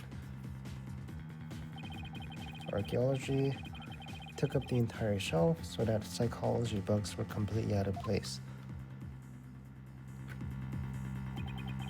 Come to think of it, the shelves were arranged quite carefully. It's also worth noting that the psychology books only take up a tiny part of the bottom shelf. You might wonder why a book on psychology was found amid the pile of archaeology books, but I believe I can explain what single out-of-place book was doing there. The doctor was struck from behind while selecting psychology book from the shelf, and that's when the blood got on the book. Precisely. And to make it look like an accident, he was buried under a mountain of archaeology books. Wait a second. This is all speculation, right? Or do you have proof? Of course I do. You do? On a hunch, I had Detective Sky examine the doctor's head wound. She found that he'd been struck by the corner of some object. Wait, what? A wound like that couldn't have resulted in a fall on the floor, Your Honor. Do you understand what this means, Mr. Justice? The wound makes it crystal clear that Dr. Buff was murdered. Well, that was unexpected. Who would have thought we'd break out of this stalemate like this? He pulled the ladder right from under us. If he thinks that's enough to put me back down, he got another thing coming. Even if the cause of death was murder, what makes you think that was the Defying Dragons? You should know better than to hurl based on the accusations. Did you forget who you were up against? You didn't actually think I'd come to the court without evidence, witness and evidence, did you? What are you talking about? I'd like to request further testimony from the plaintiff. Specifically, I would like the court to hear how he saw one of the rebels leaving the crime scene. He saw.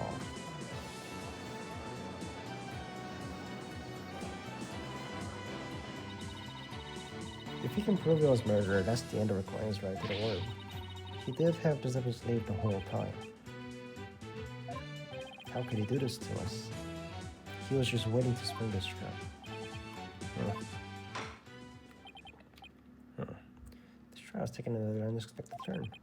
But I must mention, Mr. Wright, that you have yet to identify the murder weapon. The objective was used to commit the murder was not located at the scene of the crime.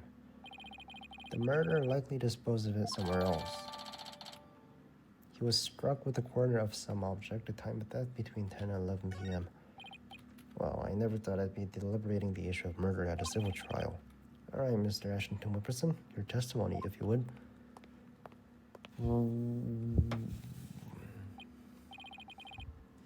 Prepare to be dazzled.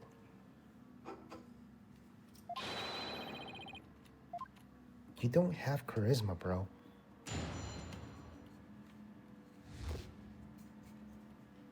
The rebel's crime. That evening, I was walking alone, lost in thought.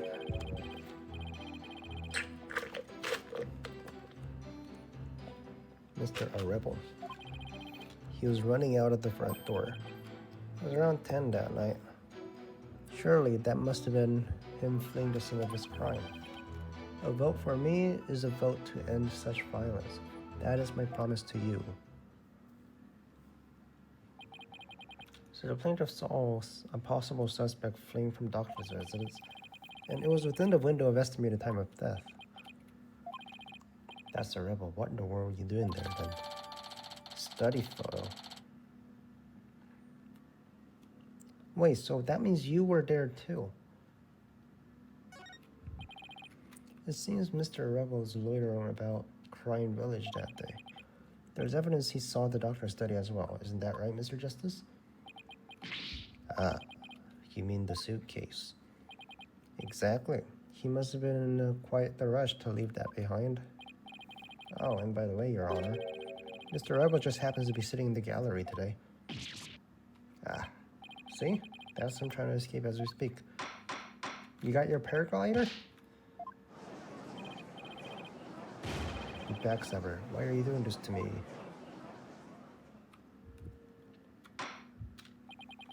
Alright. Counsel / defense may question the plaintiff / witness once more. Please proceed, Mr. Wright.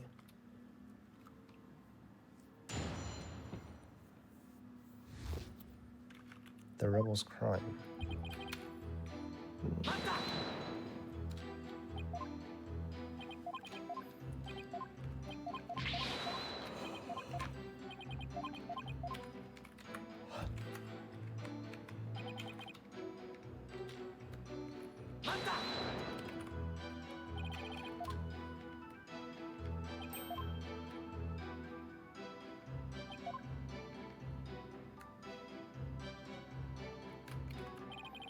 He didn't notice you? Behind a tree.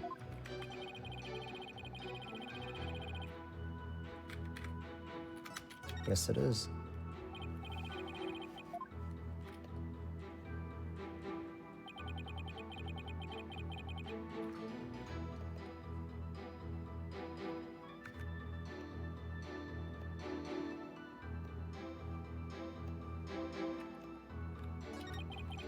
He was running out of the front door. It's around 10 p.m. The front door.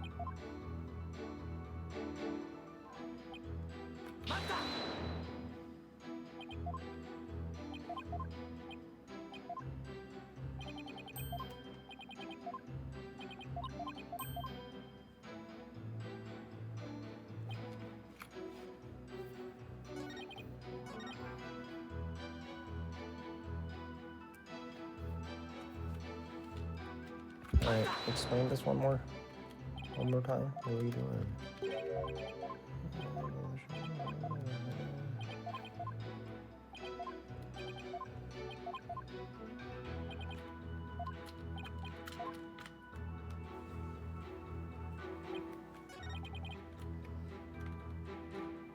Look at this tree.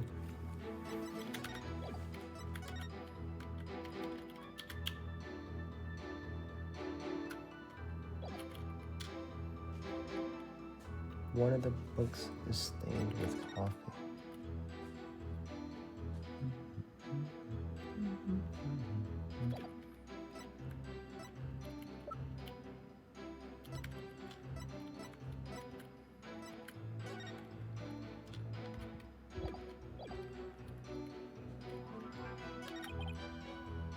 He was running out of the front door.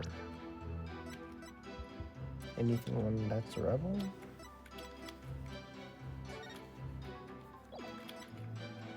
Archie buff.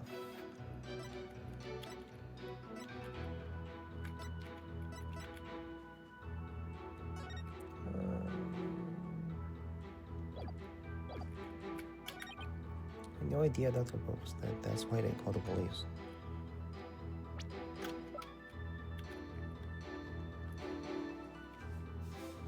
You didn't know. Okay.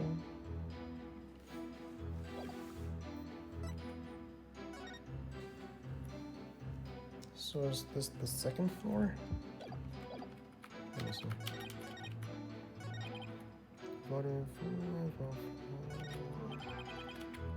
From under the tree, if that's true, then did you really know? Yeah, I think it's hiding something.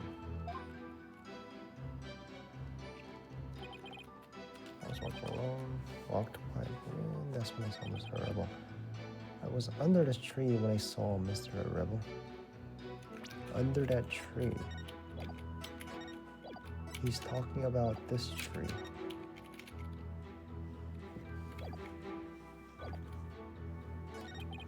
He was running out of the front door. I mean,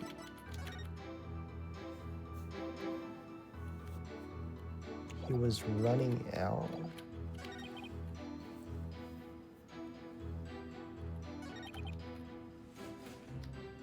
That's why I didn't call. He was running out of the front door. I was under this tree when I saw Mr. Rebel.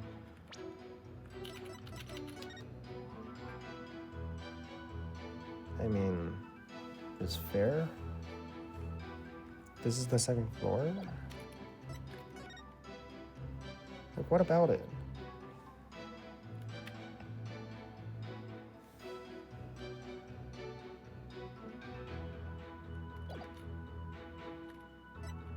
Yeah, I don't see any contradictions.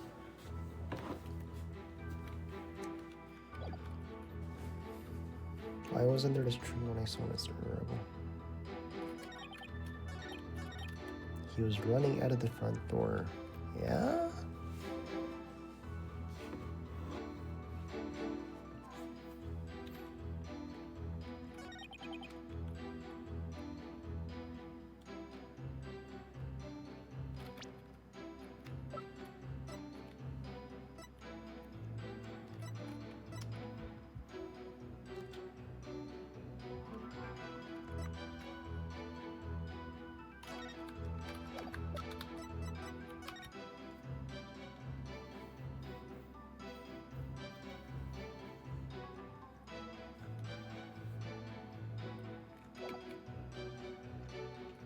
I think it wasn't here.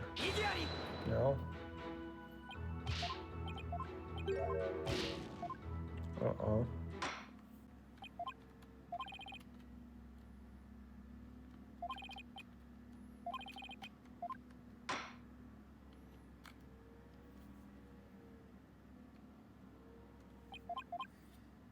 Okay, I was kind of curious how they're gonna end that.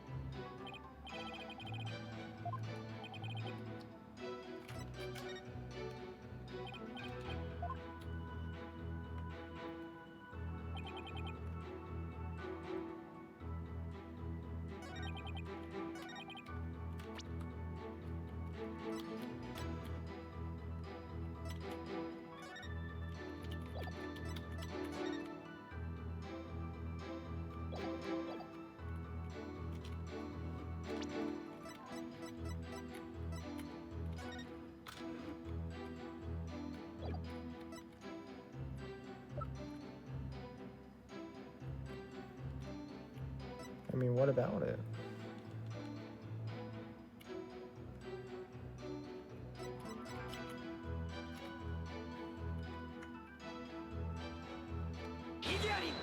The time, it was at night, right?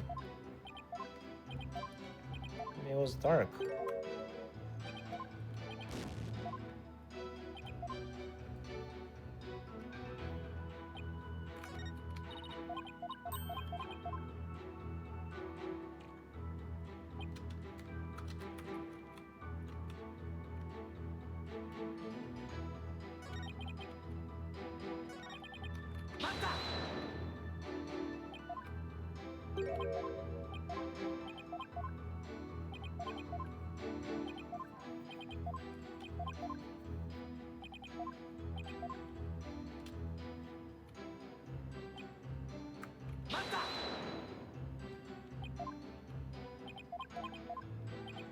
Okay, so I'm not even supposed to present here.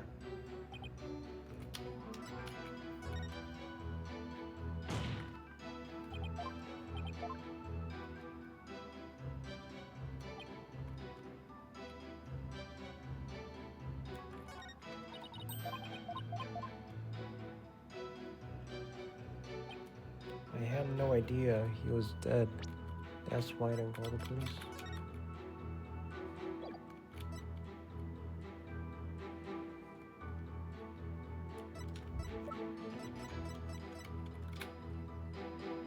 Was struck in the corner of some object at the time of death between 10.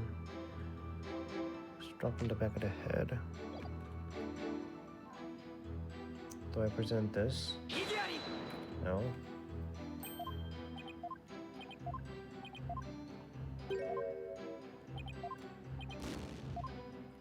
No. I had no idea he was dead. That's why I didn't call the police.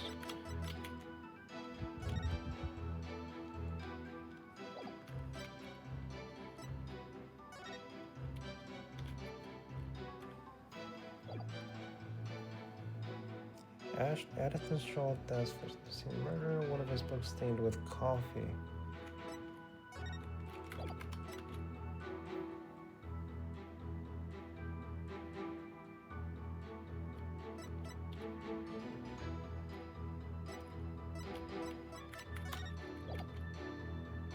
Doctor's study.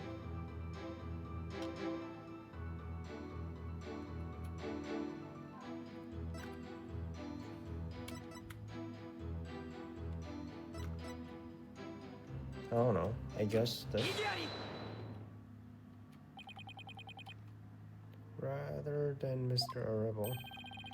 Wasn't there something else that should have had your undivided attention? Like what? Yes, of course, Polish linguistic disorder. Sorry, but you're way off. I am. He fell from the stairs, right?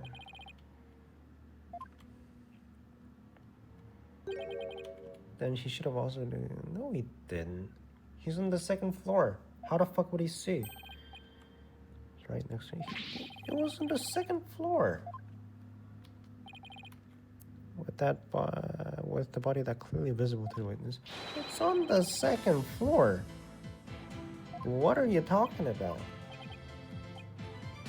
With the witness going to respond? You couldn't see his body. Did he fall asleep? Mr. Addison Wimperson? He's on the second floor. You can't even see the bottom of the tree from there. Am I supposed to act stupid? There are many sides to this issue. What did I do to deserve this? In any case, I'd like the court to acknowledge the inconsistency. It's not inconsistent. Did you really see Mr. Rebel? Yes.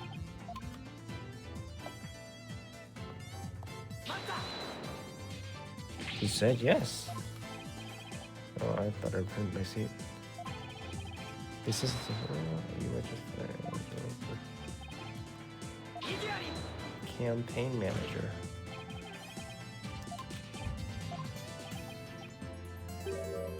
I think it's time for you to come clean. Huh? So then, does this mean he didn't see Mr. Arable? As your lawyer, Mr. Addison Wilkerson, I invite you to divulge the matter we discussed. Silence is no longer an option. Are you sure about this? In the midst of running for office, I can't afford to let any strange rumors get out. Don't worry. You won't suffer any blowback for what you're about to reveal. I'm not sure I like the sound of that, Mr. Wright. Not to worry. Nothing untoward will come of this, I promise. Now then, Mr. Justice. Remember how it was an anonymous caller that reported the doctor's death? Come to think of it.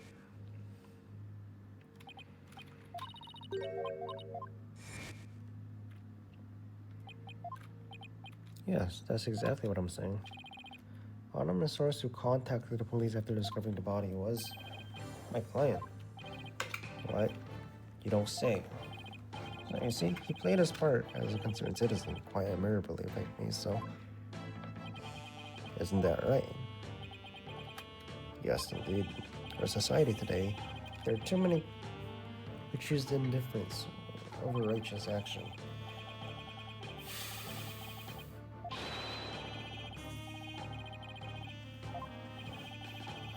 The real standard bearer reporting it anonymously.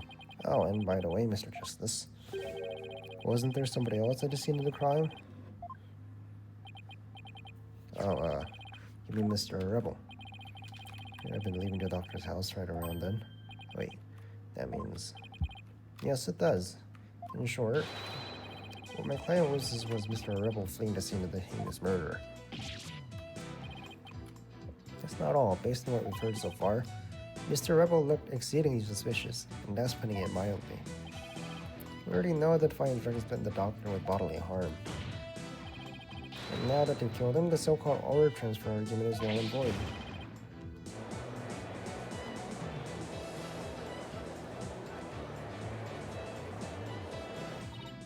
Apollo, if we don't come up with some sort of counter-argument, and what sort of evidence do we have? Can you actually prove it was Mr. Rebel who killed the doctor? That movie had desperate written all over it. That's all I got, so I'm going with it.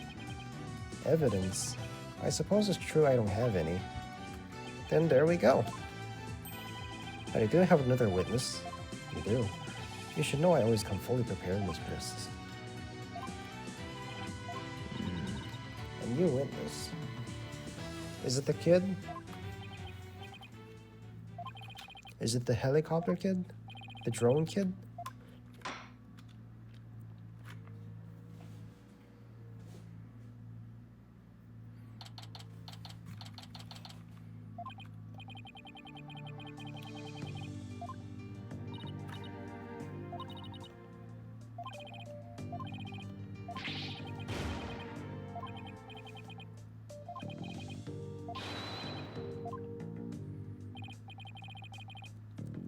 Is what he said true? Did you really pay a visit to Dr. Buff at the time? Sure did. Can't remember the exact time though. All I know is he won't hand over the orb. Someone put it in his head that we rebels were dangerous. That's why he threw me out. So the doctor was still alive when that's last night I saw him. We'll still have to prove it though. Better brace yourself, son. So wait a minute. What if this was written to the other guy?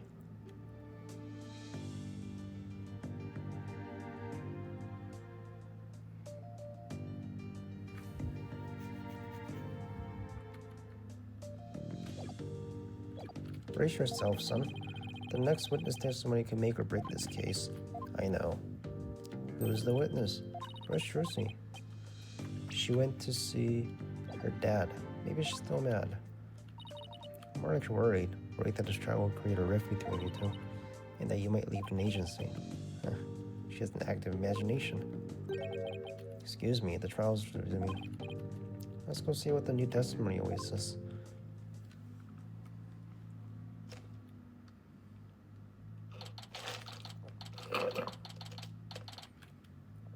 May 17th. So, who's the witness? Alright, court is back in session. Mr. Wright, you said you had a witness. Your Honor, I'd like to call the lone survivor of the doctor's word to the stand. The kid, the drone kid. His son. How could you get him to cooperate? Nothing a little persuasion couldn't handle. Poor child only agreed to help if it meant catching the killer. Getting the kid like that to overcome his fear. That's impressive. This must be a real important testimony for the kid. Very well. Please call your witness to the stand. Is he gonna come in his drone form, or is he gonna come out on his feet? This is the fucking drone. Oh my.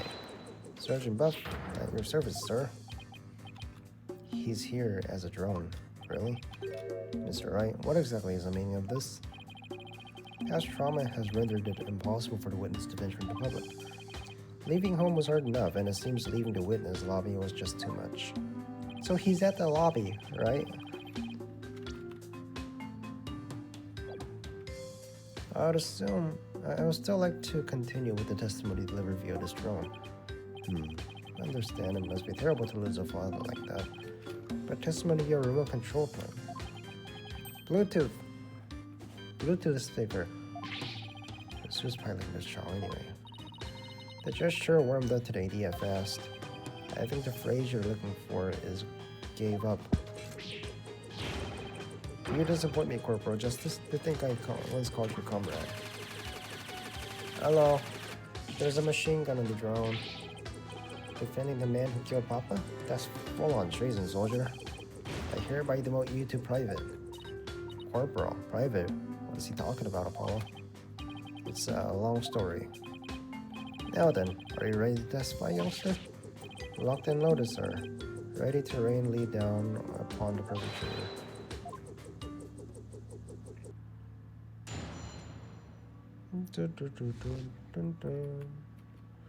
What happened that evening? Papa met with someone the night he died. Didn't have my eyes on the ground, but I did hear him arguing with someone in the study. From my window, I saw the one designated task getting ejected from the premises. After that, the man lingered around the perimeter for some time. He must have regrouped and killed my Papa in the study later. I just know it. So he was thrown out, but later returned and committed the murder, did he?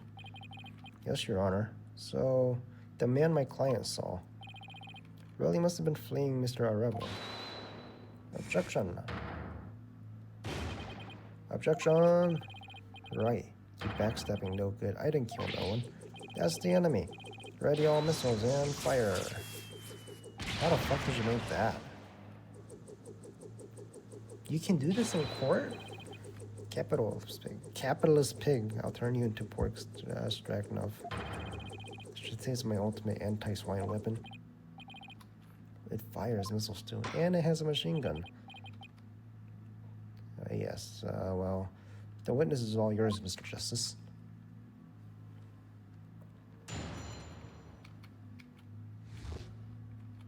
What happened that evening? Papa met with someone the night he died. I press.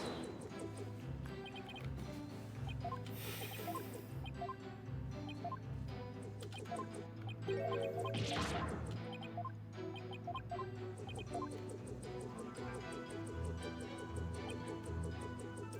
didn't have eyes on the ground, as I already mentioned in siege defense, but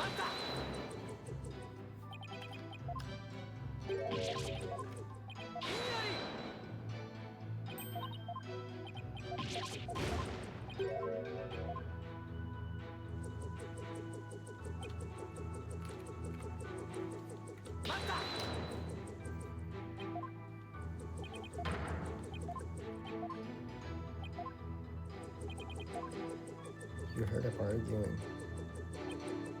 From my window, I saw the one designated dots getting ejected from the premises. How was Mr. Rebel acting? Trooper.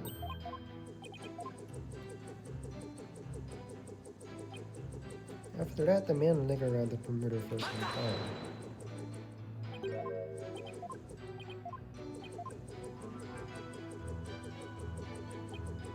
He must have regrouped my Papa.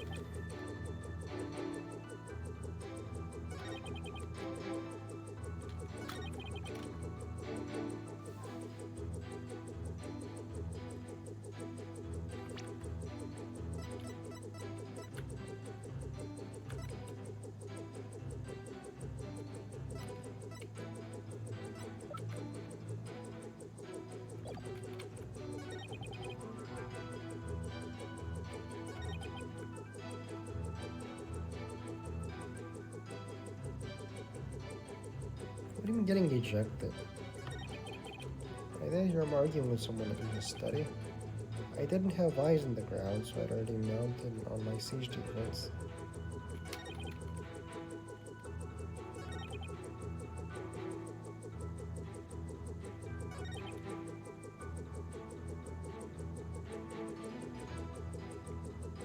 Arguing with someone.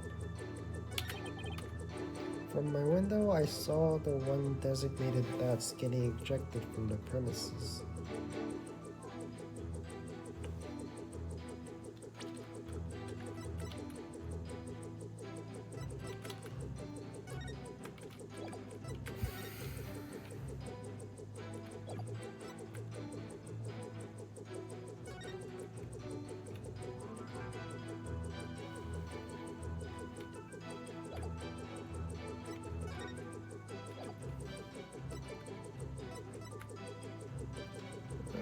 Equipped with a camera and a microphone.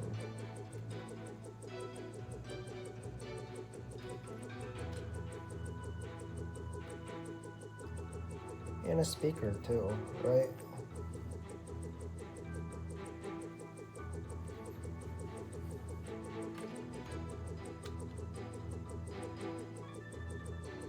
Wait a minute.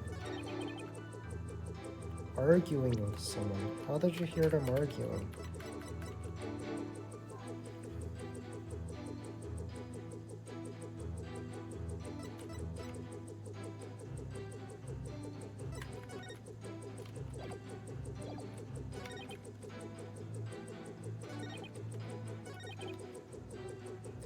From my window, I saw one designated that's getting...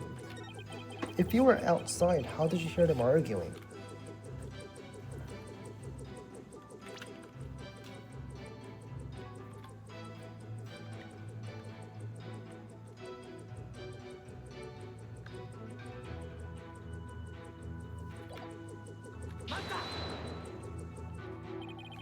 What was the argument about? Where's the orb? Are you Divine Dragon really players?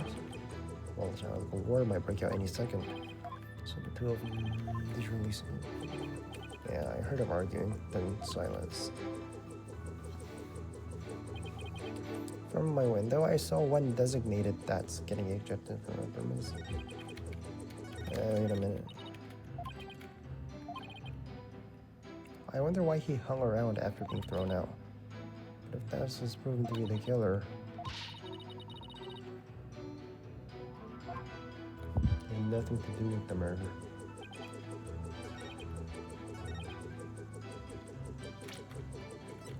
Hear him arguing.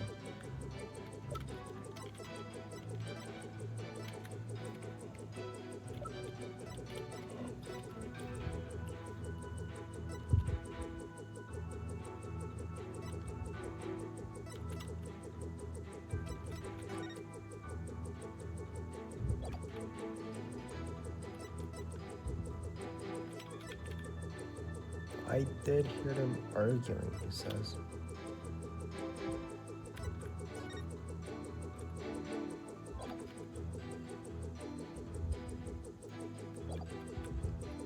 In his study.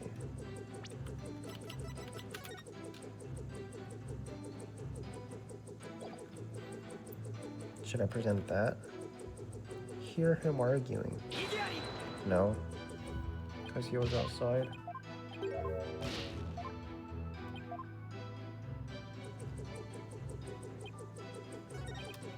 From my window, I saw the one designated that's getting ejected from the premise.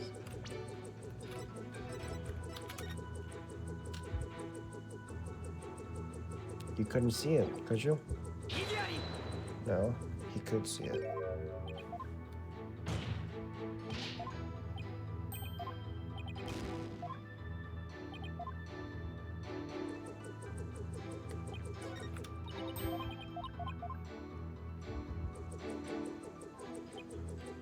I didn't have eyes on the ground as I already mounted my siege defense. I didn't have eyes on the ground as I already mounted my siege defense.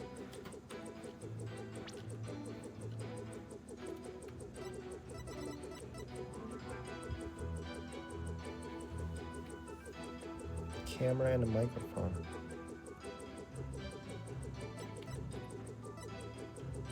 What are you talking about?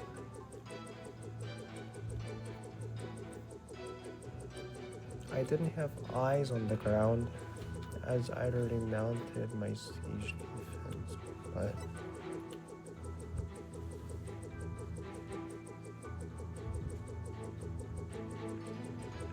note the bookcase, large windows, second floor. Yeah, I don't know what you're talking about. I didn't have eyes on the ground. I already mounted my siege defense. Alright, more information on this? What were you battling? It's classified. Even so, it may be relevant to this case. I don't know if you're the right person to be asking about that. Such matters need to be handled with certain delicacy.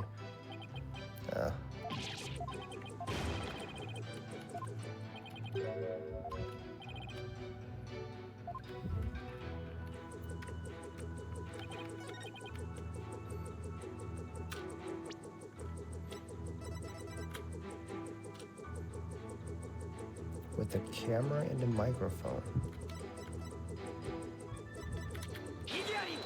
I don't know why that works, but are you hiding something from me? How dare you question your superior officer like that? Sorry, but I'm afraid lawyers are missile-proof. What? Who would the defense care to explain? Simple, Your Honor. Just as he is able to see what is happening in court right now, Sarge was able to see what was happening in the study then. With his cherished drone, of course. Now that you mention it. And to think the answer was right before our eyes this whole time. Sarge, you were perfectly capable of controlling the study that night. You must have been seeing something. I'm hit. Court and Morgan don't use guns or missiles because evidence is their weapon of choice. And the evidence has exposed your bald-faced lie. The truth bomb has stripped your defenses bare.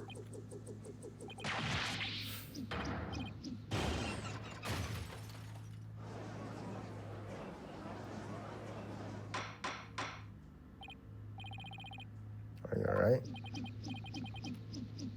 Never have I seen such fearsome ordnance. Tell it to us straight, Sarge. After all, you want to help your father, don't you? Papa, yes, you want to find who killed him. So please, tell us what you saw that night. It's not what you think. I didn't see anything, I swear. You sure? You seem awfully stressed for someone who didn't see anything.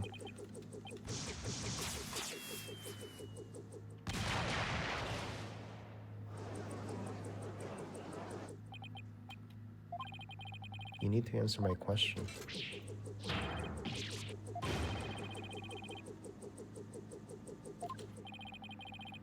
So in Siberia, of all places. Hey, Athena. You think a little therapy session might help? Oh, could help alleviate some of his anxiety. But don't you need to see him in person? A lot of Discord. He's not there in person. How the fuck are you... How are you picking up noise in his heart? I was say something, but he can't for some reason.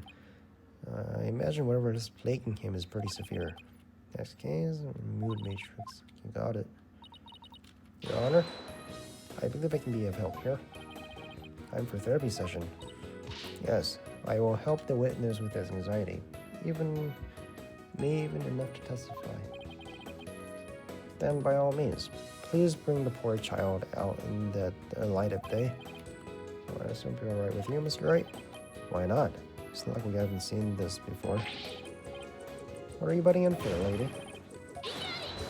You got it. I beg to differ, Sarge.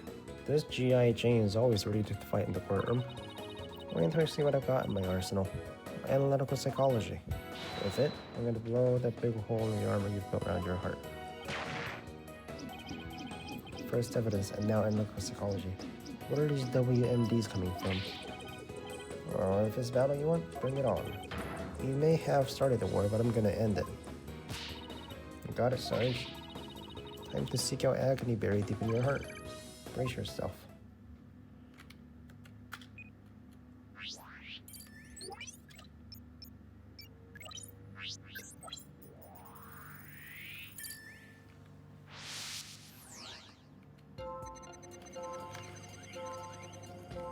You knew why you said.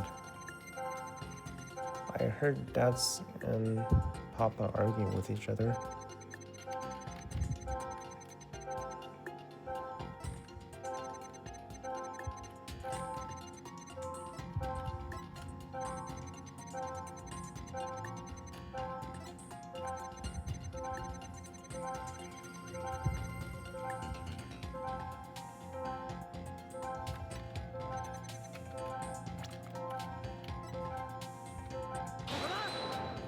No?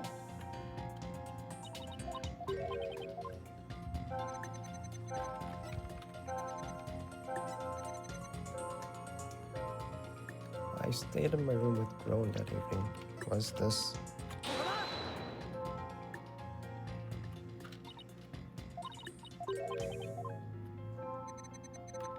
I stayed in my room with my drone that evening.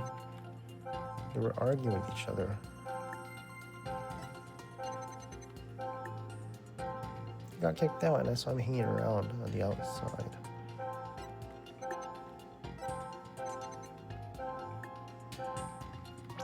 I don't know. What are these two? Surprised? Sad? Surprised? I don't know. That's strange. You reacted with shock when you discovered your father's body. You weren't nearly as shocked when you saw Mr. Rebel. Normally, you'd expect the death of one's father to be much more impactful. Enemy fire, direct hit. That is strange. I wonder what it could mean. Well, we know it wasn't affected by his father's death, as it should have been. I think I know why. Sarge, you weren't as shocked as seeing your father's body because you've already seen his body. I saw no such thing. Really? You didn't see his body? Alright then. What did you see? He went down. Awesome noise. Sarge, please, tell us what you saw. Oh, but...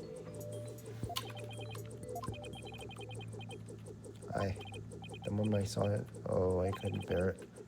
I couldn't stand delusion of my loved one. Am I missing something? Is that why you weren't very shocked? Because he already says that he was a goner somehow. Maybe. Please, Sarge. What was it you saw on the night of your father's murder? I saw... What's happening? I don't like where this is going. He ran away.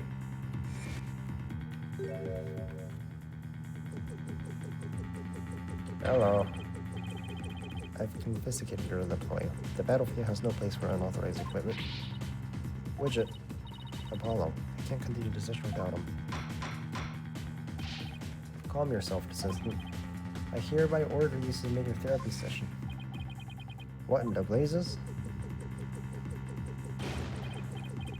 Look at me. I'm judge, jury, and executioner now. Hereby convene a military tribunal.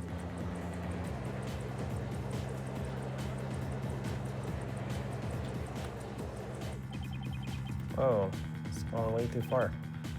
Arrest that drone distance. Stop resisting. If you don't come quietly now, fire. Whoa, man. Alright, man. Do your thing.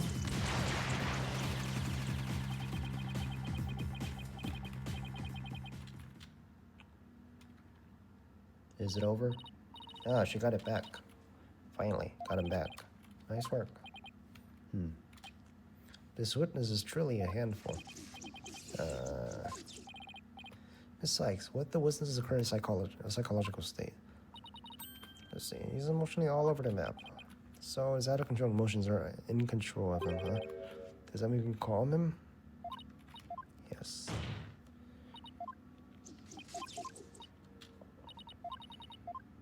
Breathe in, breathe out.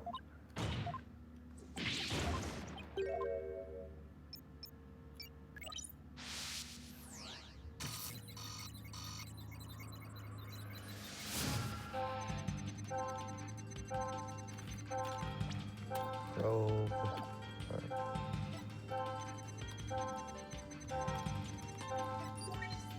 Info update. So I left my room, but suddenly I got dizzy and passed out. I remember a flame lighting up the room and Papa grinning with delight. That's when I must have been killed. If only I hadn't passed out.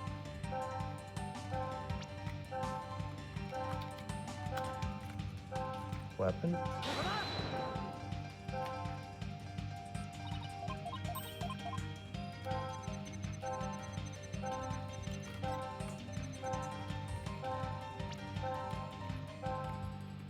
Flame? What about the flames? That's it? Sarge, you were overcome with shock and fear when you saw those flames, weren't you? Was I? Yes, just 6 months ago. You and your mother were caught up in arsonist's blaze, so it's no wonder you'd be extremely scared of fire. Yes, that does make sense. Maybe, just maybe, your subconscious fear of fire was what caused you to withdraw from the world. What do you mean, Corpsewin Sykes? In the outside world, you're bound to come across all sorts of fire. Candles, cigarettes, heck, even the grill at the dinner. Even if it's not that often, just the idea that you might see them grew bigger and bigger until you couldn't shut it out. I think you might be onto something. Candles, cigarettes, just thinking about them sends a chill down my spine. Wow. The things I take for granted. Now I see. I was afraid of fire. Strange. I didn't even realize this myself. About the fire, Sarge, can you tell me what it was burning? Just stay calm, and something will come to you. Oh, I'm starting to remember. It was the relic.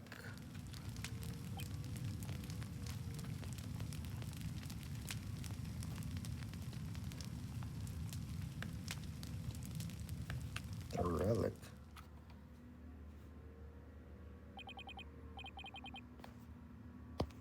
It was on fire? Still kind of fuzzy. But yes, the orb was burning right in front of Papa. And there, in the flames, was Mama? Yes, now I remember. I saw Mama appear. Hmm? Hmm?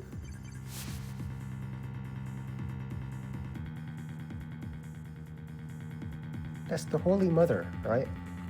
That's gotta be the Holy Mother.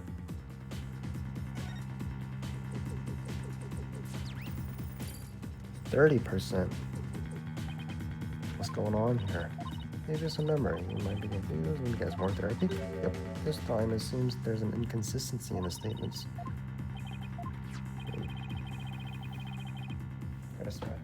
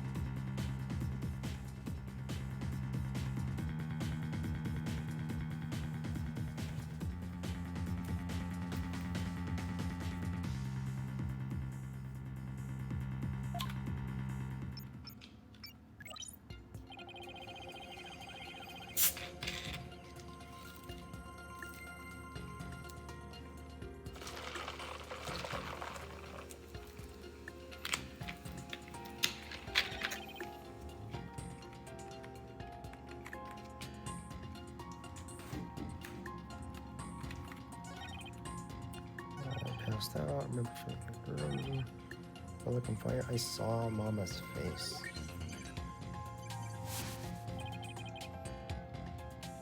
That's when Papa must have been killed. If only I hadn't passed out.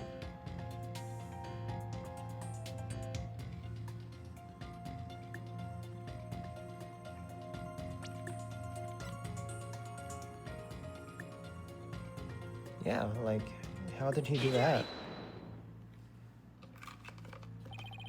Don't blame yourself, Sarge. The outcome would have been the same. What do you mean? I'm talking about the time of death. Your father wasn't killed right after you left the room. But explain yourself at once. May 15th. What time was this? You said you saw your father burning the orb, right? But that night, he went out to hide it in a cave.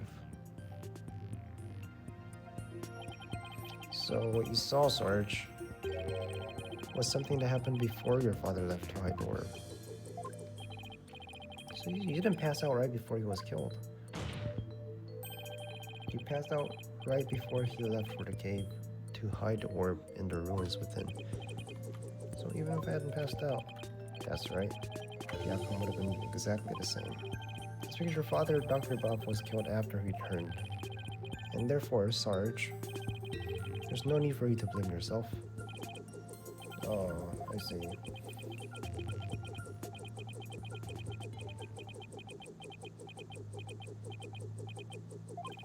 He's still dead. Can you really say I bear no blame? Yeah? Why do you ask? Because the truth is, if I hadn't engaged in my siege defense, Papa would still be alive. Papa wished nothing more than for me to lead a happy, healthy life. That's why he quit his job and moved us out, away from the big city. Even then, I didn't have the courage to set foot outside the world. I failed to make Papa's wish come true.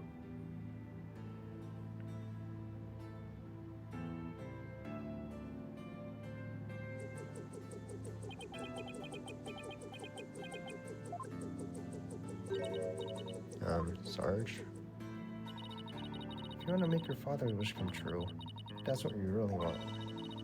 And who's to say it's too late? Why didn't you take the first step? My first step?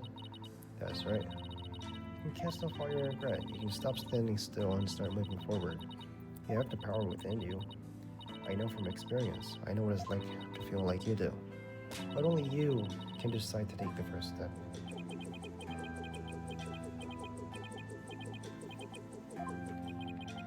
If you don't change your tactics now, Sarge, the victory you seek in the war you're waging will always lie beyond your grasp.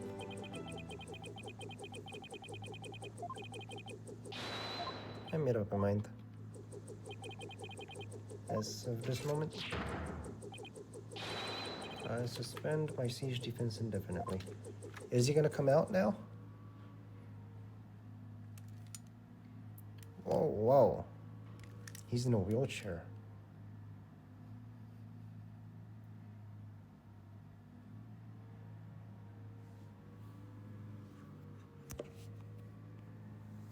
It's the girl.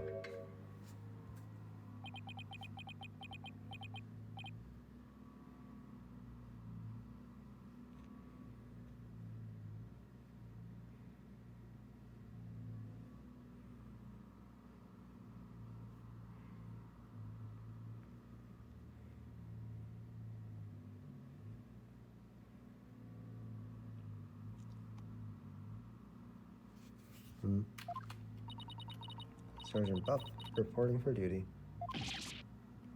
It's a girl. I thought you were a guy.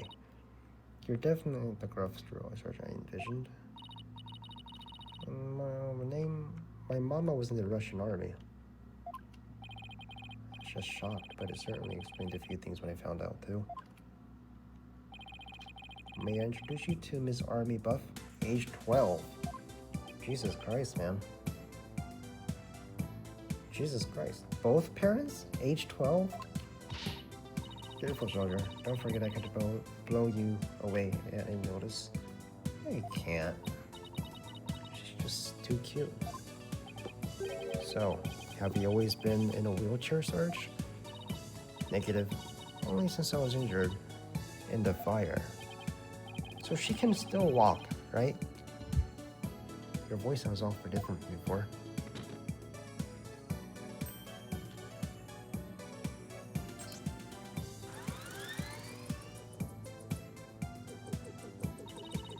My drone features a voice modulation device.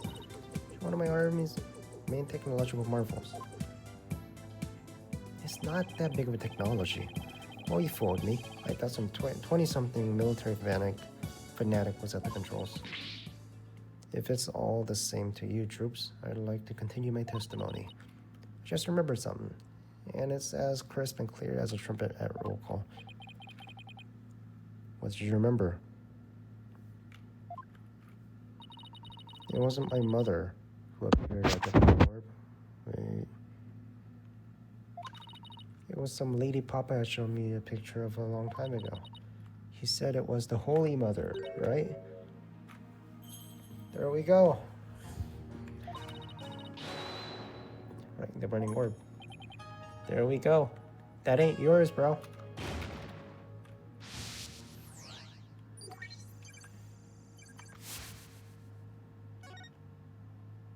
That's the Holy Orb. The Founder's Orb.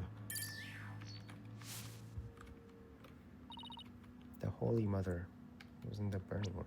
Yep. Hey, yo, Paul. Politician, that ain't yours. What does that mean?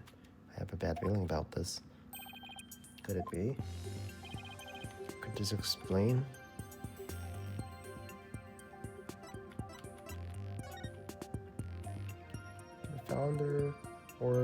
The founder bestows the greatest power. Yeah, so somebody's supposed to channel her, right? You know her name, you know her face. Maya can channel her. Dr. Buff research knows. What did he have to do with this? Look at this, the burning orb. The appearance of the founder. This part points to both.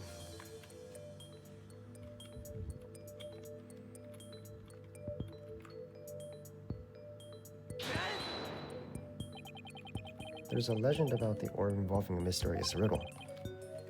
And this song, in turn, is said to contain the key solving it. If the legend is true, then I believe the answer lies in this part of the song.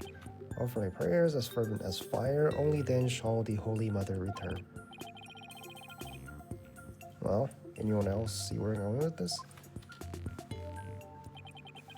Prayers as fervent as fire? Ah, you're supposed to set the orb on fire. The whole stanza seems to suggest that the founder will appear if the orb is set on fire. So is the founder's orb. So the doctor, Yes, Athena. He has solved the ancient riddle of the founder's orb. He just set it on fire? Try it. Papa was a great archaeologist, so I believe him, and I want to believe him. But I want to believe he achieved his long-time dream of solving that riddle before he died. Well, we won't know for sure until we try it for ourselves.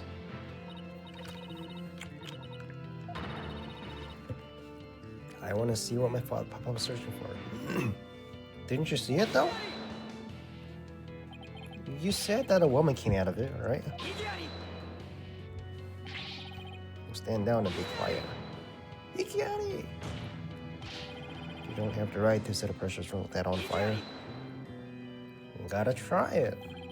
Oh, but I do. All I needed was Sarge's permission. Since we still don't know if this treasure is the founder's orb or Crystal Fami. Any ownership rights the doctor had now belongs to his daughter. Therefore, you have absolutely no right to stop us. Sir. Very well, Mr. Justice. I never thought I'd be saying this, but you may burn the evidence. Will do. Here we go.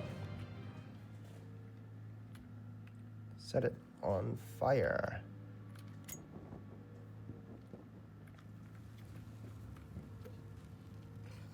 Just do it, man.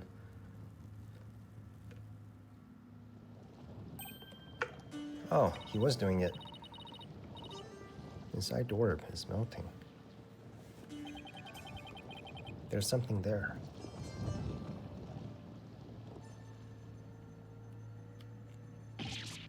Ah.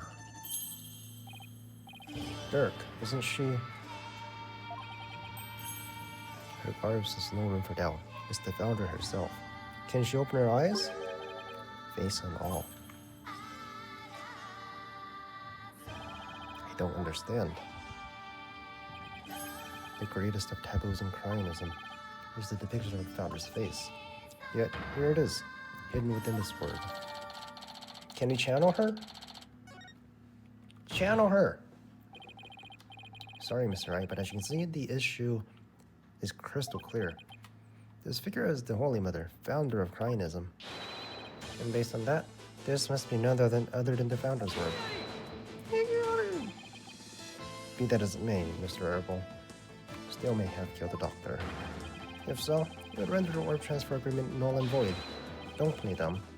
The truth of the matter has already been proven. Dr. Bro wasn't killed right after Sora's saw Mr. Herbal. It happened after the doctor came back from the hiding the orb, and you have no proof that Mr. Rebel was still around at the time.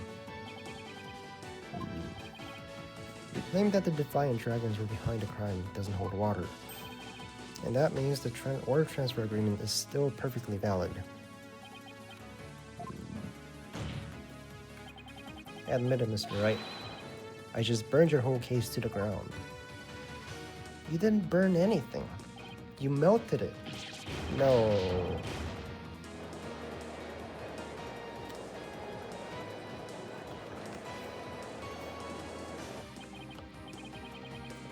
I won?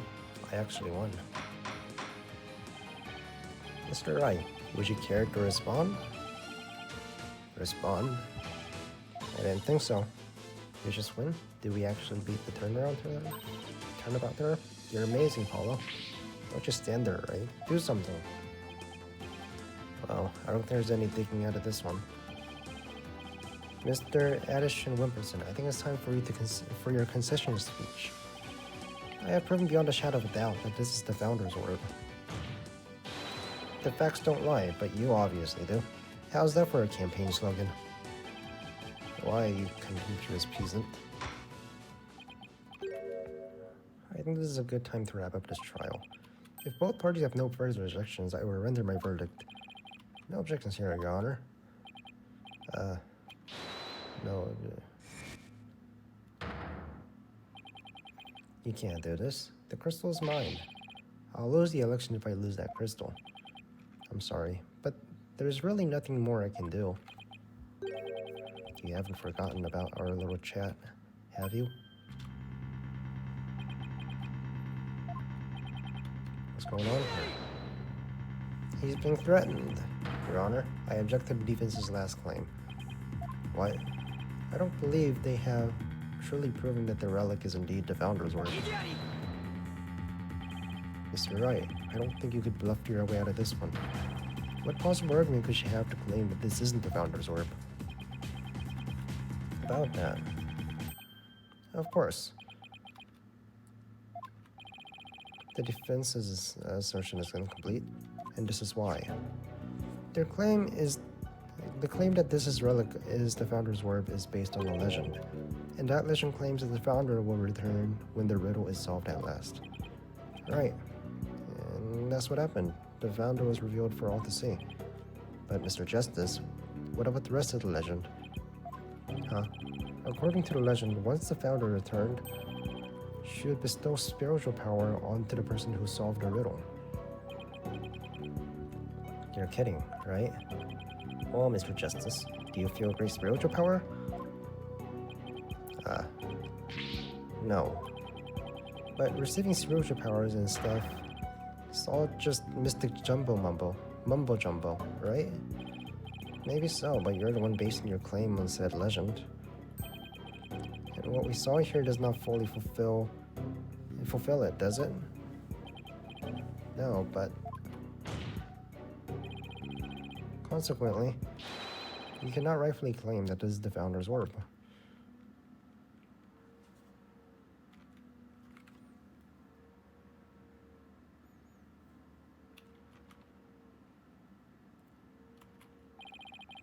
What's gotten into him? Why is he doing this? It would appear that Mr. Wright has lost a few of his marbles. That couldn't be further from the truth, Your Honor. In any case, I believe this is a good time for a recess. Both sides will have 20 minutes to prepare. I ask that all arguments be ready by then. Oh, and Mr. Wright, you do well to wash up and find your missing marbles by then, too. Really? It's not over at this point? Mr. Wright is acting funny. I mean, he's famous for going out of a limb, but that last assertion was just plain crazy. It's either a bluff or a Hail Mary. Either way, doesn't make much sense. Maybe there's something more missing here. Although he seemed perfectly normal when we spoke earlier. I got a bad feeling about this. I'm gonna check up on him. What's gotten into you, Mr. Wright? Hey, Private Justice. Hello. Sarge. I forgot to mention something. On the night of Papa's murder, a strange thing happened. But why are you telling me about it now? Well, I didn't say anything before because I thought Papa's death was an accident. But now that we know otherwise, I figured it might be important. There's more to this case. When I left my room and lost consciousness, I passed out right here. Right above the coffee bar. But when I came to, someone was pushing my wheelchair. What? I was so scared I beat a hasty retreat as fast as my wheels could take me. You know who it was? No. It was pitch black. As I fled to my room so fast, I didn't even have a chance to turn on the lights.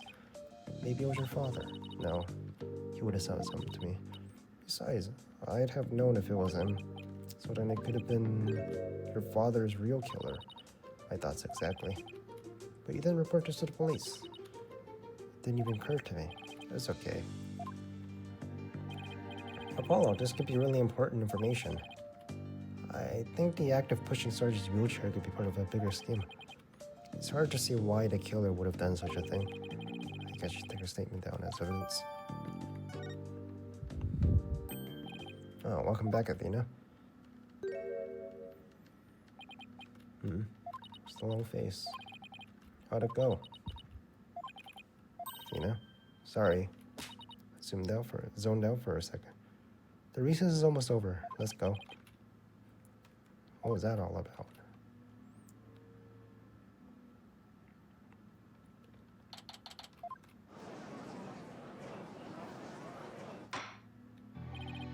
Alright, court is once again back in session.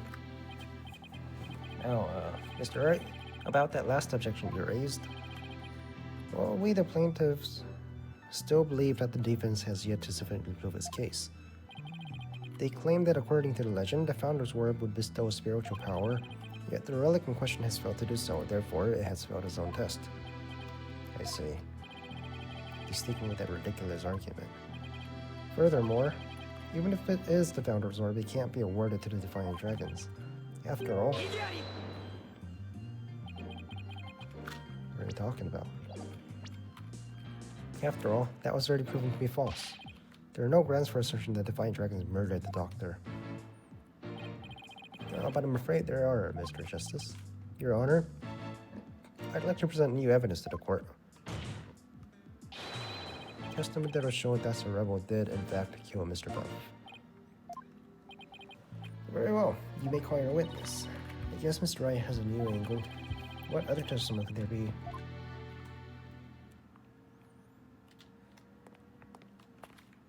You? Fellow citizen, it is I. Politician, the once and the future representative of the people. Jeez, not him again. My client divulged new information to me during the recess. He remembers something he saw, you see. Something crucial to the case. How very convenient.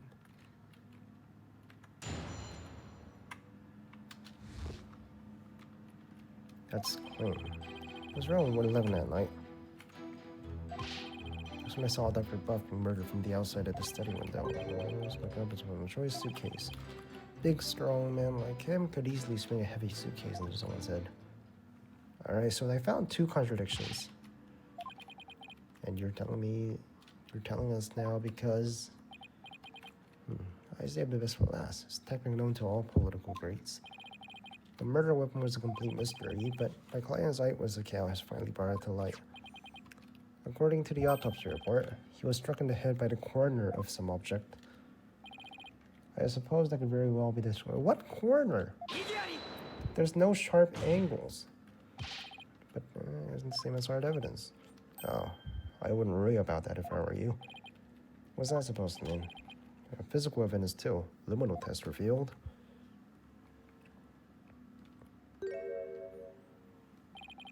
The doctor's blood on Mr. Herbal suitcase. Really? How does that prove he used it as a weapon? I mean, it's his suitcase. You should know the answer to that. You should know as well as I that the suitcase is covered in his fingerprints. I forgot to put this there right in front of Emma.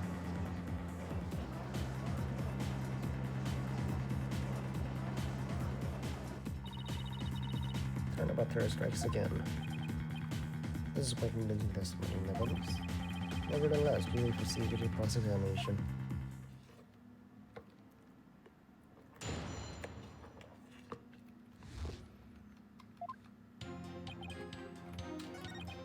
As we saw Dr. Buff being murdered from outside his study window. Yeah, you can't. What the fuck do you mean, man? You can't see from outside the window. Alright, man.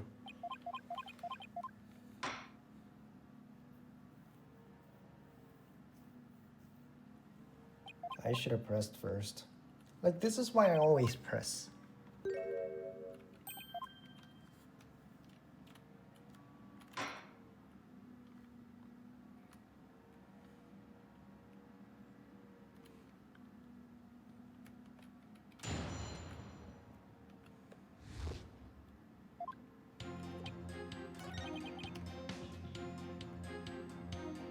Like, is that not true, though?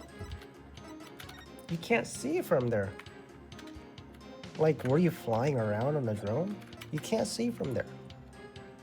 Large windows taken for real. Do I show this? Alright.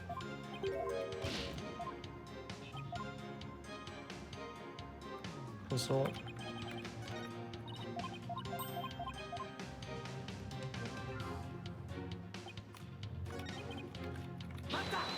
Alright, just fucking press. This is bullshit. We know he can't see from the outside.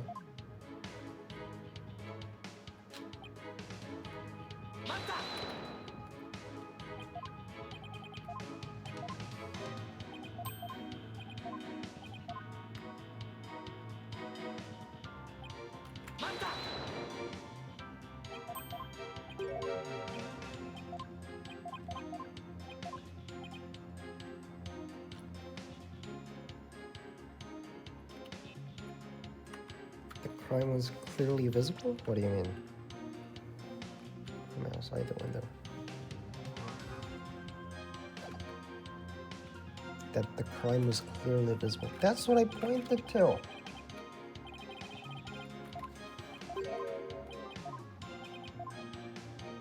What?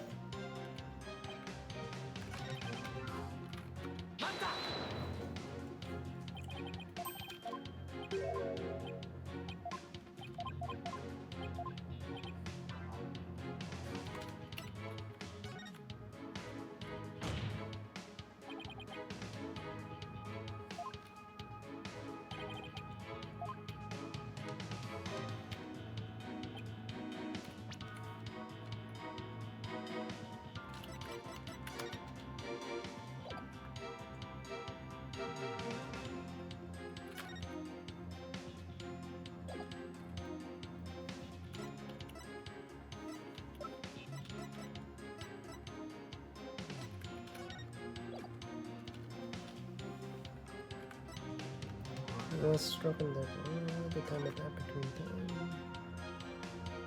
Back of the head with corner of my unidentified object. Was standing in front of the bookshelf, absorbed in a book.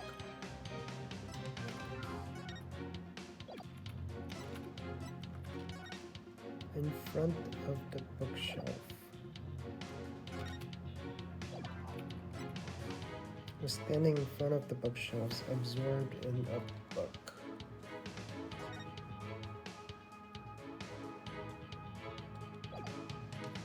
Is it this? Ah, fuck it. Fuck it.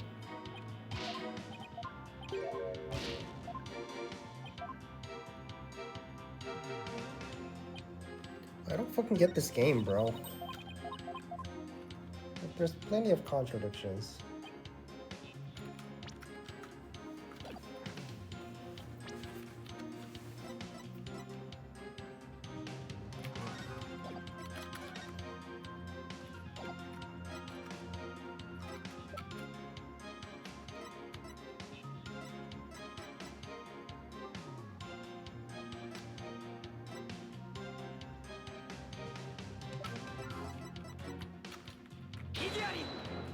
Okay.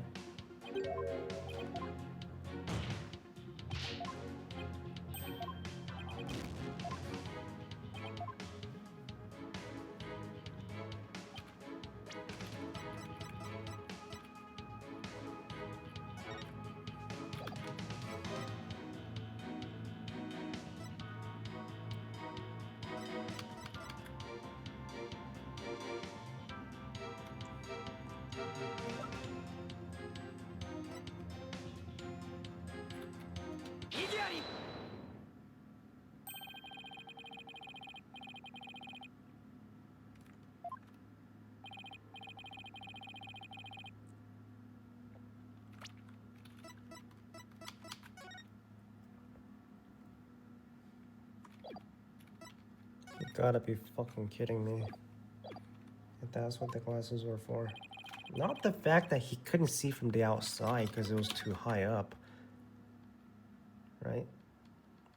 And not the fact that he would have been climbing the ladder from what it looks like.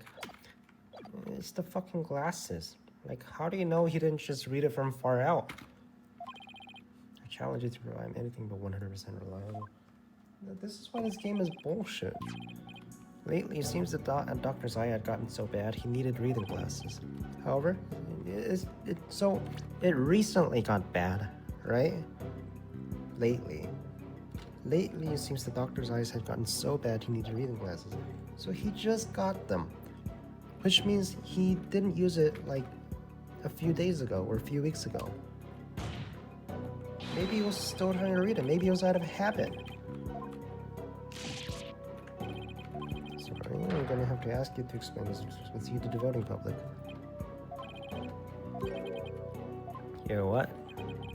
I'll explain it, you lovely girl. Simply made a mistake. The doctor was actually sitting at his desk. Okay, so there's another contradiction. I don't know if the game will accept it though. Because it would have been covered, right?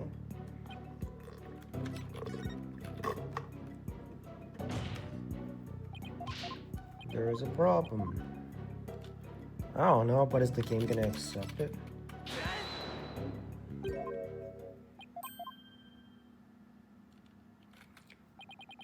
And the doctor was also nodding. Oh, here. Also, you can't see from down there. It's the second floor. How the fuck are you gonna see? Like, the angle doesn't match. When are they gonna point that out? Fact remains, I'm claiming you that this kills the murder weapon. He definitely has first-hand knowledge of the scene crime. I'm afraid I have to agree with you there, Mr. Wright. But then we have to ask ourselves, from what vantage point did he see the murder? What are you saying? From what vantage point could Mr. Atchison Wimperson have seen the dozing doctor? Once we determine that, I believe we'll finally see the truth behind this incident. The witness saw the murder from here.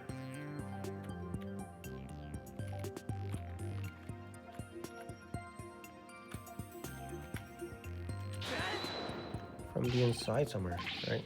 But that's... Yes, indeed. Everything only makes sense if the witness was there in the study.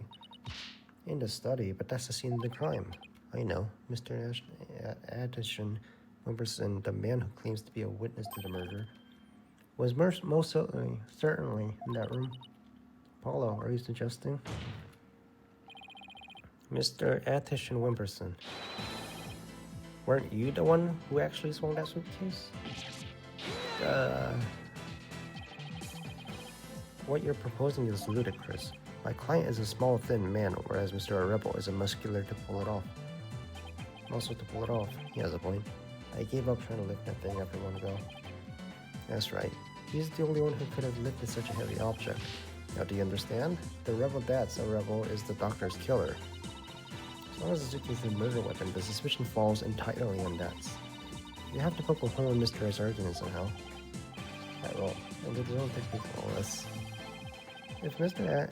Addison Wimperson couldn't swing the suitcase around, you have to consider another way he could use it as a murder weapon instead. He talked big, Mr. Justice. But do you have what it takes? Oh, this should be interesting. Hey, what's up? Mr. Addison Wimperson's testimony has been filled with one inaccuracy after another.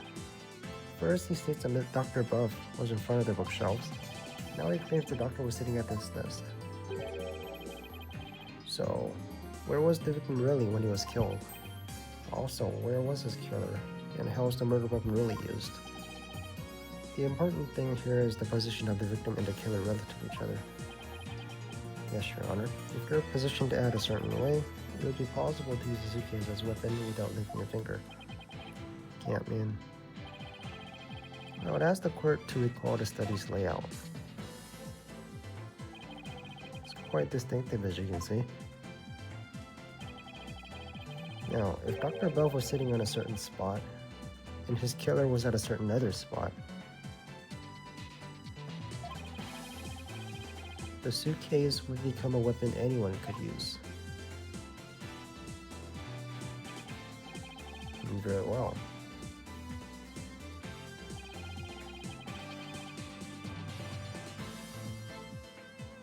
Where was Dr. Buff's killer at the time of the crime?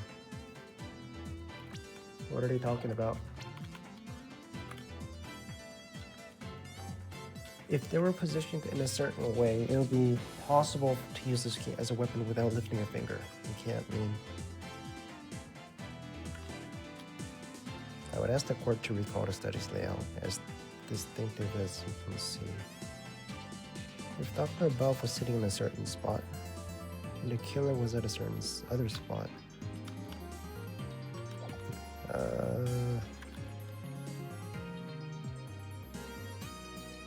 maybe the coffee bar? Try it. Yes, I'd love to see the demonstration. Well, it can't be from here. What?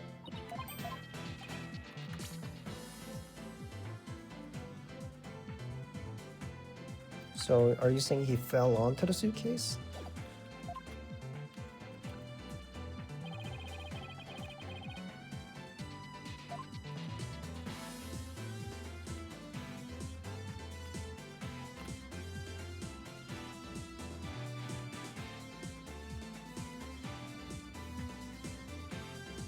Try it.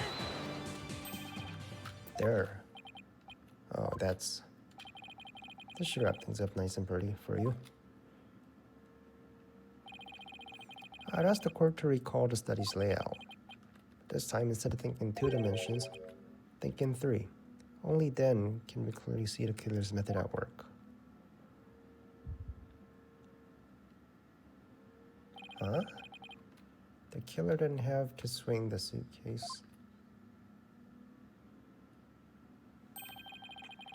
He used gravity to his advantage.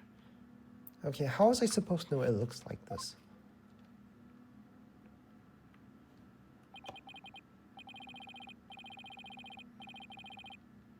That's right, it was the plaintiff. One politician Wimperson who used the suitcase. He pushed it from the 2nd floor. and sent it hurling down onto Mr. Dr. Buff, who was sitting at the coffee bar. He has great aiming. Psychology book had been at the coffee bar, no doubt. The doctor must have set it down after he'd finished reading it, word alike. But his blood got on it, which is why the killer thought to hide it in the mountain of books. That's quite the entertaining theory you have there, Mr. Justice. But there's no evidence that the murder took place at the coffee bar. I'm not so sure about that. I say evidence of this murder occurring at the coffee bar exists. The evidence does exist, and I'm going to show it to you. You are? It's true.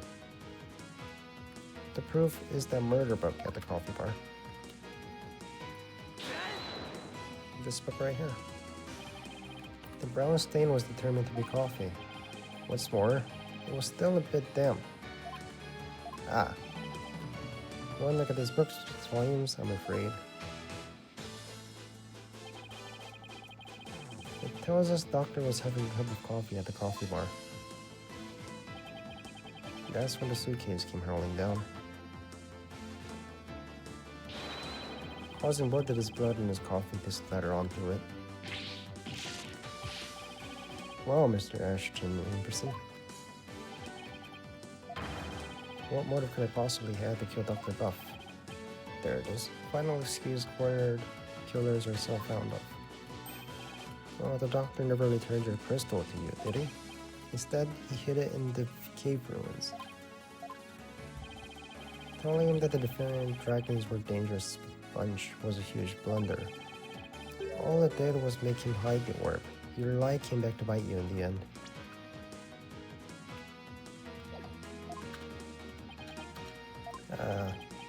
Even worse, the doctor saw the news reports, so he knew the relic was the Founder's orb.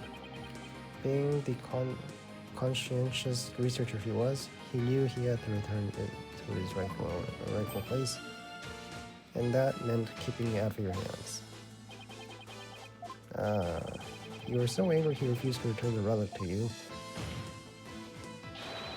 that you killed him with your own hands. Isn't that right, Mr. Ashton Williamson?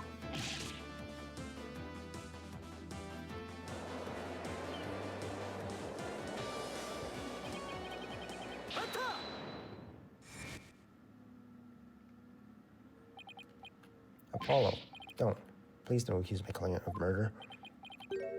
Huh? What do you mean, don't accuse him? Why would you even say that, Mr. Wright? What I meant was he's a promising politician with a bright future ahead of him. Doubt.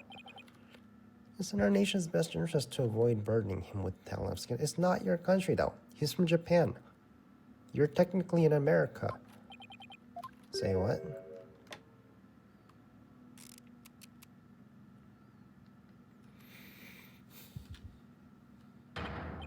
Right.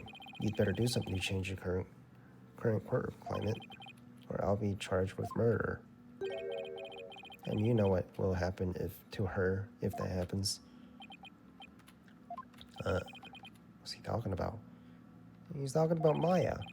Mr. You can't possibly believe that Mr. Arabo is the killer. Are you really gonna send an innocent man to prison? I think we're better than that. Mr. Wright, answer me. Mr. Wright, what in the world's going on here? If you don't say anything, then... Petition. Apollo, wait, not you two. It's just, I wasn't sure whether I should say anything, but during that last recess when I went to check on Mr. Wright, I overheard something I shouldn't have. I trust Maya is unharmed. Can't really say, but just remember, if I'm arrested or fail to obtain the treasure, there will be consequences of the worst kind if you catch my drift. Relax, all I have to do is I get my hands on that relic. I must deliver it to my benefactor at all costs. What did he want that relic for anyway? It's something to do with an old legend.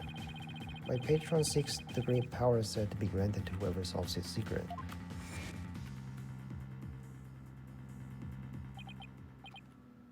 Maya? As in Maya Fey? Yes, the boss's legendary former assistant. She's being held hostage, so it seems. Why didn't you tell me that as soon as you heard this? Sorry, it's just Mr. Wright spotted me before I could slip away and made me promise not to tell you. He said it would make things more difficult if he found out. As if things weren't already hard enough. So that's why he was acting so strange. Had no idea. It must have been excruciating for him. Think there's gotta be something you can do. Mr. Justice, about that last statement of yours. I believe you're in the middle of accusing plaintiff of murdering Dr. Buff. Would you care to continue? Sorry, Apollo. Really sorry. What's gotten into you two? If I accuse the slime back, I put Miss Faye's life in jeopardy. It seems you've caught on. You're far too important to be accused of murder. After all, our nation's future rests squarely on my shoulders. Either I give up or...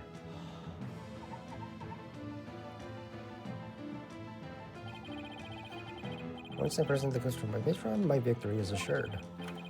Then one day I'll become president, and then the king. There's no king! If there's a president, there's no king. You can't have both. Either you're monarchy or democracy. I'll have every intelligence at my command. Now, retract your accusation. I can't tell him, but Ethan's would... Who the fuck said that? Idiotic. Huh? Apollo. Dirk. I don't know what's going on here, but a lawyer should never look the way you do right now, with defeat and resignation written all over your face.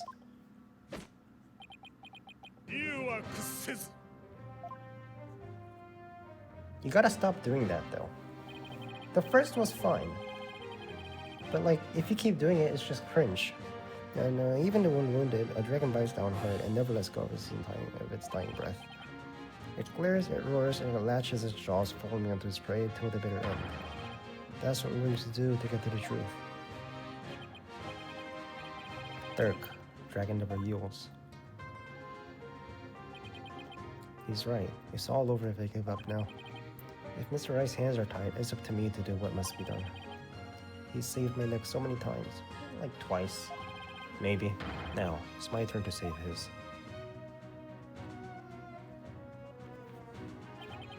Dirk, thanks for that wake-up call. That's the face of a lawyer. If there's a will, there's a way.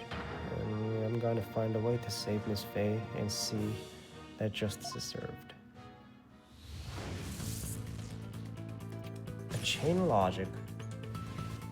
The case isn't even done. The scumbag holding Miss Faye hostage to ensure he gets the orb for his patron. And it seems said patron believes in the orb's legend. Thing is, the founder did appear when the orb was exposed to fire, just as the legend says. If legend is true, then we've already solved the riddle, right? Not yet.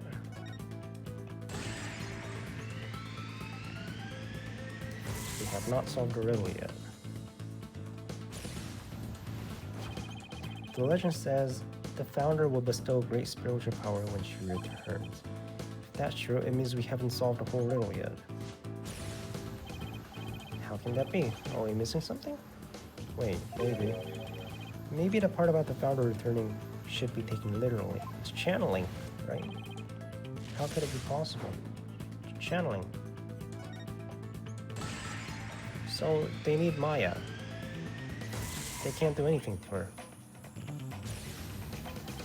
I know. There is a way for the dead to return. Spirit channeling. Of course, you have to know what the founder looks like first.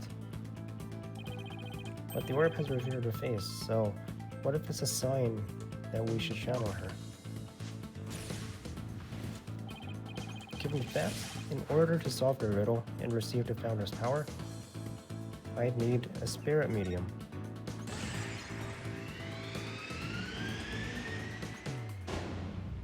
A medium is needed to obtain the power. That means Mr. Esthetician 1%'s patron will need one too. There's also Pearl. There's Maya, there's Pearl, there's Garan. You want me to lay a finger on this, Faye? You gotta fix this eye, man.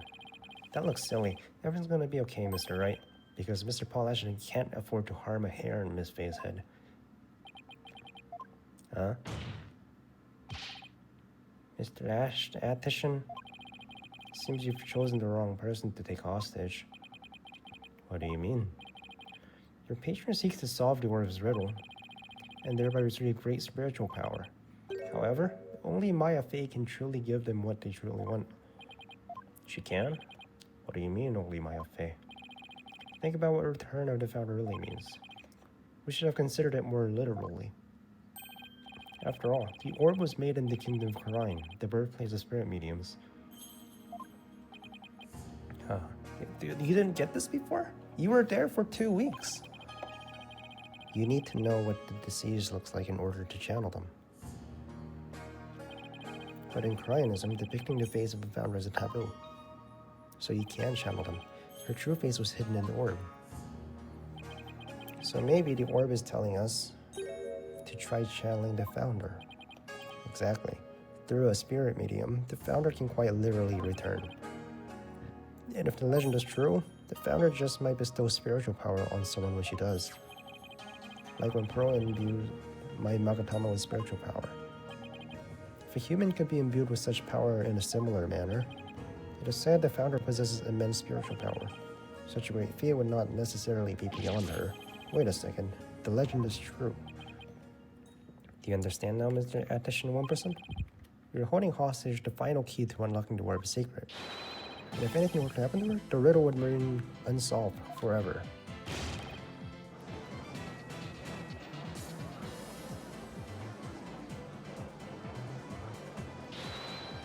Hold it. There's always Pearl Faye. I could simply ask her to help. If she wants money, I have plenty to offer. She can't do it. She's not the kind of person to be tempted by material gain. And she certainly wouldn't help if anything would happen to her cousin.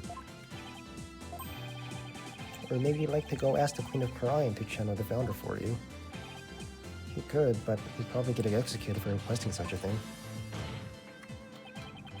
It's over. Now confess. You killed Dr. Buff, didn't you? It wasn't supposed to end this way.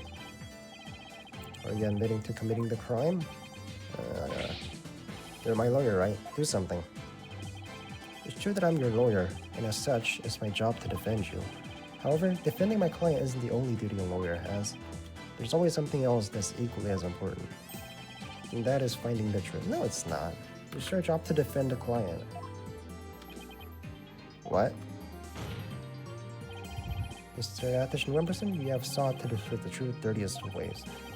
I was complicit in your hostage taking, but in a way, I was being held hostage too. Even so, there is still hope for me to make things right. And I owe it all to you, Apollo. Mr. Wright, I can't allow a murderer to walk away scot-free. Therefore, Mr. Attention 1%, I must resign as your attorney. No. Does this mean I'm under arrest? No. Alright, are we done with this part? Meltdown? Oh, I have nothing to confess. What? I have nothing to confess. I don't and I won't, especially not to a plebeian like you. This guy doesn't know to give up. Besides, there's no truth to these allegations. I mean, look at the suitcase. You won't find a single print on mine on it. All that means is you wipe them off, taking care to only leave miserable rebels. As many a great politician has said before me, no comment. In that case, try switching things up, Apollo. Look at the situation from a different angle. Is there really nothing that points to the suitcase being dropped from above? Army's testimony?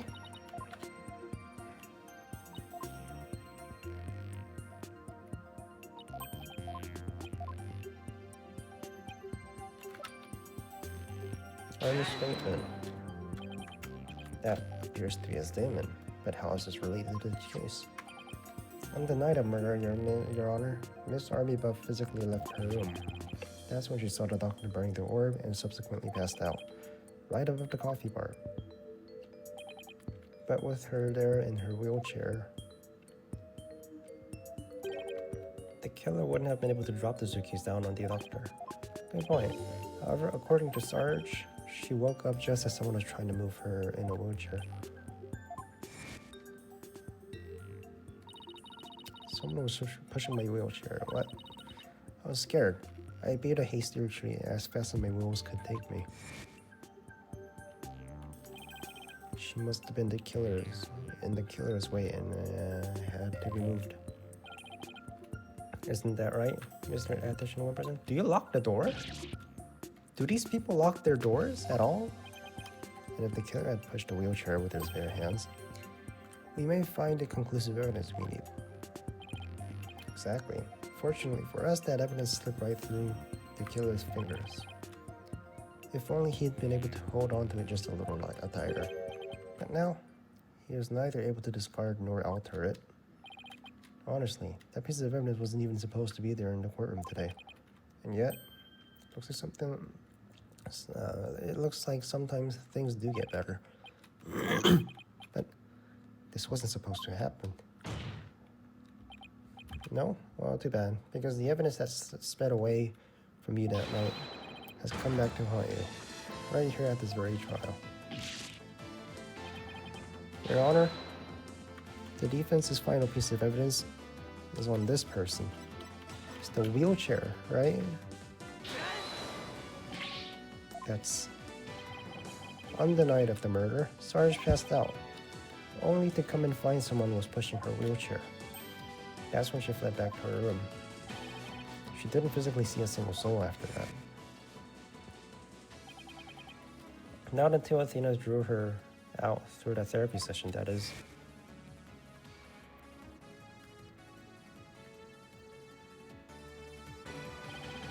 While the killer was able to wipe the prince's case off, the same can't be said for the prince that got away. Ah, my fellow Corinians. Well, Mr. Politician, try to explain your way out of this one. The podium is all yours. Meltdown?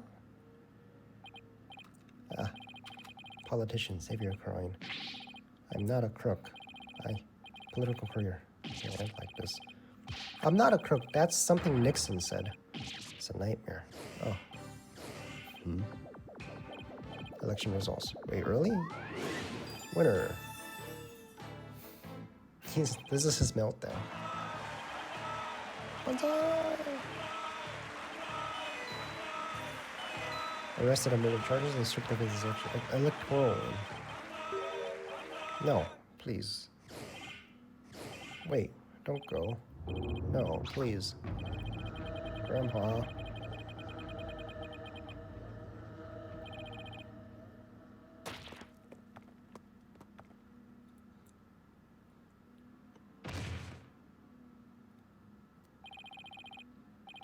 We're halfway through the final episode.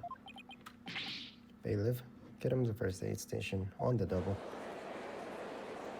We're not finished with the episode. We're halfway. Well, this was yet another unexpected turn of events. In light of everything that's been revealed, it seems the relic is indeed the Founder's Orb. And it seems that Mr. Politician Wimperson can be considered a suspect in Dr. Buff's murder. Apollo, I want to thank you for everything. Thank you, Mr. Wright. Thanks to you, I didn't have to keep bending the truth. I don't know what I would have done without you. I don't mention it.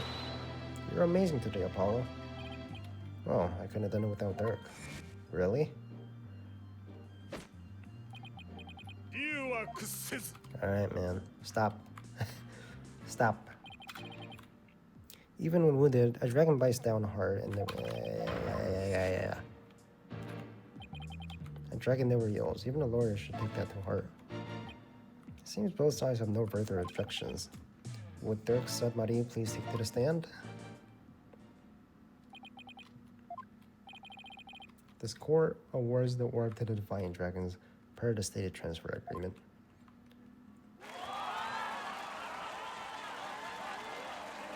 Yay.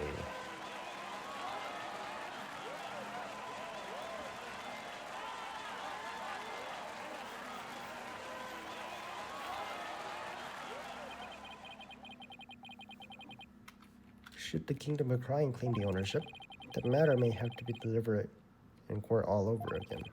I just hope, or I shall pray, that I'm not the judge presiding over that one.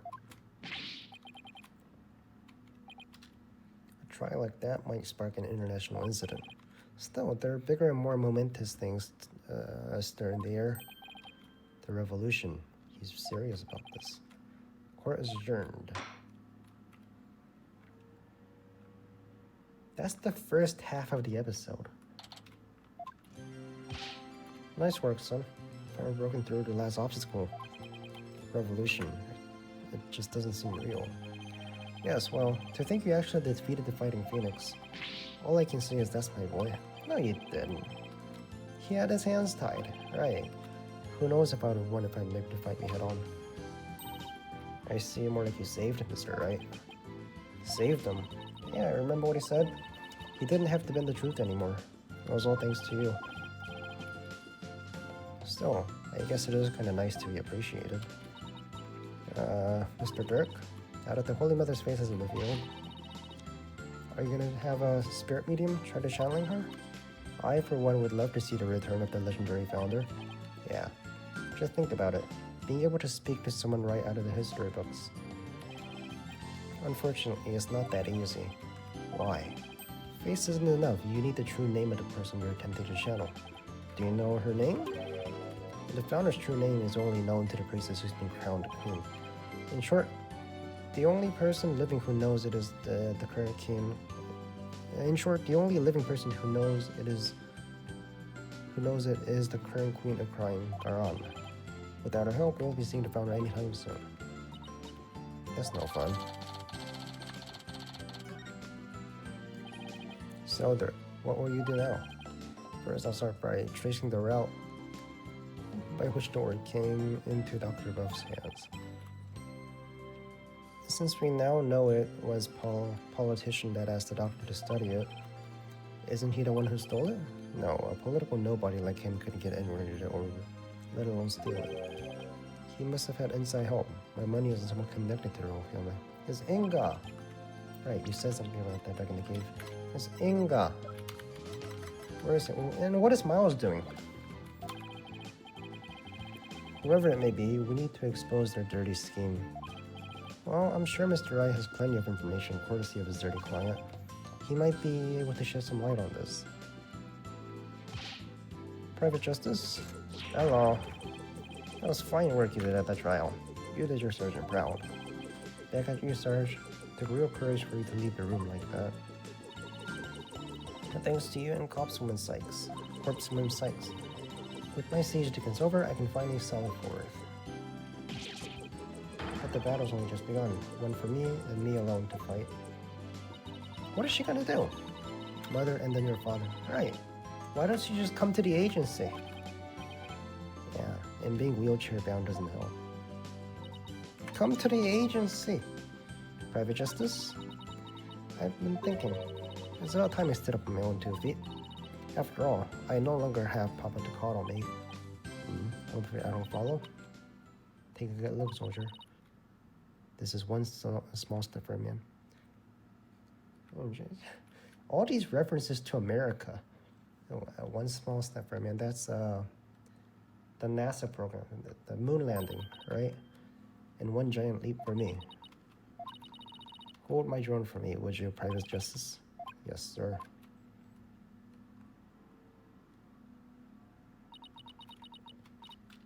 When did she get hurt? Whoa.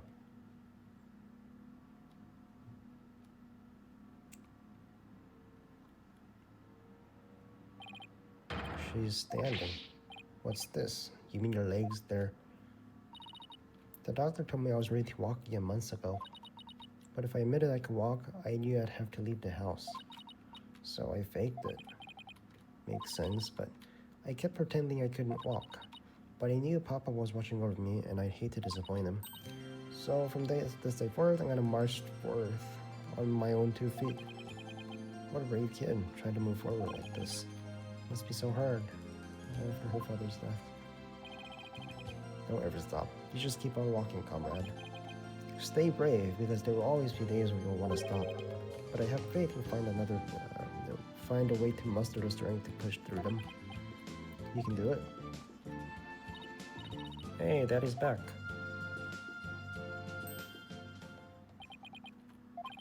Mr. Right? What's that look on his face for? Apollo! Is everything alright with Miss Faye? She's safe for now. Alden, better go save her quick. Where is she anyway? I'm afraid I have some bad news. Maya's not here in the States. She's still crying. And she's been held hostage by the mastermind behind this whole thing. Mastermind. Inga. That's right. Politician was nothing more than a pawn. Maya's true abductor is the Kingdom of Pride. What? I don't understand. What the hell's going on here?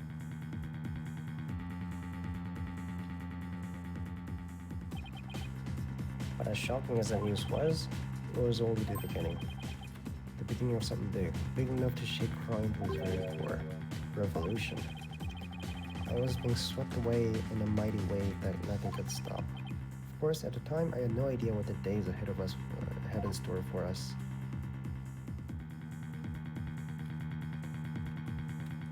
Finally, bro. Jesus Christ, that was long. That was fucking long.